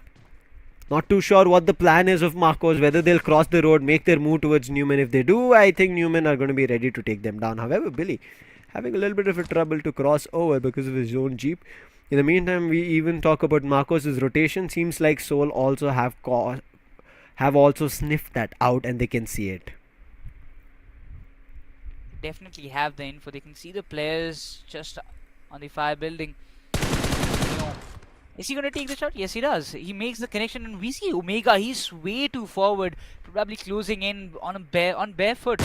Not trying to give much intel, but yes, he spots one player down. Aladdin it is, but the Ridge will block the shots, and now the position of Omega is also compromised at this point.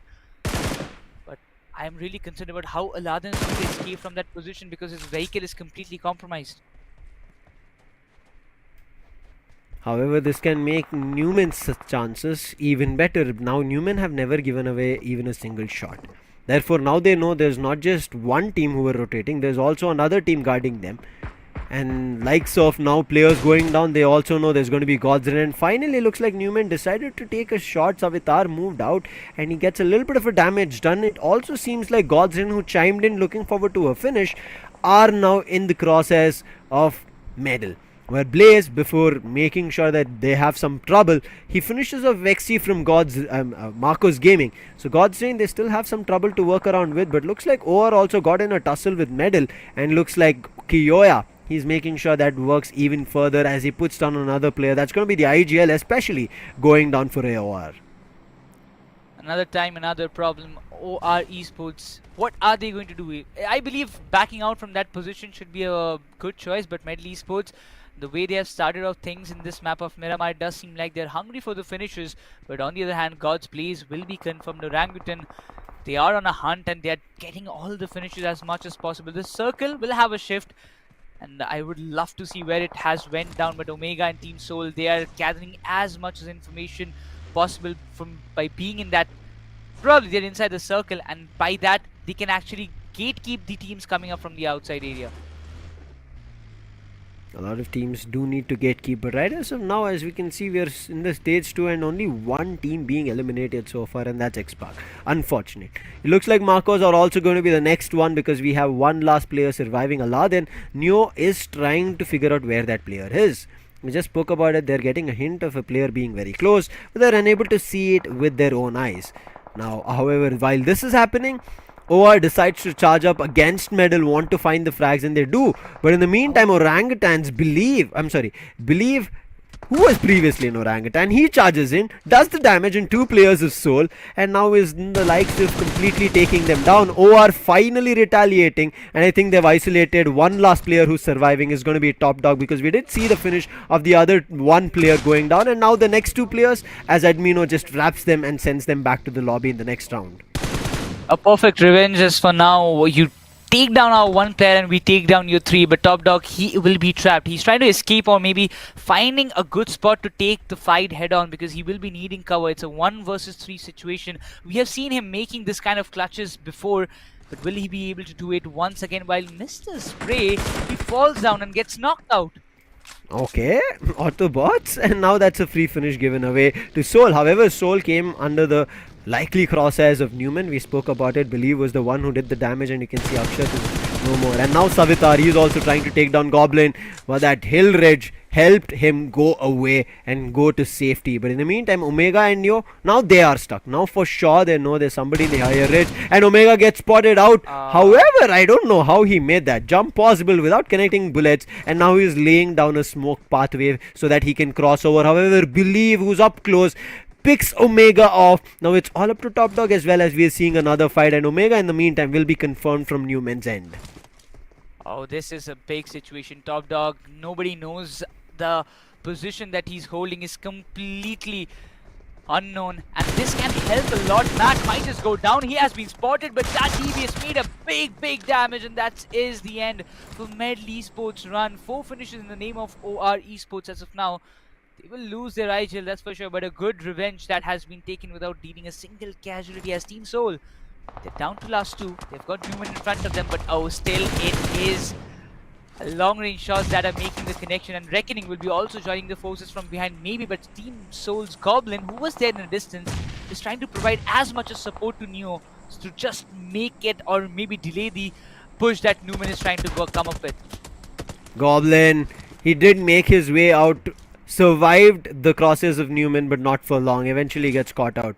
Newman on the other end, because they took the fight, prolonged it. Now there's Neo who wants to charge in. He has the right time, but the distance, it's a little bit too further away while Newman's Gill is reviving them. Can he time it perfectly? Seems like Neo has been spotted from a different team, and finally Gill swings and sprays through the smoke, and that's going to be a conversion, and Soul also being the next team to be cleaned off here on Miramar. Unfortunate for them, but Soul will still have one more game to go. Nothing much to be worried about, but with just one finish, I'm pretty sure they'll not be able to wrap their head around it. But I can just say that Team Newman was definitely lucky, Lucifer. At this point, they have got 2 knocked players out. If Neo would have came out and out of nowhere, he could have just sprayed a little bit of shots through the smoke. He could have got the confirmation of 2 players. It was possible, but lucky to them that Reckoning, the shots that they were taking from behind, damaged Neo so much that just 2 shots and he was taken down instantly. But if you talk about the circle, OR Esports, they're rotating and they're coming with a wide rotation outside of the circle, dealing a lot of damage through the blue zone, while Entity, they have the height advantage but also sitting in the center. As with that being said, Reckoning will lose one of their players against Team Celsius as of now. Circle becoming smaller and smaller, making teams have a tougher fight through. But right now Celsius, I think this is the longest that they've survived so far. But Reckoning in the meantime, crosshairs, they have to be worried about it. They're right in the crosshair of Orangutan. Orangutan decided to slam in, but Orangutan, they're also caught in the third party fight against Entity. And Somraj, you saw, he picked up one of the players from Orangutan. In the meantime, there was also a fire coming in on Reckoning, and therefore the smoke grenades put down to block vision, but Somraj still finds one on Reckoning's Fox. Orangutan Ash, this nade can be a little bit challenging. The Yuva is there. This nade will give a lot of damage to both the players, be it Baba and Yuva has to do the big job. Not a single finish point in their name, but Orangutan seems pretty dominant at this point while Sayaf goes down. But that's Yuva going down. Those vehicle covers not working out as Reckoning takes an exit, while Orangutan will have 3 finishes in their name.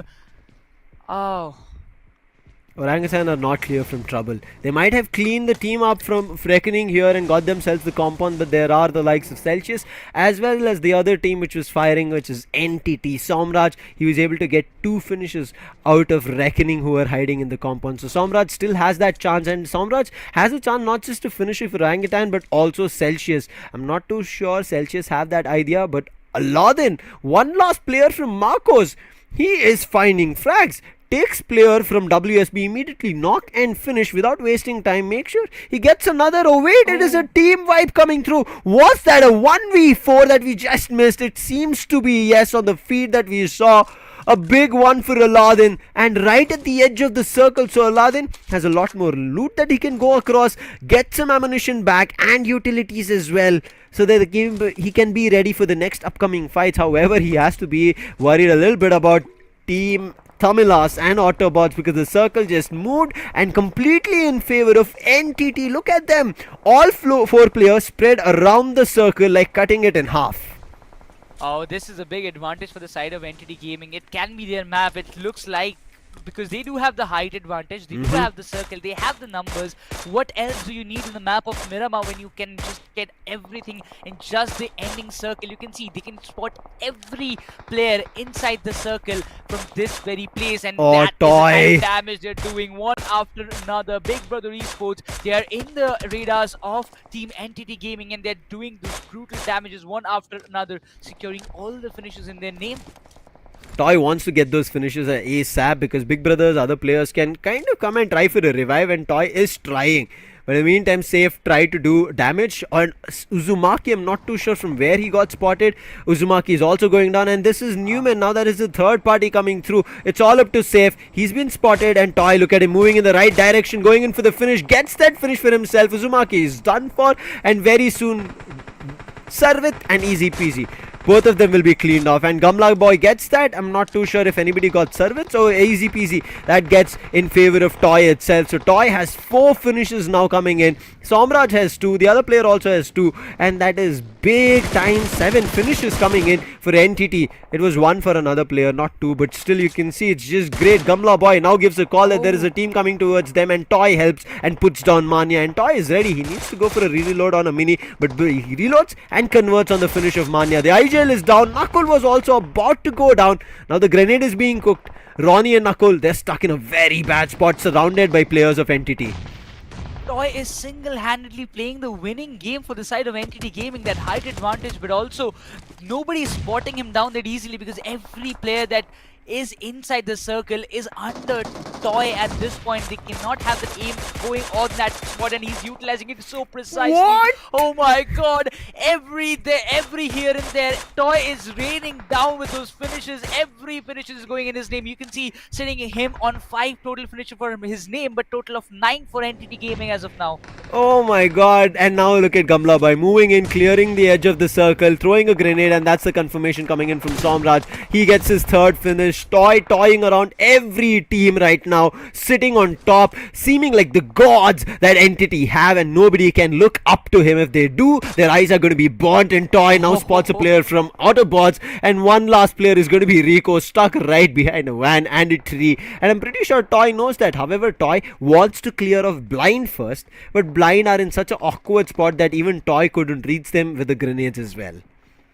But you can see even inside this shack, AUTOBOTZ players are not safe because still, until unless the ammo runs out of Toy's Mini 14, that can be some bit of a problematic situation for Toy, that he won't have those DMI shots coming up. Those 8x won't be useful because he's just got an AKM as a first preference assault rifle, but also Orangutan, they're going for the revivals. They need to enter the circle. 2-2 split is what NTT is playing on Secret, and the other 2 players, they are in the ground level, while Toy, he's just passing on the entire information he's getting just by sitting above in that big hill. Oh my god, I'm not too sure what any team can do against NTT right as now. And look at this, they have a 2-2 split.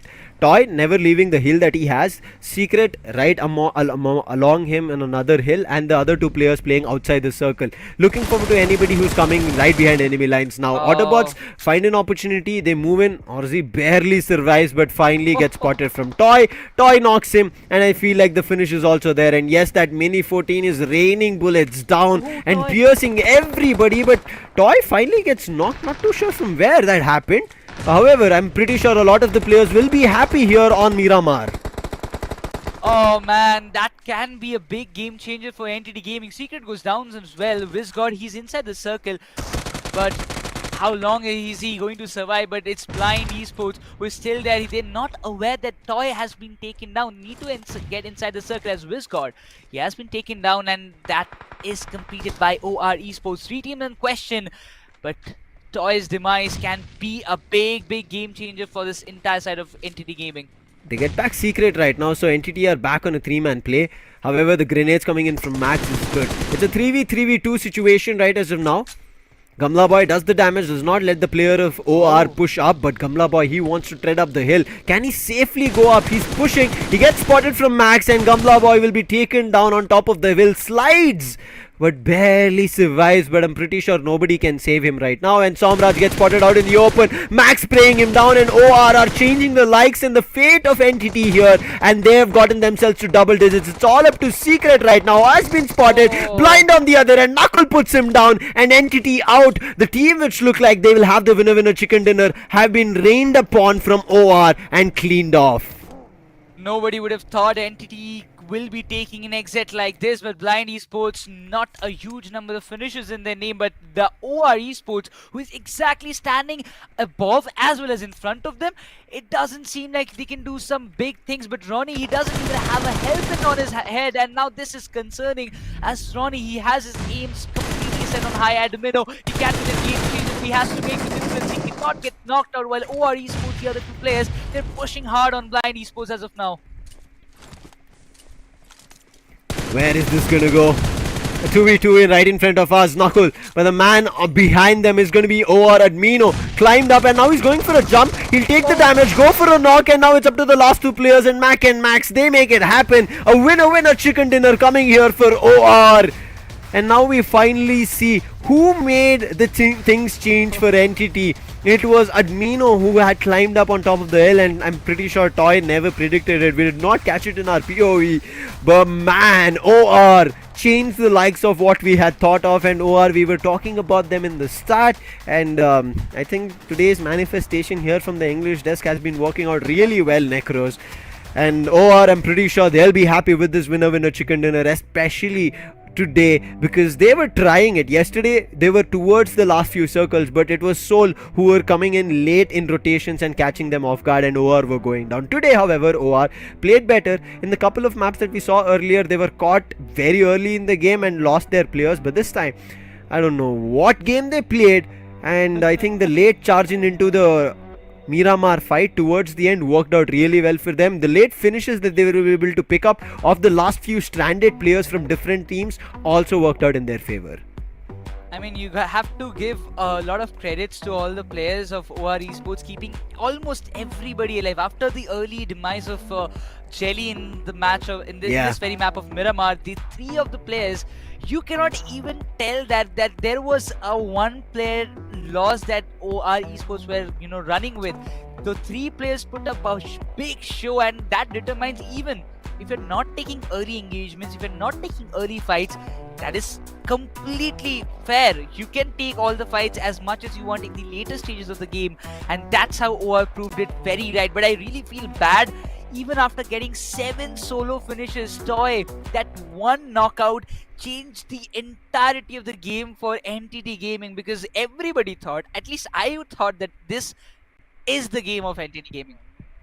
Let's jump into the highlights. I do want to see all of it again, because there were so many instances that we do want to talk about. How especially the things started. It was calm and composed, but the main calm and composed situation which was there in the map was not seen towards the compounds on Los Leones, which was the fight between Team Tamilas and X-Pac. And X-Pac and Team Tamilas make their way out, but this is the fight that we speak about. OR were overpowered coming in from middle, and somehow they managed to survive. And you could see Admino along with his teammates, they picked up these finishes. After that, they cut sound, got themselves on resources and played a little bit slow. However, I think Soul made the mistake of firing their bullets out in the open right in between multiple teams, and eventually Soul were cleaned off. But Top Dog kept trigger discipline till the end, and OR's decision of cleaning everybody off, it paid dividends and got themselves the winner chicken dinner.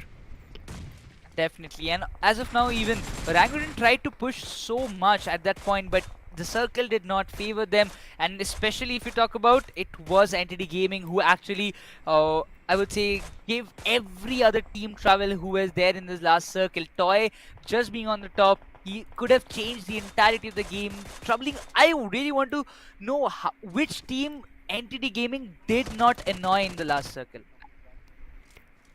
Oh, Gamla boy, not too sure what that decision was.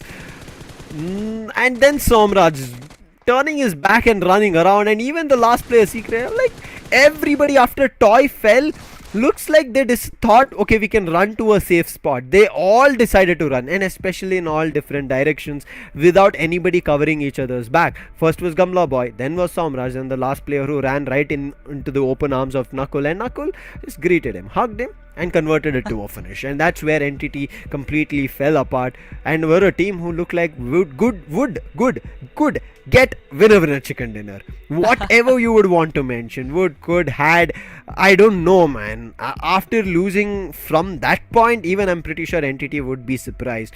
And likes of Admino, of how he creeped up, I'm still looking forward to. I'm going back in the timeline, looking forward to where Admino climbed up. How did he make that happen? Because Toy with that Mini 14 was actually toying with every player out there. And because of that, I believe Entity Gaming, the other three players, especially if you talk about Gamla Boy, Somraj and Secret, they became more confident that yes, there is one of our guys sitting exactly on the top, giving us all the information that we need, getting the frags, supporting there from over. Like whenever Entity Gaming were trying to involve themselves in those ground battles, Toy was constantly providing the support with those Mini 14 from the above and giving a continuous damage. And that's how Entity Gaming were able to convert so many finishes in their name. Right now, we'll quickly jump to a small short break and we look forward to what's going to happen in the next and the last coming map. So don't go anywhere, we'll be back soon.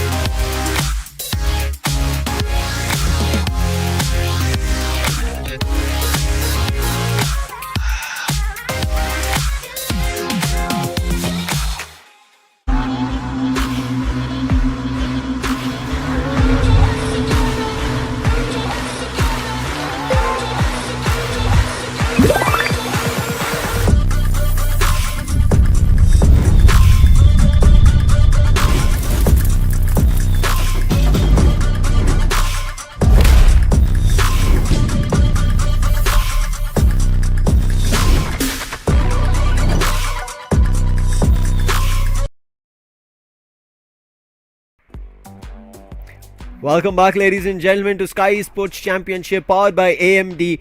Broadcast partner Loco, gaming partner Zebronics. We are back just before one last game to end day 2, and I think what we witnessed was just insane. And I was on a kind of a roller coaster fact that I thought it was all because of Admino, who eventually climbed up. But I just, as I said, I went back in the timeline, witnessed what happened. It was AUTOBOTZ Rico. Before going down to blind, it was Rico who somehow found that connection on Toy while Toy was raining down bullets. I think it was because of Toy's overextension while he was looking forward to both players from OR and as well as AUTOBOTZ along with blind.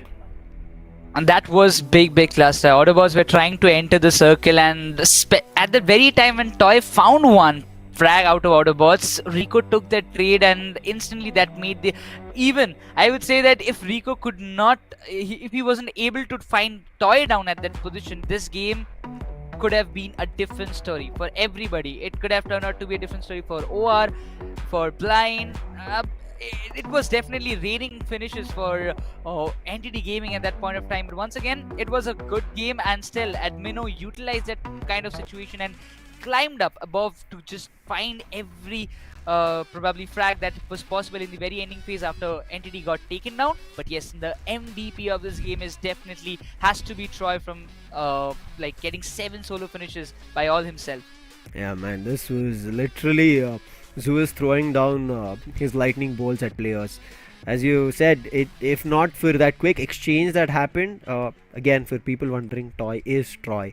He's put his in-game name as Toy recently right now with Entity Toy. But what a play coming in from him. And I think this is the main reason that Entity could have gotten the winner chicken dinner, and also the main reason that Entity kind of lost Miramar. Towards the end, if you remember how Entity's play early was, Saumraj was getting finishes, Gamla was getting finishes, and Toy was always, as you said, giving information, was not the one always picking up finishes. But towards the circle, when it shifted and gave Entity complete advantage, that's when Toy took complete control of it. Even after getting a knock, you saw Gamla boy was so worried that he was picking up a grenade to throw inside the smoke when the player was already knocked. That was Newman Gill, I think. And I think depending on Toy so much was the main reason things did not work for Entity, even though Troy comes out as the MVP of this game. When we go into the overall standings, or even first the match rankings, to see Entity, who could have had the top spot with double digits of winner chicken dinner, lost that opportunity, and it was there OR capitalized. Otherwise, OR wouldn't have had a chance. Exactly. They could not even had a chance to enter the circle, because at the point where Troy was holding, he is a kind of player who, if you give him that right spot, and it is a big statement that is going on, because if you give him the right spot, if you give him the right place, he can give you all the frags that he is capable of getting it. And that's how he have proven himself in this very map of Miramar. But yes, once again, giving the room or depending on only him and completely splitting out. You can see every other player. Gamla boy went on the above to retain that position for Entity Gaming when Toy was completely taken down, just to not lose the control, and that gave Max an opportunity to take him down. But also Secret, what could he have done at that position, because he was confused. Samraj was there in a different direction. Gamla boy was completely knocked out, and what he was trying to do was getting the revivals, and I believe he got completely panicked, because from behind it was blind, from front it was OR. Now you can see Soul also coming in at the 15th position towards the end, not the likely of the sides. After what we saw, what we know their capability is when we saw them on day one with getting back-to-back winner chicken dinners, but I think it was them shooting bullets too early, and then Newman just took advantage of it. But we spoke a lot about Entity. Kudos to OR as well. I think how they controlled themselves against Medal after losing Jelly. If they did not do that, OR couldn't have come to the last few circles, and maybe Blind could have clutched it and got themselves the winner chicken dinner, because as soon as Troy fell apart, Entity as a whole decided to ducktail and just haphazardly started running in various different directions. Don't know what that communication was, but happens. This is Miramar. When you know that there's no more cover for you, that nobody is looking on top of you or looking around you, you just start panicking. And I think it was just panic which kicked in. And OR also, I think panic did kick in.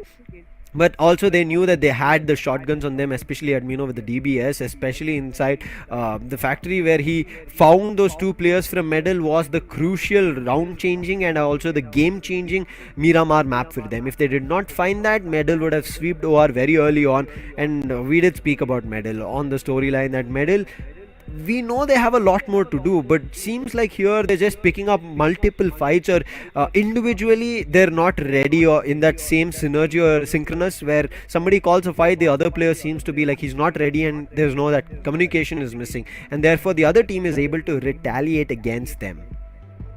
That's the only flaw that is definitely happening. And also on the other side, if you talk about, at first we were talking about the rotational clashes that Medal Esports were facing. They were getting caught off guard, and that's again, the communication part is always coming down to that, that those faults are only because of that. But on the other hand, there are other players like Orangutan, if we just talk about, they also tried to come inside the circle, but that only plays a major fact that it was Troy giving them a tough time, not letting them enter the circle. Same goes for Big Brother Esports as well. But I am very surprised, because Big Brother Esports in the recent times, they have got a big dominating performance, which I am not able to see in this semi-finals as of now, because it might be that they're trying new strategies, they're trying new kind of experiments, they're doing it right here, right now, because they have got a safer side that yes, they are qualified for LAN, so they can do kind of like a little bit of new experiments in this very stage. Now, one thing I do want to mention, what we saw in Miramar, and I'm looking forward to a lot more, however we did not cover that POV, was Aladdin. And we saw what he did. WSB cleanly being wiped out on a 1v4. That man was the last survivor for Marcos to take that charge up and kind of get that 1v4 was just brilliant. How it converted, how it kind of fell apart, what WSB made in terms of being wrong, I don't know. How it kind of completely unfolded and broke down, which was unthought of, and yeah, everybody would have been caught in surprise, and that was just because we were able to see the feed at the right time, and we saw that was a 1v4 coming through. Is just insane. And I think these are the kind of plays that even when you're a solo individual player surviving, look forward to, like Xpark's Pukar did, right? Team TAMILAS could have completely wiped the likes of Xpark very early on in the compounds of Los Leones, but Pukar, I think, went for that loot, got himself that AK, and immediately intervened between two players of Team TAMILAS and split them apart. And once that happened, the last two players from Team TAMILAS survived. Yes, they were able to get better finishes compared to Xpark, but Xpark were able to kind of break the plan of Team TAMILAS of having a better result. And those early casualties always make, I would say, make your mindset a little bit stumble. They keep you like, we have lost two players, we need to play a bit more safe, we don't have the exact strategy on point, because Team TAMILAS, as we mentioned earlier, that they are a team who focuses more on placement points rather than finishes, and that is completely justified in the overall standings. And if we just see, when a team is focusing more on placement points, they focus on keeping all the in the game in the later stages, but that was completely crushed by Xpark. But if you talk about the schedule, once again, we are just left with the last match of the entire day. That is going to be the map of ERANGEL, which will be played between Group A and Group C. Today we didn't see the sides of Sanok or Vikendi, so tomorrow is going to be an interesting game. We might see a lot more weather in play, like me and Arka enjoy here in Bengaluru, and for the people and the folks who do want to come for LAN, November 1st to 5th, but also having a chance because of our broadcast partner Loco, you will get VIP treatment if you're able to get yourself on the VIP leaderboard. That is all by getting diamonds and becoming a VIP member, where also you stand a chance, you will be watching the Loco experience ad free. So make sure you completely enroll for the VIP member, and you have a lot more benefits eventually down the line. And if you are the leaderboard, we will be looking forward to and giving you the VIP lavish treatment here when you come down to Bengaluru, and all of it will be paid for. As Arka initially mentioned, all you have to do is pack your bags, make your way here. Now, we were talking about teams who are getting winner chicken dinner. We mentioned about this, and even I asked this question to Arka: do you think the likes of or the sides of Group A, once they're making their way back, do they stand to have a winner chicken dinner? And he said they might have, because there was Soul and OR, even Marcos as well. And OR rightly proved us, as soon as the A and C battle happened, Group A's OR Esports was able to get themselves the winner chicken dinner. I'm not too sure how Newman kind of fumbled there, because Newman had spotted Celsius, Newman had spotted Soul. Newman were able to finish off Soul, but not Celsius. Eventually Celsius fell prey to both Entity as well as Reckoning and Orangutan. Orangutan in the meantime also were about to kind of fall prey to Entity, but eventually somehow Orangutan were able to keep themselves afloat, but not for too long. Eventually Troy did make their way through and started doing the damage. But right now we'll be ending on ERANGEL, the classic map, which we all have seen. The likes of it, of how it's going to unfold, is what I'm going to look forward to in terms of witnessing. We started the day off, we ended up seeing Reckoning get the winner chicken dinner, right? So I'm going to wait and witness what's up for today on our plate. I'm really excited because the same teams in the same set of 16 teams who played in the last match of Miramar will be playing in the map of ERANGEL again. For Team Celsius, they had a bit longer run in this previous map of Miramar as compared to the other matches that they have played so far. I'm looking forward to see that, this kind of teams, when new players, the undergod players, those who are grinding the day and night and trying to make it up to the biggest stage, they come and play against the pro teams for the very first time. There is a pressure that always stays in the back of their mind, but also I would say that this is the time they can actually learn a lot of new things. They can actually come to know that yes, these are our faults and these are our mistakes that we're doing in this very big stage, and we need to improve it. It's just the day number 2. They have still got one last match, but I believe the next 3 days that they will have in their hand, if they don't make a comeback tomorrow, I don't think they will be able to make it to the land.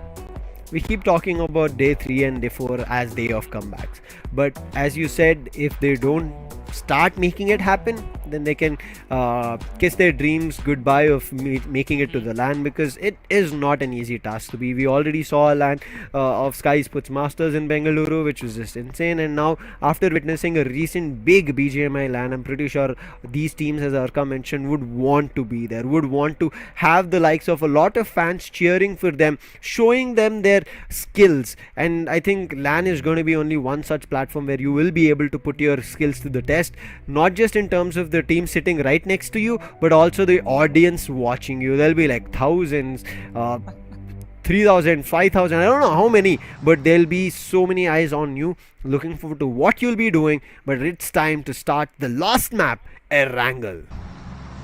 Looking forward to see what the flight path is going to default flight path, or is it going to favor any side particularly. But before that, we are going to say bye bye for today, and we're going to introduce Arka back on the desk. Arka, welcome back to the last match of today's semi-finals day number 2 of Skyesports Championship 5.0. What do you have to say about this flight path? Oh, flight path. Perfect flight path for all these teams, right? Again, the flight path dissecting the map into 2 different halves. Over school where it flies, right, starting off from Quarry region, ending somewhere between Yasnaya and Mansion. Now, apart from the side of OGs who usually tend to go to the southern side of the map, probably making military base as one of their drop locations, the rest of the teams can easily fly to the drop locations, and we can witness some action at the very end, because it's going to be the calm before the storm. Oh, we can also see some drop changes at this point. WSP, they're going for the poaching key drop location, and that's why NTD Gaming, they've decided not to go with those early contests, and they just decided to go towards Georgia Pool, maybe taking a drop clash with Team X-Pac if they are going for the containers, or maybe the Southern City. Speaking about Team X-Pac, I'm waiting for the circle to form up as well, because no team so far has dared to go to the southern side of the map. And in case the circle happens at military base region, then the story can be so different from what we are trying to recite right now. But looking at the northern side of the map, we'll have to also see where Marcus Gaming are going to be heading. Yes, towards 70 and shooting range. That split which they love to take seems to be happening as well. And the circle favoring 3 different islands. I mean, this kind of a circle is very rare for us to see. Almost all the teams inside the circle, the very first circle, will be favoring everybody. Again, keeping that usual split over the Water City, a good split, I would say. But the performance that Big Brother Esports, they're putting up on the table, coming up and getting the points, it does seem like they are missing something, or they are lacking something in this very semi-finals. Yes, they are quite sure that they are going to the LAN, playing the LAN against in front of all the people who will be present in the Koromangala Stadium. But still, do you think, Arka, anyhow, what is missing from Big Brother Esports? I would still say nothing is missing from Big Brother Esports. It's just that, they're still on that experimental phase. Once they decide to become serious, which usually they do on the 3rd day of any tournament, which I've seen so far, until then, they keep getting those average 4 to 5 points, which they love to take for themselves. So, in case the 3rd day starts off, then they'll come out of nowhere. They're well known to be that out of syllabus question for all these teams, where teams will be strategizing against the well-known teams. This team out of nowhere will come and dominate and get themselves a lot of points, and then probably be in the top 2, or always aim for that podium finish. Talk about as well, Celsius Esports, they had a little bit of drop clash, if I'm not wrong, in the Yasna area, but OR Esports, a team who just took a chicken in the previous match with a dominating performance, they have their confidence completely boosted up. But as of now, they have the usual drop around the school and the Rusok split that we have seen them before as well. Max, Shelly, Edmino. Every time we are seeing Shelly is going for the scouting purpose and he's getting taken down, and early loss of the IGL, it still is not affecting OR that much, because they're quite familiar with it. Because we see Shelly going for the scouting, and scouting is a little bit of risky job to do, because you're not sure whether the enemy is present at that position or not, but you have to gather the information. Yep. who are on one side. On the other side, I'm looking at this team because they need a chicken dinner at this part of the tournament. They've only relying on possession points, but no finish points whatsoever coming in from the side of Team Tamilas. And as far as what I've heard about this team, they're packed with a punch, or they are a team who have a very good firepower.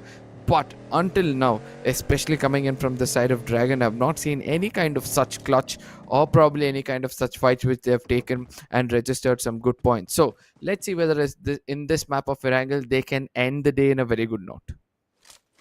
That's for sure. Celsius Esports, they did have a early casualty as well, again in this map, but in the previous match, after even having early casualties, they made it a little bit far as compared to the previous matches. But still, having a privilege that they're inside the circle, but God's Reign as an opponent, they're definitely not going to like it. But the confidence I believe that Celsius had, after qualifying from the quarterfinals to the semi-finals, it has been broken because after so many matches not being able to perform up to the mark in their own expectations, there is a little bit of morale that goes down, and I believe that is affecting much more in a greater way that Celsius can do, like the other things rather than keeping other fights.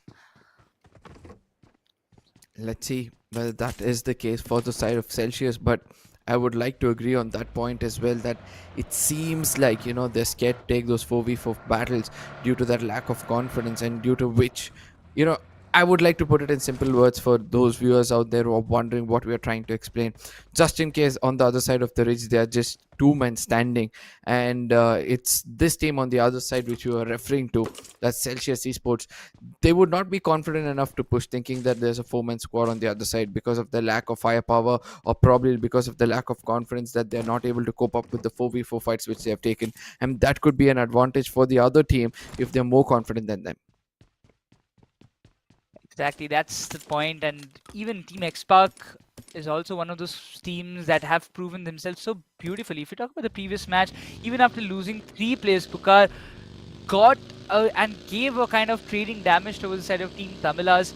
This time they will be trying to keep all the 4 players alive till the very ending phase, and we have seen Team Xpark, whenever all the 4 players are alive, probably in the end circles, they have done a good amount of damage to the other teams, secured good number of finishes, as well as in total points they have added a good number. Speaking about numbers, WSB, they have come in short over here. They've just got 3 men in this game as well, Zev, Sap and Barn, or rather I would have called him Arman. I mean, lately I've understood this, right? In the Gen Z language, when people come in to put a different kind of a name, it becomes even more tougher for me to understand what to call them. Oh, Zerif is out here. Raiden is out here. WSB come up with a complete squad. I mean, with that Gen Z concept, I will definitely agree. I have seen some more interesting names that players have put, and in that kind of creativity they put in just deciding the names, it's still something that new players are also coming up with. These new add-ons in this game, right, especially those barriers every look in corners of the map, suddenly when you're driving way too fast and you realize that there's a barricade out there, it becomes so tough for you. And we're able to see that Team Tamilas right now experiencing something which we ordinary people do. And same goes by for the side of Godlike. I believe I saw in one of the map of Miramar, they were just heading straight up and there was one big ridge in front of them. Before I speak something further, Celsius versus God's Reign towards the Yasnaya region, and it seems like Celsius wants to bring the temperature up, but will they be ready for the wrath of the gods? One knock and God's Reign will not hesitate to push this big building. But Celsius, they have to be very cautious, because they have lost already 1 player. They have given a lot of information to the side of God's Reign that they are present, but they also cannot fall back. I am quite sure that Celsius, they don't have any kind of vehicles to start to flee from this position, or maybe taking an exit and going to a much more safer place which is close, like mansion or somewhere around that. So just abandoning this building and walking barefoot trying to make a fallback won't be a good decision. While Robin, he's there on a search for vehicles for his team. Running out in the open like that in search of a vehicle will always backfire, right? I just hope that Robin realizes what he's doing right now could be a big danger for himself, as Blaze is going to be moving around this area where it's going to be Aquanox who's still persistent to get that knock against the side of Team Celsius. And this is one part of God's Reign which I sometimes don't understand, that the confidence does come through, right? When they know that the crosshairs is working fine, I do understand their confidence is high. But when you are a man short, what I mean to say is when you're on a split and you're trying to take a fight against an enemy, and in case they get a double knock and they rush towards you, that could be the beginning of the end for your squad. Exactly, and even when you have got players in your squad like Aquanox, Ninja, Jod, who are brilliant assaulters by themselves, individually they can literally clutch out even the toughest situations that we have seen in the past. That is actually very much threatening, and especially Aquanox. He's such a, I would say, decorated player as an individual, and he can just do wonders if you just let him freely roam around, or maybe give him those kind of angles that he wants to hold. God's Reign still on our screens towards the side of Yasnaya region. And Celsius Esports are doing one mistake. That is Phantom and Altu. Both of them are still on top of the building, whereas the rest of God's Reign are actually going around looting, giving themselves not only some space as they're moving around, but also ample amount of loot to extend this fight as long as possible.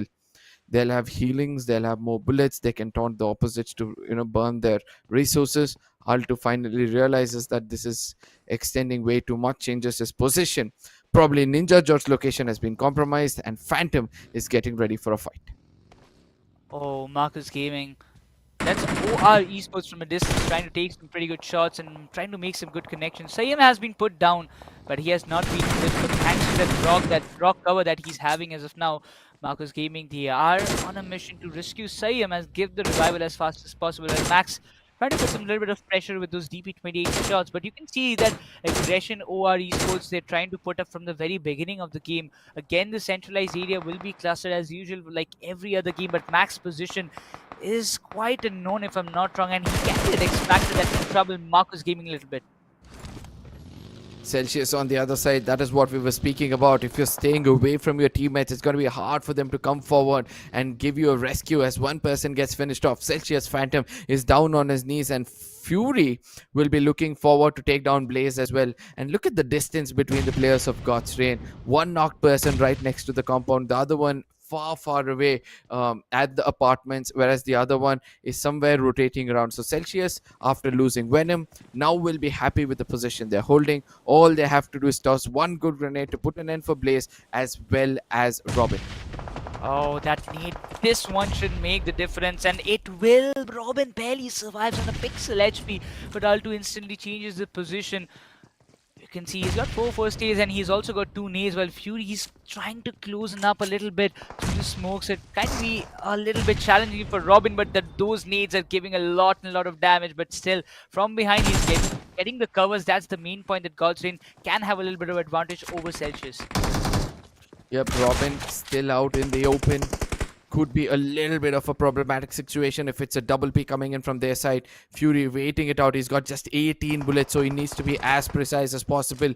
He's going to be trying to... Oh, he's trying to, make a fool out of Robin, which is actually failing right now, as Altu from a different distance trying to grab all the attention. Fury will be changing a gun, and there it is. Altu and him put together have done wonders out there, as Aquanox, the last man standing, will be targeted, as Celsius will be looking forward to increase the temperature even more, as gods are unable to bear it right now. Oh, Celsius, if they eliminate God's Reign at this point, I believe they will gain a little bit more confidence than usual. But Aquanox, he has got a big responsibility on his shoulder. He's having an UMP and an Scarl, or sorry, my bad, it's M4 in his hand. And now it's a 1v3 situation. He is capable of handling this kind of situations very nicely. But will he be able to do this one more time? He's not got a DBS, but we saw 2 DBS coming from the opponents. So I don't think so. It's an easy job. Manya will have to restrict the complete opponents in case his teammate has to be revived, but knows the answer is Rico will be getting that finish against Ronnie, making them a 3-man squad. Espower, Manya, both of these players need to step up to this occasion, They need to put an end for the side of Big Brothers. And I know, as far as I know, Big Brother Esports will be looking forward to end the day on a very good note. At least the finish is what they'll be looking out for. Wells is having that height advantage from the Rozok Hill. He's observing every other fight happening in the school compounds. Not trying to make, he might be just trying to go for those third-party shots, maybe trying to put some bit of damage. But Big Brother Esports at this point, I don't know what they are trying to do, but God's Aquanauts definitely is giving a good damage over the side of Team Celsius. A grenade has been cooked by the side of Uzumaki. Blanya is going to be visible. The grenade is placed perfectly. Manya is going to be the person to get knocked out, and eventually Skrills from far away. Autobots have been doing this. They're reaping benefits of all the hard work being done by the side of Big Brother Esports. This is the second finish they've stolen, if I'm not wrong. One going in their favor, obviously, is more than enough, as Aquanox is now looking forward to put an end for the side of Celsius as well. Phantom is looking forward, has done a lot of damage, and Fury from the other building was waiting for him to make that mistake. A very good gameplay coming in from their side. Blind losing 2 in Pochinki in school region. Oh, now this is going to be a little bit of troubling. They have got two big assaulters, that is Power and Knuckle, but they have to do a big job. And lately we have seen Blind not coming up to the expectations of how they dominated before in that entire lobby. We cannot see that same domination coming up from the side of Blind Esports recently, but once again, Big Brother Esports, they are quite aware that there is a team named AUTOBOTZ holding on the Rozok Hill, and if we get any knock out in the open, it will be confirmed by them. But on the other hand, Medley Esports, they are again being taken down during their rotation, and this time it's Team Soul who opens up their account by just getting one down of Medley Esports. I believe Team Soul is going to stick to this fight, because the circle like this is not going to grab all that attention if you're going in for some early fights or early challenges. Akshat has always been that knight in the shining armor for the side of Team Soul, performed when required. As Medley Esports prepare themselves for the side of Team Soul, it's going to be Omega who's trying to taunt the opponents to make a mistake. And I don't think so Medal are in any situation to come out in the open and show themselves out. They know that they have lost one player, and at this point it can be a little bit challenging. Team Soul, as you mentioned, they are looking forward to stick on those hilly areas as well. They've got 4 of their players pointed towards 4 direction to gather intel whether any team are taking the rotation from the southern side. Team Tamilas, I really don't think they are going to make any kind of noises. They will stay and remain silent, again playing for those position points, while Team Soul still wants to take at least 1 or 2 players down. They're just waiting for one opening, and if anyhow Soul manages to get another player down from the side of Medley Sports, they will be trying to slam in, because you can see the entire split of Team Soul. They are looking a little bit aggressive at this point. No action whatsoever so far. And that's what I love about this map. With a circle like this, everybody will be put in testing grounds in moments to come, as Potato Hills is going to be the epicenter of this map. Newman closest to this position. Team Tamilas are holding a very, very good hard compound for themselves, hoping that the circle is going to be shifting a little down south. Several other teams can make it inside the circle and make themselves home to all the hard compounds inside the circle. But the question is, will someone else stop them in their tracks and get those finishes for themselves? Even the northern side of the entire circle looks very, very much clumsy, because you see a lot of teams rotating from that Rozok region and through the ruins. And now this is going to be something to really work out with. We can see all the 4 POVs, 4 different fights, 2 different fights, 4 different POVs as of now. We see Blind versus Big Brother Esports, on the other hand Medal versus Team Soul. But in between that, Rico, who goes down from the side of AUTOBOTZ, as OR tries to pop up some heads out of that position as Medal. They have taken their feet out of this position, but OS Power, he goes down by the nade, as Big Brother Esports, they're retaliating quite nicely. A Molotov is going to be tossed in. The right usage of utilities is what I would like to say, as the revival will be coming in from both the sides.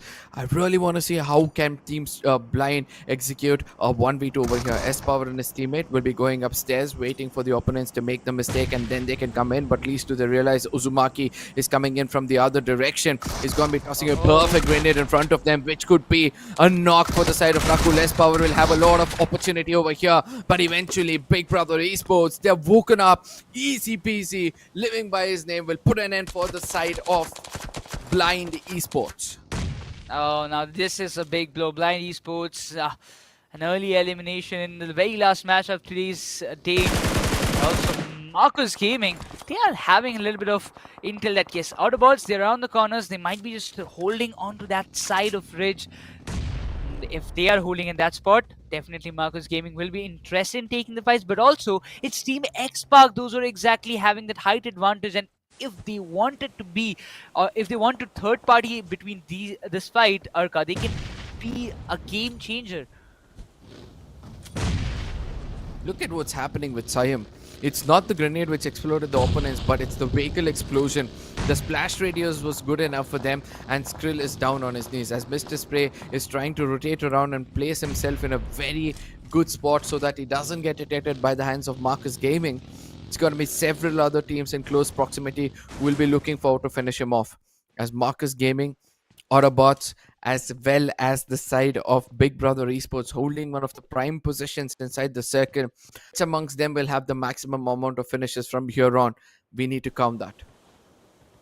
Oh, Redmano, he has been taken down, reckoning they're starting to pop some heads out of their rifles at this point. They are inside the circle, and eventually, as far as I remember, OR were also inside the circle. They were taking some early engagements, but for now, Big Brother Esports having 4 finishes, they will be pretty happy and confident as well.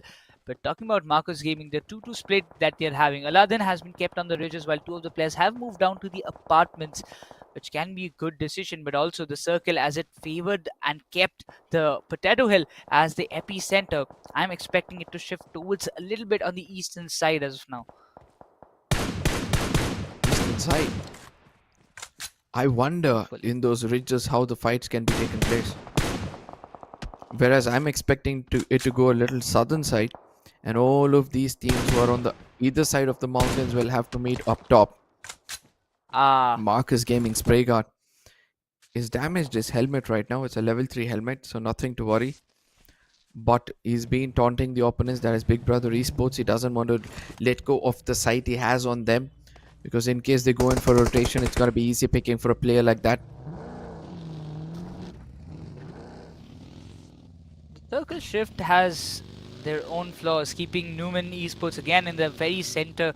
Alongside, it's going to be OR Esports. They're having a good split. You can see Edmino and Jelly, they're on the different grounds. Jelly is probably gathering the information because he might have an idea that Entity Gaming, they're in that dip.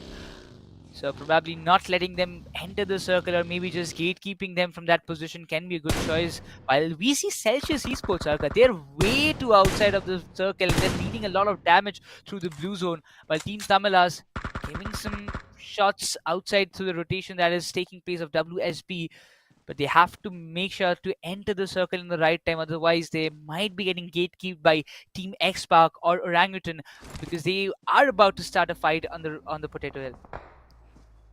Sarang has a good view over Trigger, Vizgod, as well as AKOP.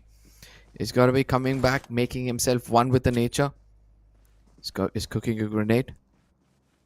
If there is a knock, then the story can be different. Vizgod in that projectile will be getting a lot of damage. Sarang is going to continue his assault. He sees AKOP's position, will be tossing another one right next to AKOP.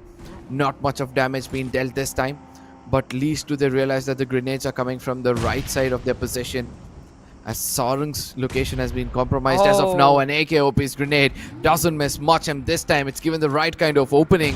Pukar needs to come forward and save his teammate, as Ash is going to be the first person to lock off that position, and right now probably look forward to get another knock against the side of the next part. As Pukar is running away, it's going to be the rest of his teammate watching Sarang get finished off. X-Park should actually take a fallback from this position. They've lost Sarang, who could have been that game changer, or maybe the one to make the big opening. But for now, if Team Xpark decides to move forward, they have to also make sure that Orangutan is not coming from behind them and keep, doing the backstab. But also Medley Esports, they're into some serious trouble. Entity Gaming, they walked exactly into the hands of Entity Gaming. They've been probably crushed. We have got 2 finishes as of now, or 1 finish on the hands of Gamla Boy. Others, I guess it has been stolen, but WSP, their position is compromised. Team Xbox Dreams is waiting patiently on the footstep, but has to take this head-on fight as Ash gets him down. This is where Ash needs to be careful as well, because it's Puka, the last man standing, who knows the location of every single player. Ash prediction game is also working out to perfection. Wizgod enters into the smoke, is knocked off as well. Will the finishes come through? And it seems like Puka's location is going to be compromised now, and Ash is going to put the final nail in the coffin. What a gameplay coming in from the side of OGs. Team Xpark, they underestimated the side of OGs and eventually had to pay a very hefty price, as teams so far away are also having a shot being dealt by the side of Team Tamilas, as Goblin, the last man standing, wants to rush in to save his teammates. Is being shot at. Can he take some finishes before getting inside the circle? It seems like this zone has already given him a lot of damage, and Team Tamilas will have all 4 men standing once this revivals come through. Now this is a kind of game that everybody, all the Team Tamilas fans will be just wondering, but Goblin's position has also been compromised at this position. Maxi has an idea. The Omega is still surviving. He wants to make sure that the finishes have been converted in their favor, but also they need to get some good loot. Goblin, he's barely breathing. The vehicle is completely smoked off at this point. If he even hits the tree, he's done. Agreed. And I know that Goblin would realize that. Tried to find himself a proper footing inside the hill. More shots are going to be coming towards him, and eventually he's going to jump out, lay out in the open, making a biggest mistake of his life. 2 more shots connecting to him might be a big trouble, as Newman coming in from one side and Entity from the other. He's either going to walk into either of these crosshairs and get finished off. Now Goblin is in a very vulnerable position, but Entity Gaming, they look at them, they're just moving and trying to get some good position for themselves to just gather some more info and maybe try to enter the circle. While WSP, they will be taking an exit from this match, and that's it for them as of today. But still, there's many teams waiting outside of the circle. If you talk about Marcus Gaming, they have 4 finishes in their name after even losing Sayam on an early stage, but still, how are they going to make the play around everything? Because still, Newman Esports is sitting exactly in the center, same as the previous matches of Miramar that actually helped them getting their chicken dinner. Marcus Gaming position is phenomenal, if you ask me. The northern western side of the map, nobody to backstab you. All you're going to do is wait for the opponents to make a mistake. Vexy and Spray God, I wonder what are they doing outside of the circle, as it's going to be Celsius trying to rush in against the side of Spray God. That could be a little bit of a problematic situation for the side of Team Celsius, but let's see whether they're going to continue their assault. There it is. Phantom gets taken down in the hands of Aladdin and probably put an end, as well as Ace Black with that DBS making the talking through the guns. Will be getting a lot of knocks and finishes, as well as Aladdin will be putting another Molotov to put an end for the side of Team Celsius. Look at the aggression. Team Tamilas, they know it, that they have to aggress, they have to take the fights to get a place inside the circle, and Mr. Igel has to do a big job. Nice. He finds him down. Orangutan, they are just getting shredded into pieces as of now. He needs to go for the revival as well, but I don't think it is going to be that easy. Mr. Igel needs to back off. I don't think Dragon can be revived, but those utils will annoy a lot. Ash will be completely taken down. No, he's still breathing out there, but Trigger, he's the solo player standing, and he will be trying to put as much pressure possible. Now this is where Trigger can do some wonders. He's already exploded a vehicle. Mr. IGL and Maxi, both of them are waiting to see where Trigger is with that camouflage. It's going to be a little hard for them to see. But finally, once Maxi gets his position compromised, he's going to make sure that he makes him pay. 3 of these players are down on their feet. Ace Black is rushing in. He wants more finishes in their name. And look at that. All that hard work coming in from the side of OGs will be reaped off from the side of Reckoning Esports. And eventually, they're going to have 5 finishes in their name. Coming top 5 with that much amount of finishes, I think Team Tamilas have ended the day in a very good way. Definitely, I'm going to agree to this. The aggression we wanted to see from Team Tamilas, we finally get to see and witness it. But talking about Team Newman Esports at this point, Arka, they have a little bit of advantage, I would say, as of an height. They can gather a good intel. They have got hard compounds for now. They have Ridge in front of them if they want to enter the circle. They won't have to, take headaches of how they will enter, which spot they have to hold inside the circle in the very ending phase, because we see OR Esports, Jelly is getting completely surrounded. Forget about Jelly. It's got to be Max as well in the crosshairs of Reckoning Esports. They don't miss much. At least by the looks of it, Aceback has been doing good. Albeit Baba gets knocked off by the hands of Believe. And I've been saying this, Believe is going to be that X factor coming in from the side of Newman Gaming. And let's see how much more can he pull it off. As it's going to be Jelly being very, very clever amongst the smokes.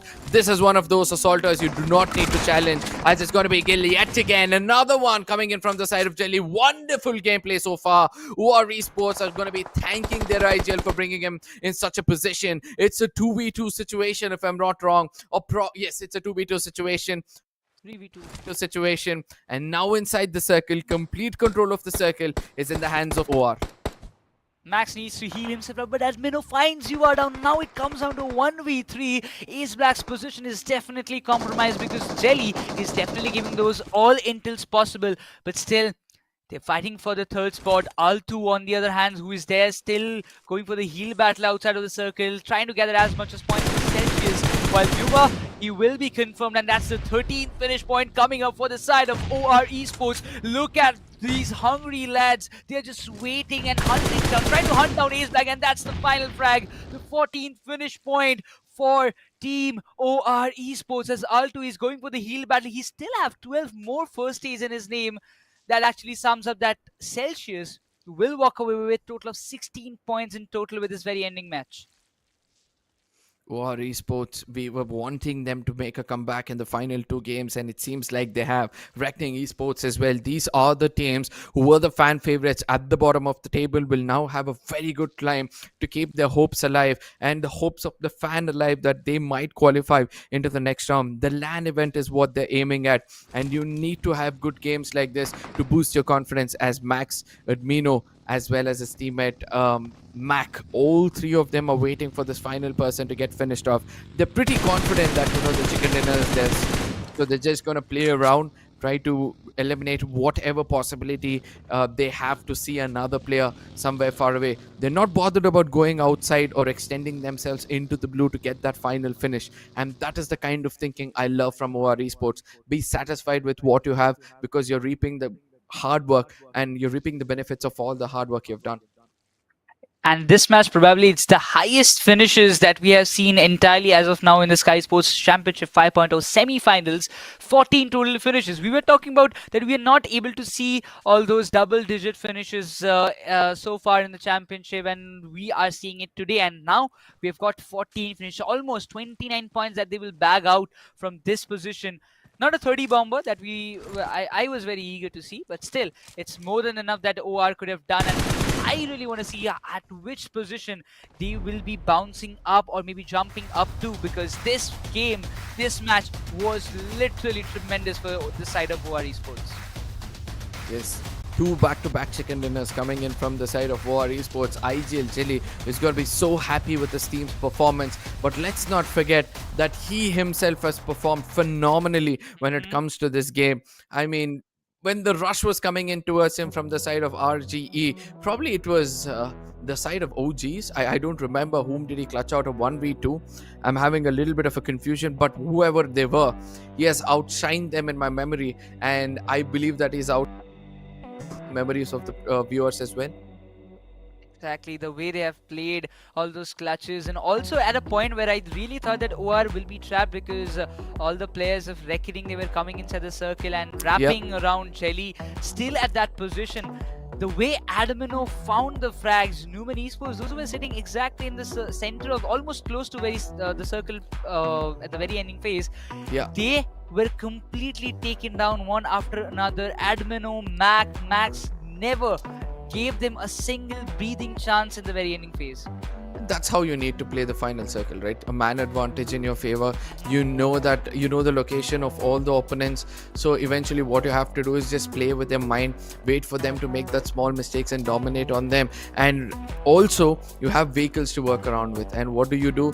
Make sure that you remove the opponent vehicles tires and then rotate around to find different angles in which small pixels are enough, right? If you connect few shots, then they're going to panic and come out in the open, and then eventually your teammate is going to finish the job as well. All of this will be coming up on our screens as the highlights will be there for those who have missed the action in the map of ERANGEL. Things started off like this, where Celsius were on the verge of eliminating the side of God's Reign, where eventually they successfully did, and two of the players of Celsius were left alive at the final moments. But this moment where Robin almost pulled off a finish against Fury.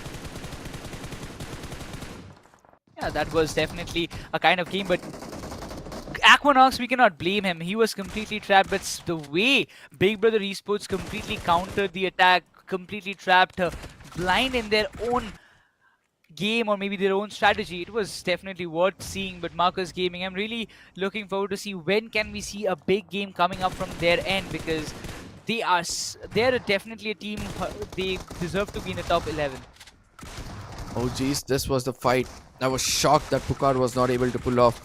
This is where he goes down on his belly, right? And I was expecting him to either go for a heal or actually move around or put up a smoke or a grenade.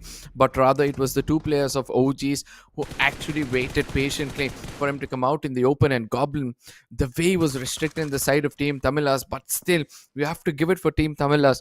Every single fight they took, they revived themselves and made it inside the circle. And that is how you need to play a game. And we can also see that they have put up a lot of efforts this time, not just going with the placement points, but also with the finish points. Entity Gaming, they were also dethroned, but Mr. IGL, what a play it was from him against Orangutan. But yeah, you cannot just stop the other teams coming in your way when you're taking a fight. But still, Maxi, he did find the last Yuva down, but the numbers advantage or maybe the Ace Black's cover fire was much more better than the counter attacks that they were trying. But OR, a complete all-round performance from them. Oh, it was the side of Newman who were trying to rush in towards him, and Jelly, oh my goodness, I think he had a double DPS, and that's how he was able to counter it out to perfection. But at the final moments of the game were these, where Ace Black gets finished off, and the final person, Celsius, far away in the zone, healed all his way to the second position. And most valuable player, obviously the IGL who's leading the fight from the front, Ace Black. 83.33% of finish contribution, almost. He carried out the entire game for the side of Reckoning Esports, and why not? I mean, till the very end, he was the only player alive fighting against Team OR Esports, trying to find out the values. He also got Jelly down, but still, Yuva, after he got taken down by the players of OR Esports, there was nothing left that he could do, because 3 against 3 crosshairs, or maybe the 3 players, a single player cannot just withstand for a longer period of time. But talking about the match points or match ranking, 29 total points going in on the name of OR Esports. Yes, 16 points after that in the name of Reckoning Esports. That shows that when you have position points or finish points in your favor, there's not going to be much difference between the team above you and yourself. Team TAMILAS as well, 7 finishes, 13 points. Team Newman, 11 finishes. Orangutan have ended the day on a very good note, whereas the rest of the teams did have a decent run. It was the side of Team Xpark, God's Reign, AUTOBOTZ, Blind and Metal Esports who did not end the day on such a good note, but will be looking forward to bounce back in tomorrow. Exactly, they need to make some good comebacks. Metal Esports, they're still there in the experimental phase, but they have to be sure, because they don't have a slot confirmed like the other 5 teams, those were a part of this semi-finals. So they have to grind, they have to make sure that they are in the top 11 if they want to qualify for the finals. That is going to be a LAN in Bangalore. And also, as an audience, if you also want to be a part of LAN, then make sure to be Loco VIP. If you're watching on Loco, definitely take a part and take a part in the contest and be in the leaderboard by the end of 21st of this month. That is the last day of the semi-finals, and you can have a chance to fly down to Bangalore with everything and get also a VIP treatment from the Loco side. Orangutan Esports on the top, crossing the century mark. Is going to be the first team. 8 matches, 1 chicken dinner, but 67 placement points. Shows how serious they were to place themselves inside the final circles. 103 points for them. Team Empire right behind them with 53 points and 36 finishes. And the team which was doing the talking with their gun this time was Team Newen and OR Esports. OR Esports 43-44. From where to where have they jumped? From the bottom of the table, now they have come to the 4th position. This is what consistency can do to you. 2 good games of 60-pointer, and now they're over here at the 4th position. Many teams that have made a comeback. We can see God's Reign being in the 8th position. They've been in the 2nd chart as far as I remember. Then they have made a good comeback. MIDWAVE, Entity Gaming also risen up a few ranks, but MIDWAVE they have dropped down. Today's performance in a comparison to what they have done in day number 1 was a bit different, but in the 2nd chart it's going to be there will be a lot of changes as we see that Team Tamilas they have jumped up to the 15th spot. Yep, a decent one as well. 50 points, 51 points so far. They were lacking those finish points, and it seems like they've gained up on it. A double-digit finish points finally. Insane 25-pointer for themselves. Blind on the other hand, this is one of those teams where we would love to see them have more finish points than what they have right now, especially an add-on like S-Power in their team. But still, it's not late for them. They have 3 more days to showcase their talent, as Team Soul will be dropped down to the 9th position after playing 8 matches and 2 chicken dinners. Shows that this is also one of those teams who are right now suffering, as Team Insane is going to be the final team on the 16th position in the 2nd page of this overall standing. The 2nd page sums up it here and now, but the 3rd page, the teams those are still in a very, very dangerous spot. I would like to see which teams are these, and we can see Gladiators in the bottom with 27 total points. This is just because they're always playing with a 3-man roster, not having the complete roster play. But still, Celsius, even after this big game, after a very long number of matches, they are still in the 23rd position. You know what's more interesting for me? If you see, both Gladiator Esports and Godlike Esports, both of them are concentrating on finish points. They know that their rotations will be perfect when it comes to the grand finals. They've already got that invitation. So right now they're experimenting to see how well the firepower will work whenever the challenge is required. And it seems like they're having a good time out there. Celsius Esports, on the other hand, slowly climbing up the ladder. A good start, I would like to say, because it's better late than never. That's for sure. Tomorrow it's definitely going to be very important for all the other teams, and especially for the teams those who are in the 3rd chart or maybe in the 2nd chart, and they don't have that slot confirmed in the grand finals. Comeback will be necessary. But talking about the top 5 players as of now, on that leading chart, we see Numan's Savitar with a total of 18 finishes, followed by Ninja Jordan Aquanauts of Goldstream with 16 and 15 finishes respectively.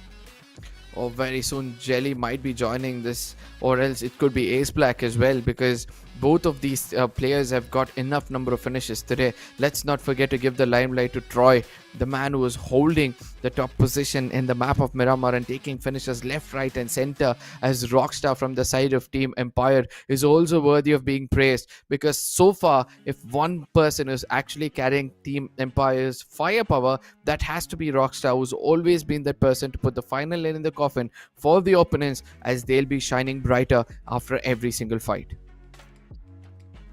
Now this is going to be very interesting. 2 days of Skyesports Championship 5.0 semi-finals has already ended. We're left with 3 more days, but the competition is just getting more heated up, and it is still a question mark that which top 11 teams will it be to qualify for the LAN, because all the competition that we see except those 5 teams, there are still many other teams those are coming up with some remarkable performances, such as Team Infinity, Entity Gaming and OR Esports. Like tomorrow, if you technically see, it's the day of comeback. The 3rd day is usually when few people wake up from their slumber and they would want to take those fights and finish things off in a very good note by the end of the 3rd day, so that 4th day is their breathing space of consistency, and 5th day they can just enjoy their natural game. So hopefully we'll be able to see something like that happen tomorrow, and you guys do not miss out those actions. You know where to find us on Loco exclusively, because here you have a chance to win a golden ticket into the LAN event. What do you mean by a golden ticket? you can be a part of the land where all your expenses will be taken care, your travel as well as your ticket inside the arena, and then the way you're going to be sent back as well. So all that will be taken care from the side of Sky Esports. All you have to do is make sure be a part of Loco's ongoing event. That is, you become that. I think I'll speak Necro. I'll let Necro to explain you guys further. Yeah, definitely. All you have to do is just take the part in the contest that is going on in the Loco, and for that, we will be recommending you to watch the entire stream from the very starting, from only on Loco, because there you can get the diamonds, you can be a Loco VIP, and you will get all the VIP treatments that you desire to have from the side of Loco, and you can enjoy the LAN experience with. Also, you know, a VIP treatment means you will have a designated seat and a seating place. You will have a much more better experience than any other audience that will be present in the stadium. But for now, that's it for the day. The day number 2 sums up with a lot of roller coaster slides, with a lot of action. But that's it. This is Nick Cross alongside Arco. We will be signing off. There was Lucifer as well. But that's it for today. We will see you tomorrow at the same time, same place. Till then, bye-bye, take care, see ya, and good night.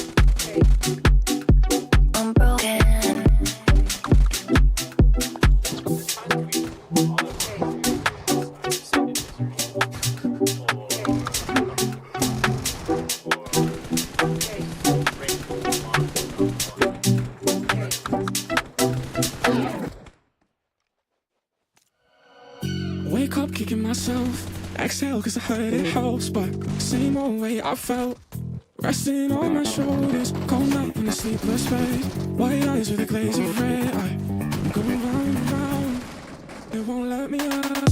No me quiero levantar, sigo soñando contigo en la cama. No nos vamos a engañar si entre tú y yo ya no queda nada. Nos queda luchar, saber lo que habrá después. Irme a otro lugar. It won't let me out. See, when I swim, I'm drowning. I see, when I swim, pressure in.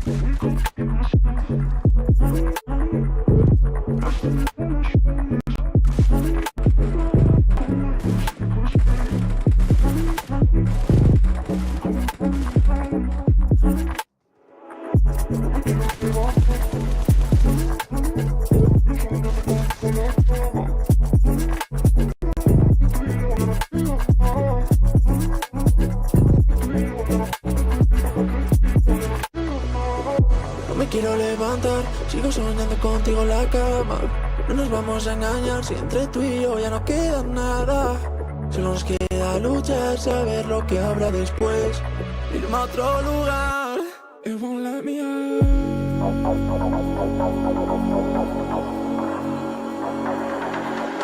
Irme a otro lugar.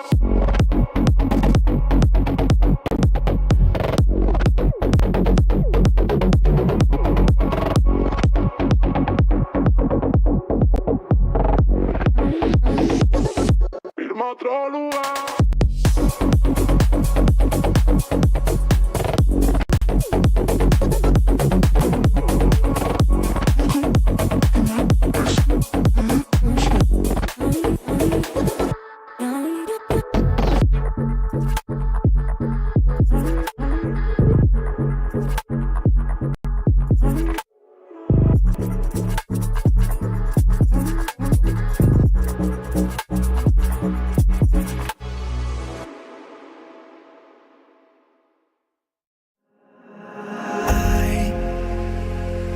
Can't find my way back to you. I'm lost again. I don't wanna run from all of this. I'm bulletproof, nothing to lose.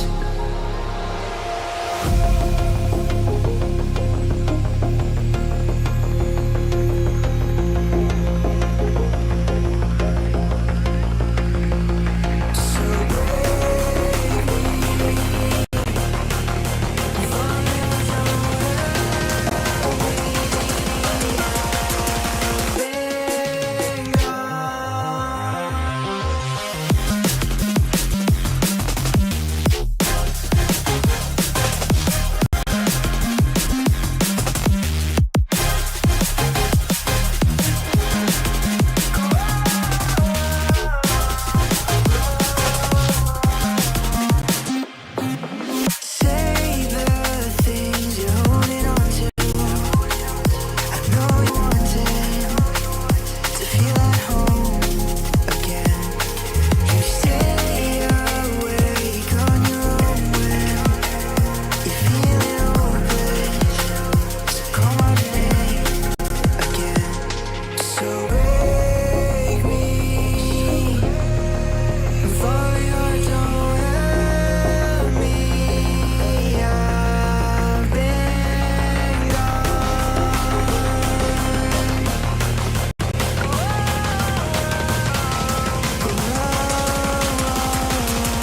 I've been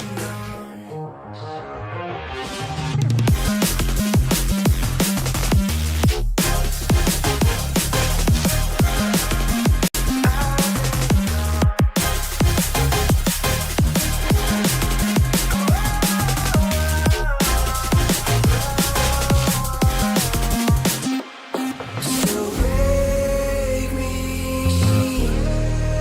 and follow your don't let me. I've been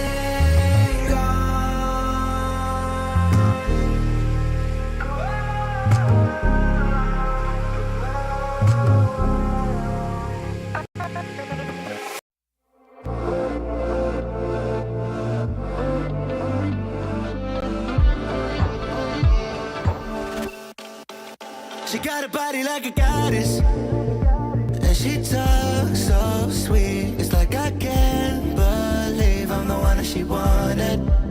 And if I'm really being honest, I know I could be everything she needs if she let me get on it. Yeah. So come here, baby, listen close, hold me tight, don't let me go. Girl, you know that I'ma want you all my life. But I got so much left to do, except for falling in love with you. So I'ma let you keep me up another time. But please don't stay the night. Don't try to change my mind.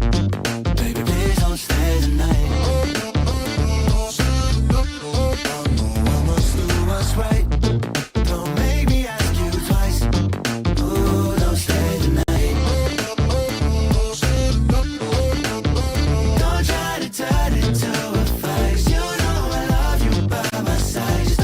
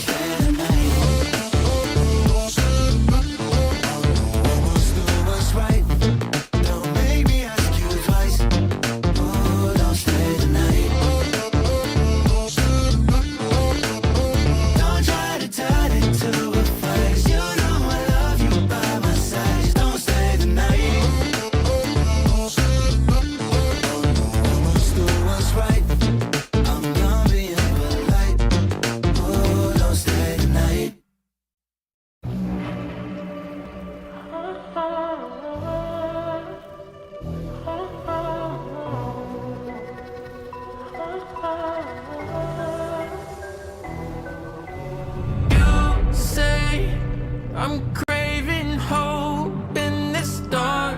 And you say I'm just a joke, just a joke. Shivers my spine so bad. Swimming in the river takes too much. I'm trying to let go of us, but the truth is that you really don't want us.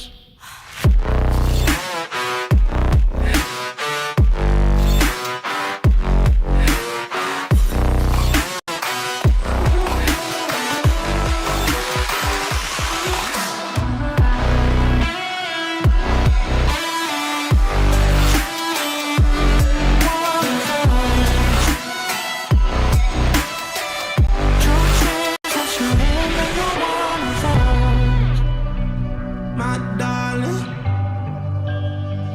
in fire. My darling, rose in fire. You're a liar. You say, my darling, rose in fire. In fire. You say, my darling, rose in fire. You're a liar. Shivers my spine so cold, so swimming in the rivers, swimming in the rivers. I'm trying to let go of us, but go of us. You really don't want us.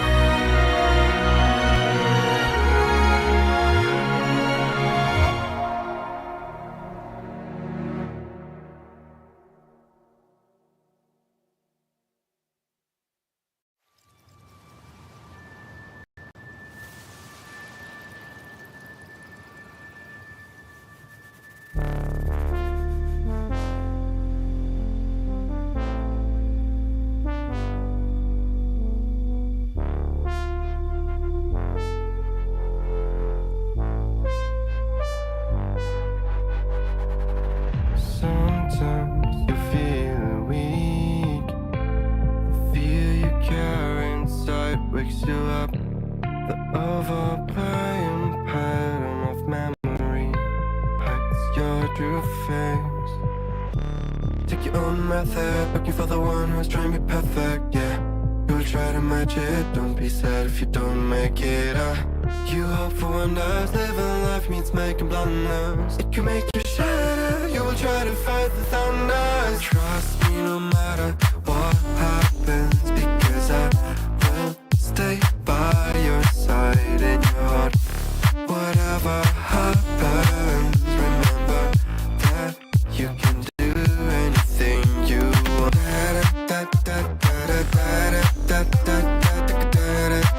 You can do anything you want.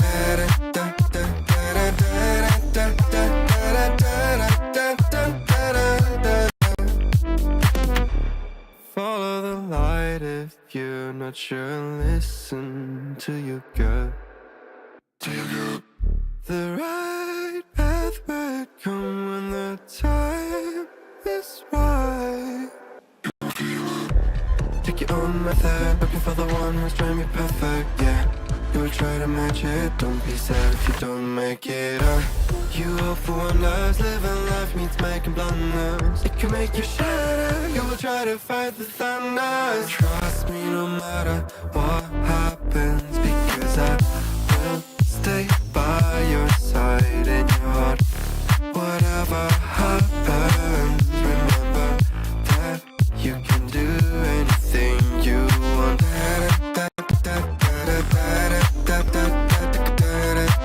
You can do anything you want.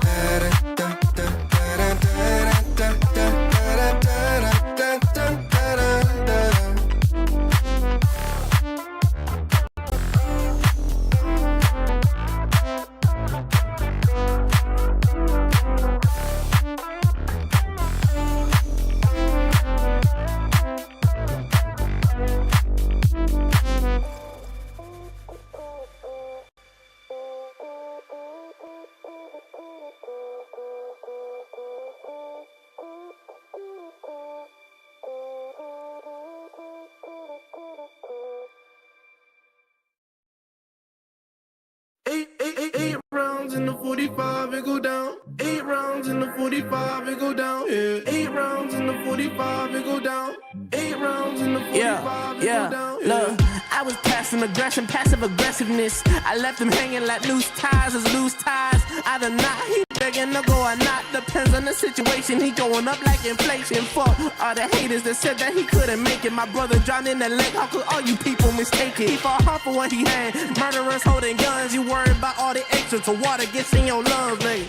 Hey, how could you do this shit? How could you do this when you know I'm going through this shit? Real shit, G shit, I really do this shit. I ain't about it, but you know I'm walking through this shit. Look, 8 rounds in the 45, it go down. Look, 8 rounds in the 45, it go down. Look, 8 rounds in the 45, it go down. Yeah. 8 rounds in the 45, it go down. Look. 8 rounds in the 45, it go down. 8 rounds in the 45, it go down. Yeah. 8 rounds in the 45, it go down. 8 rounds in the 45, it go down. Yeah.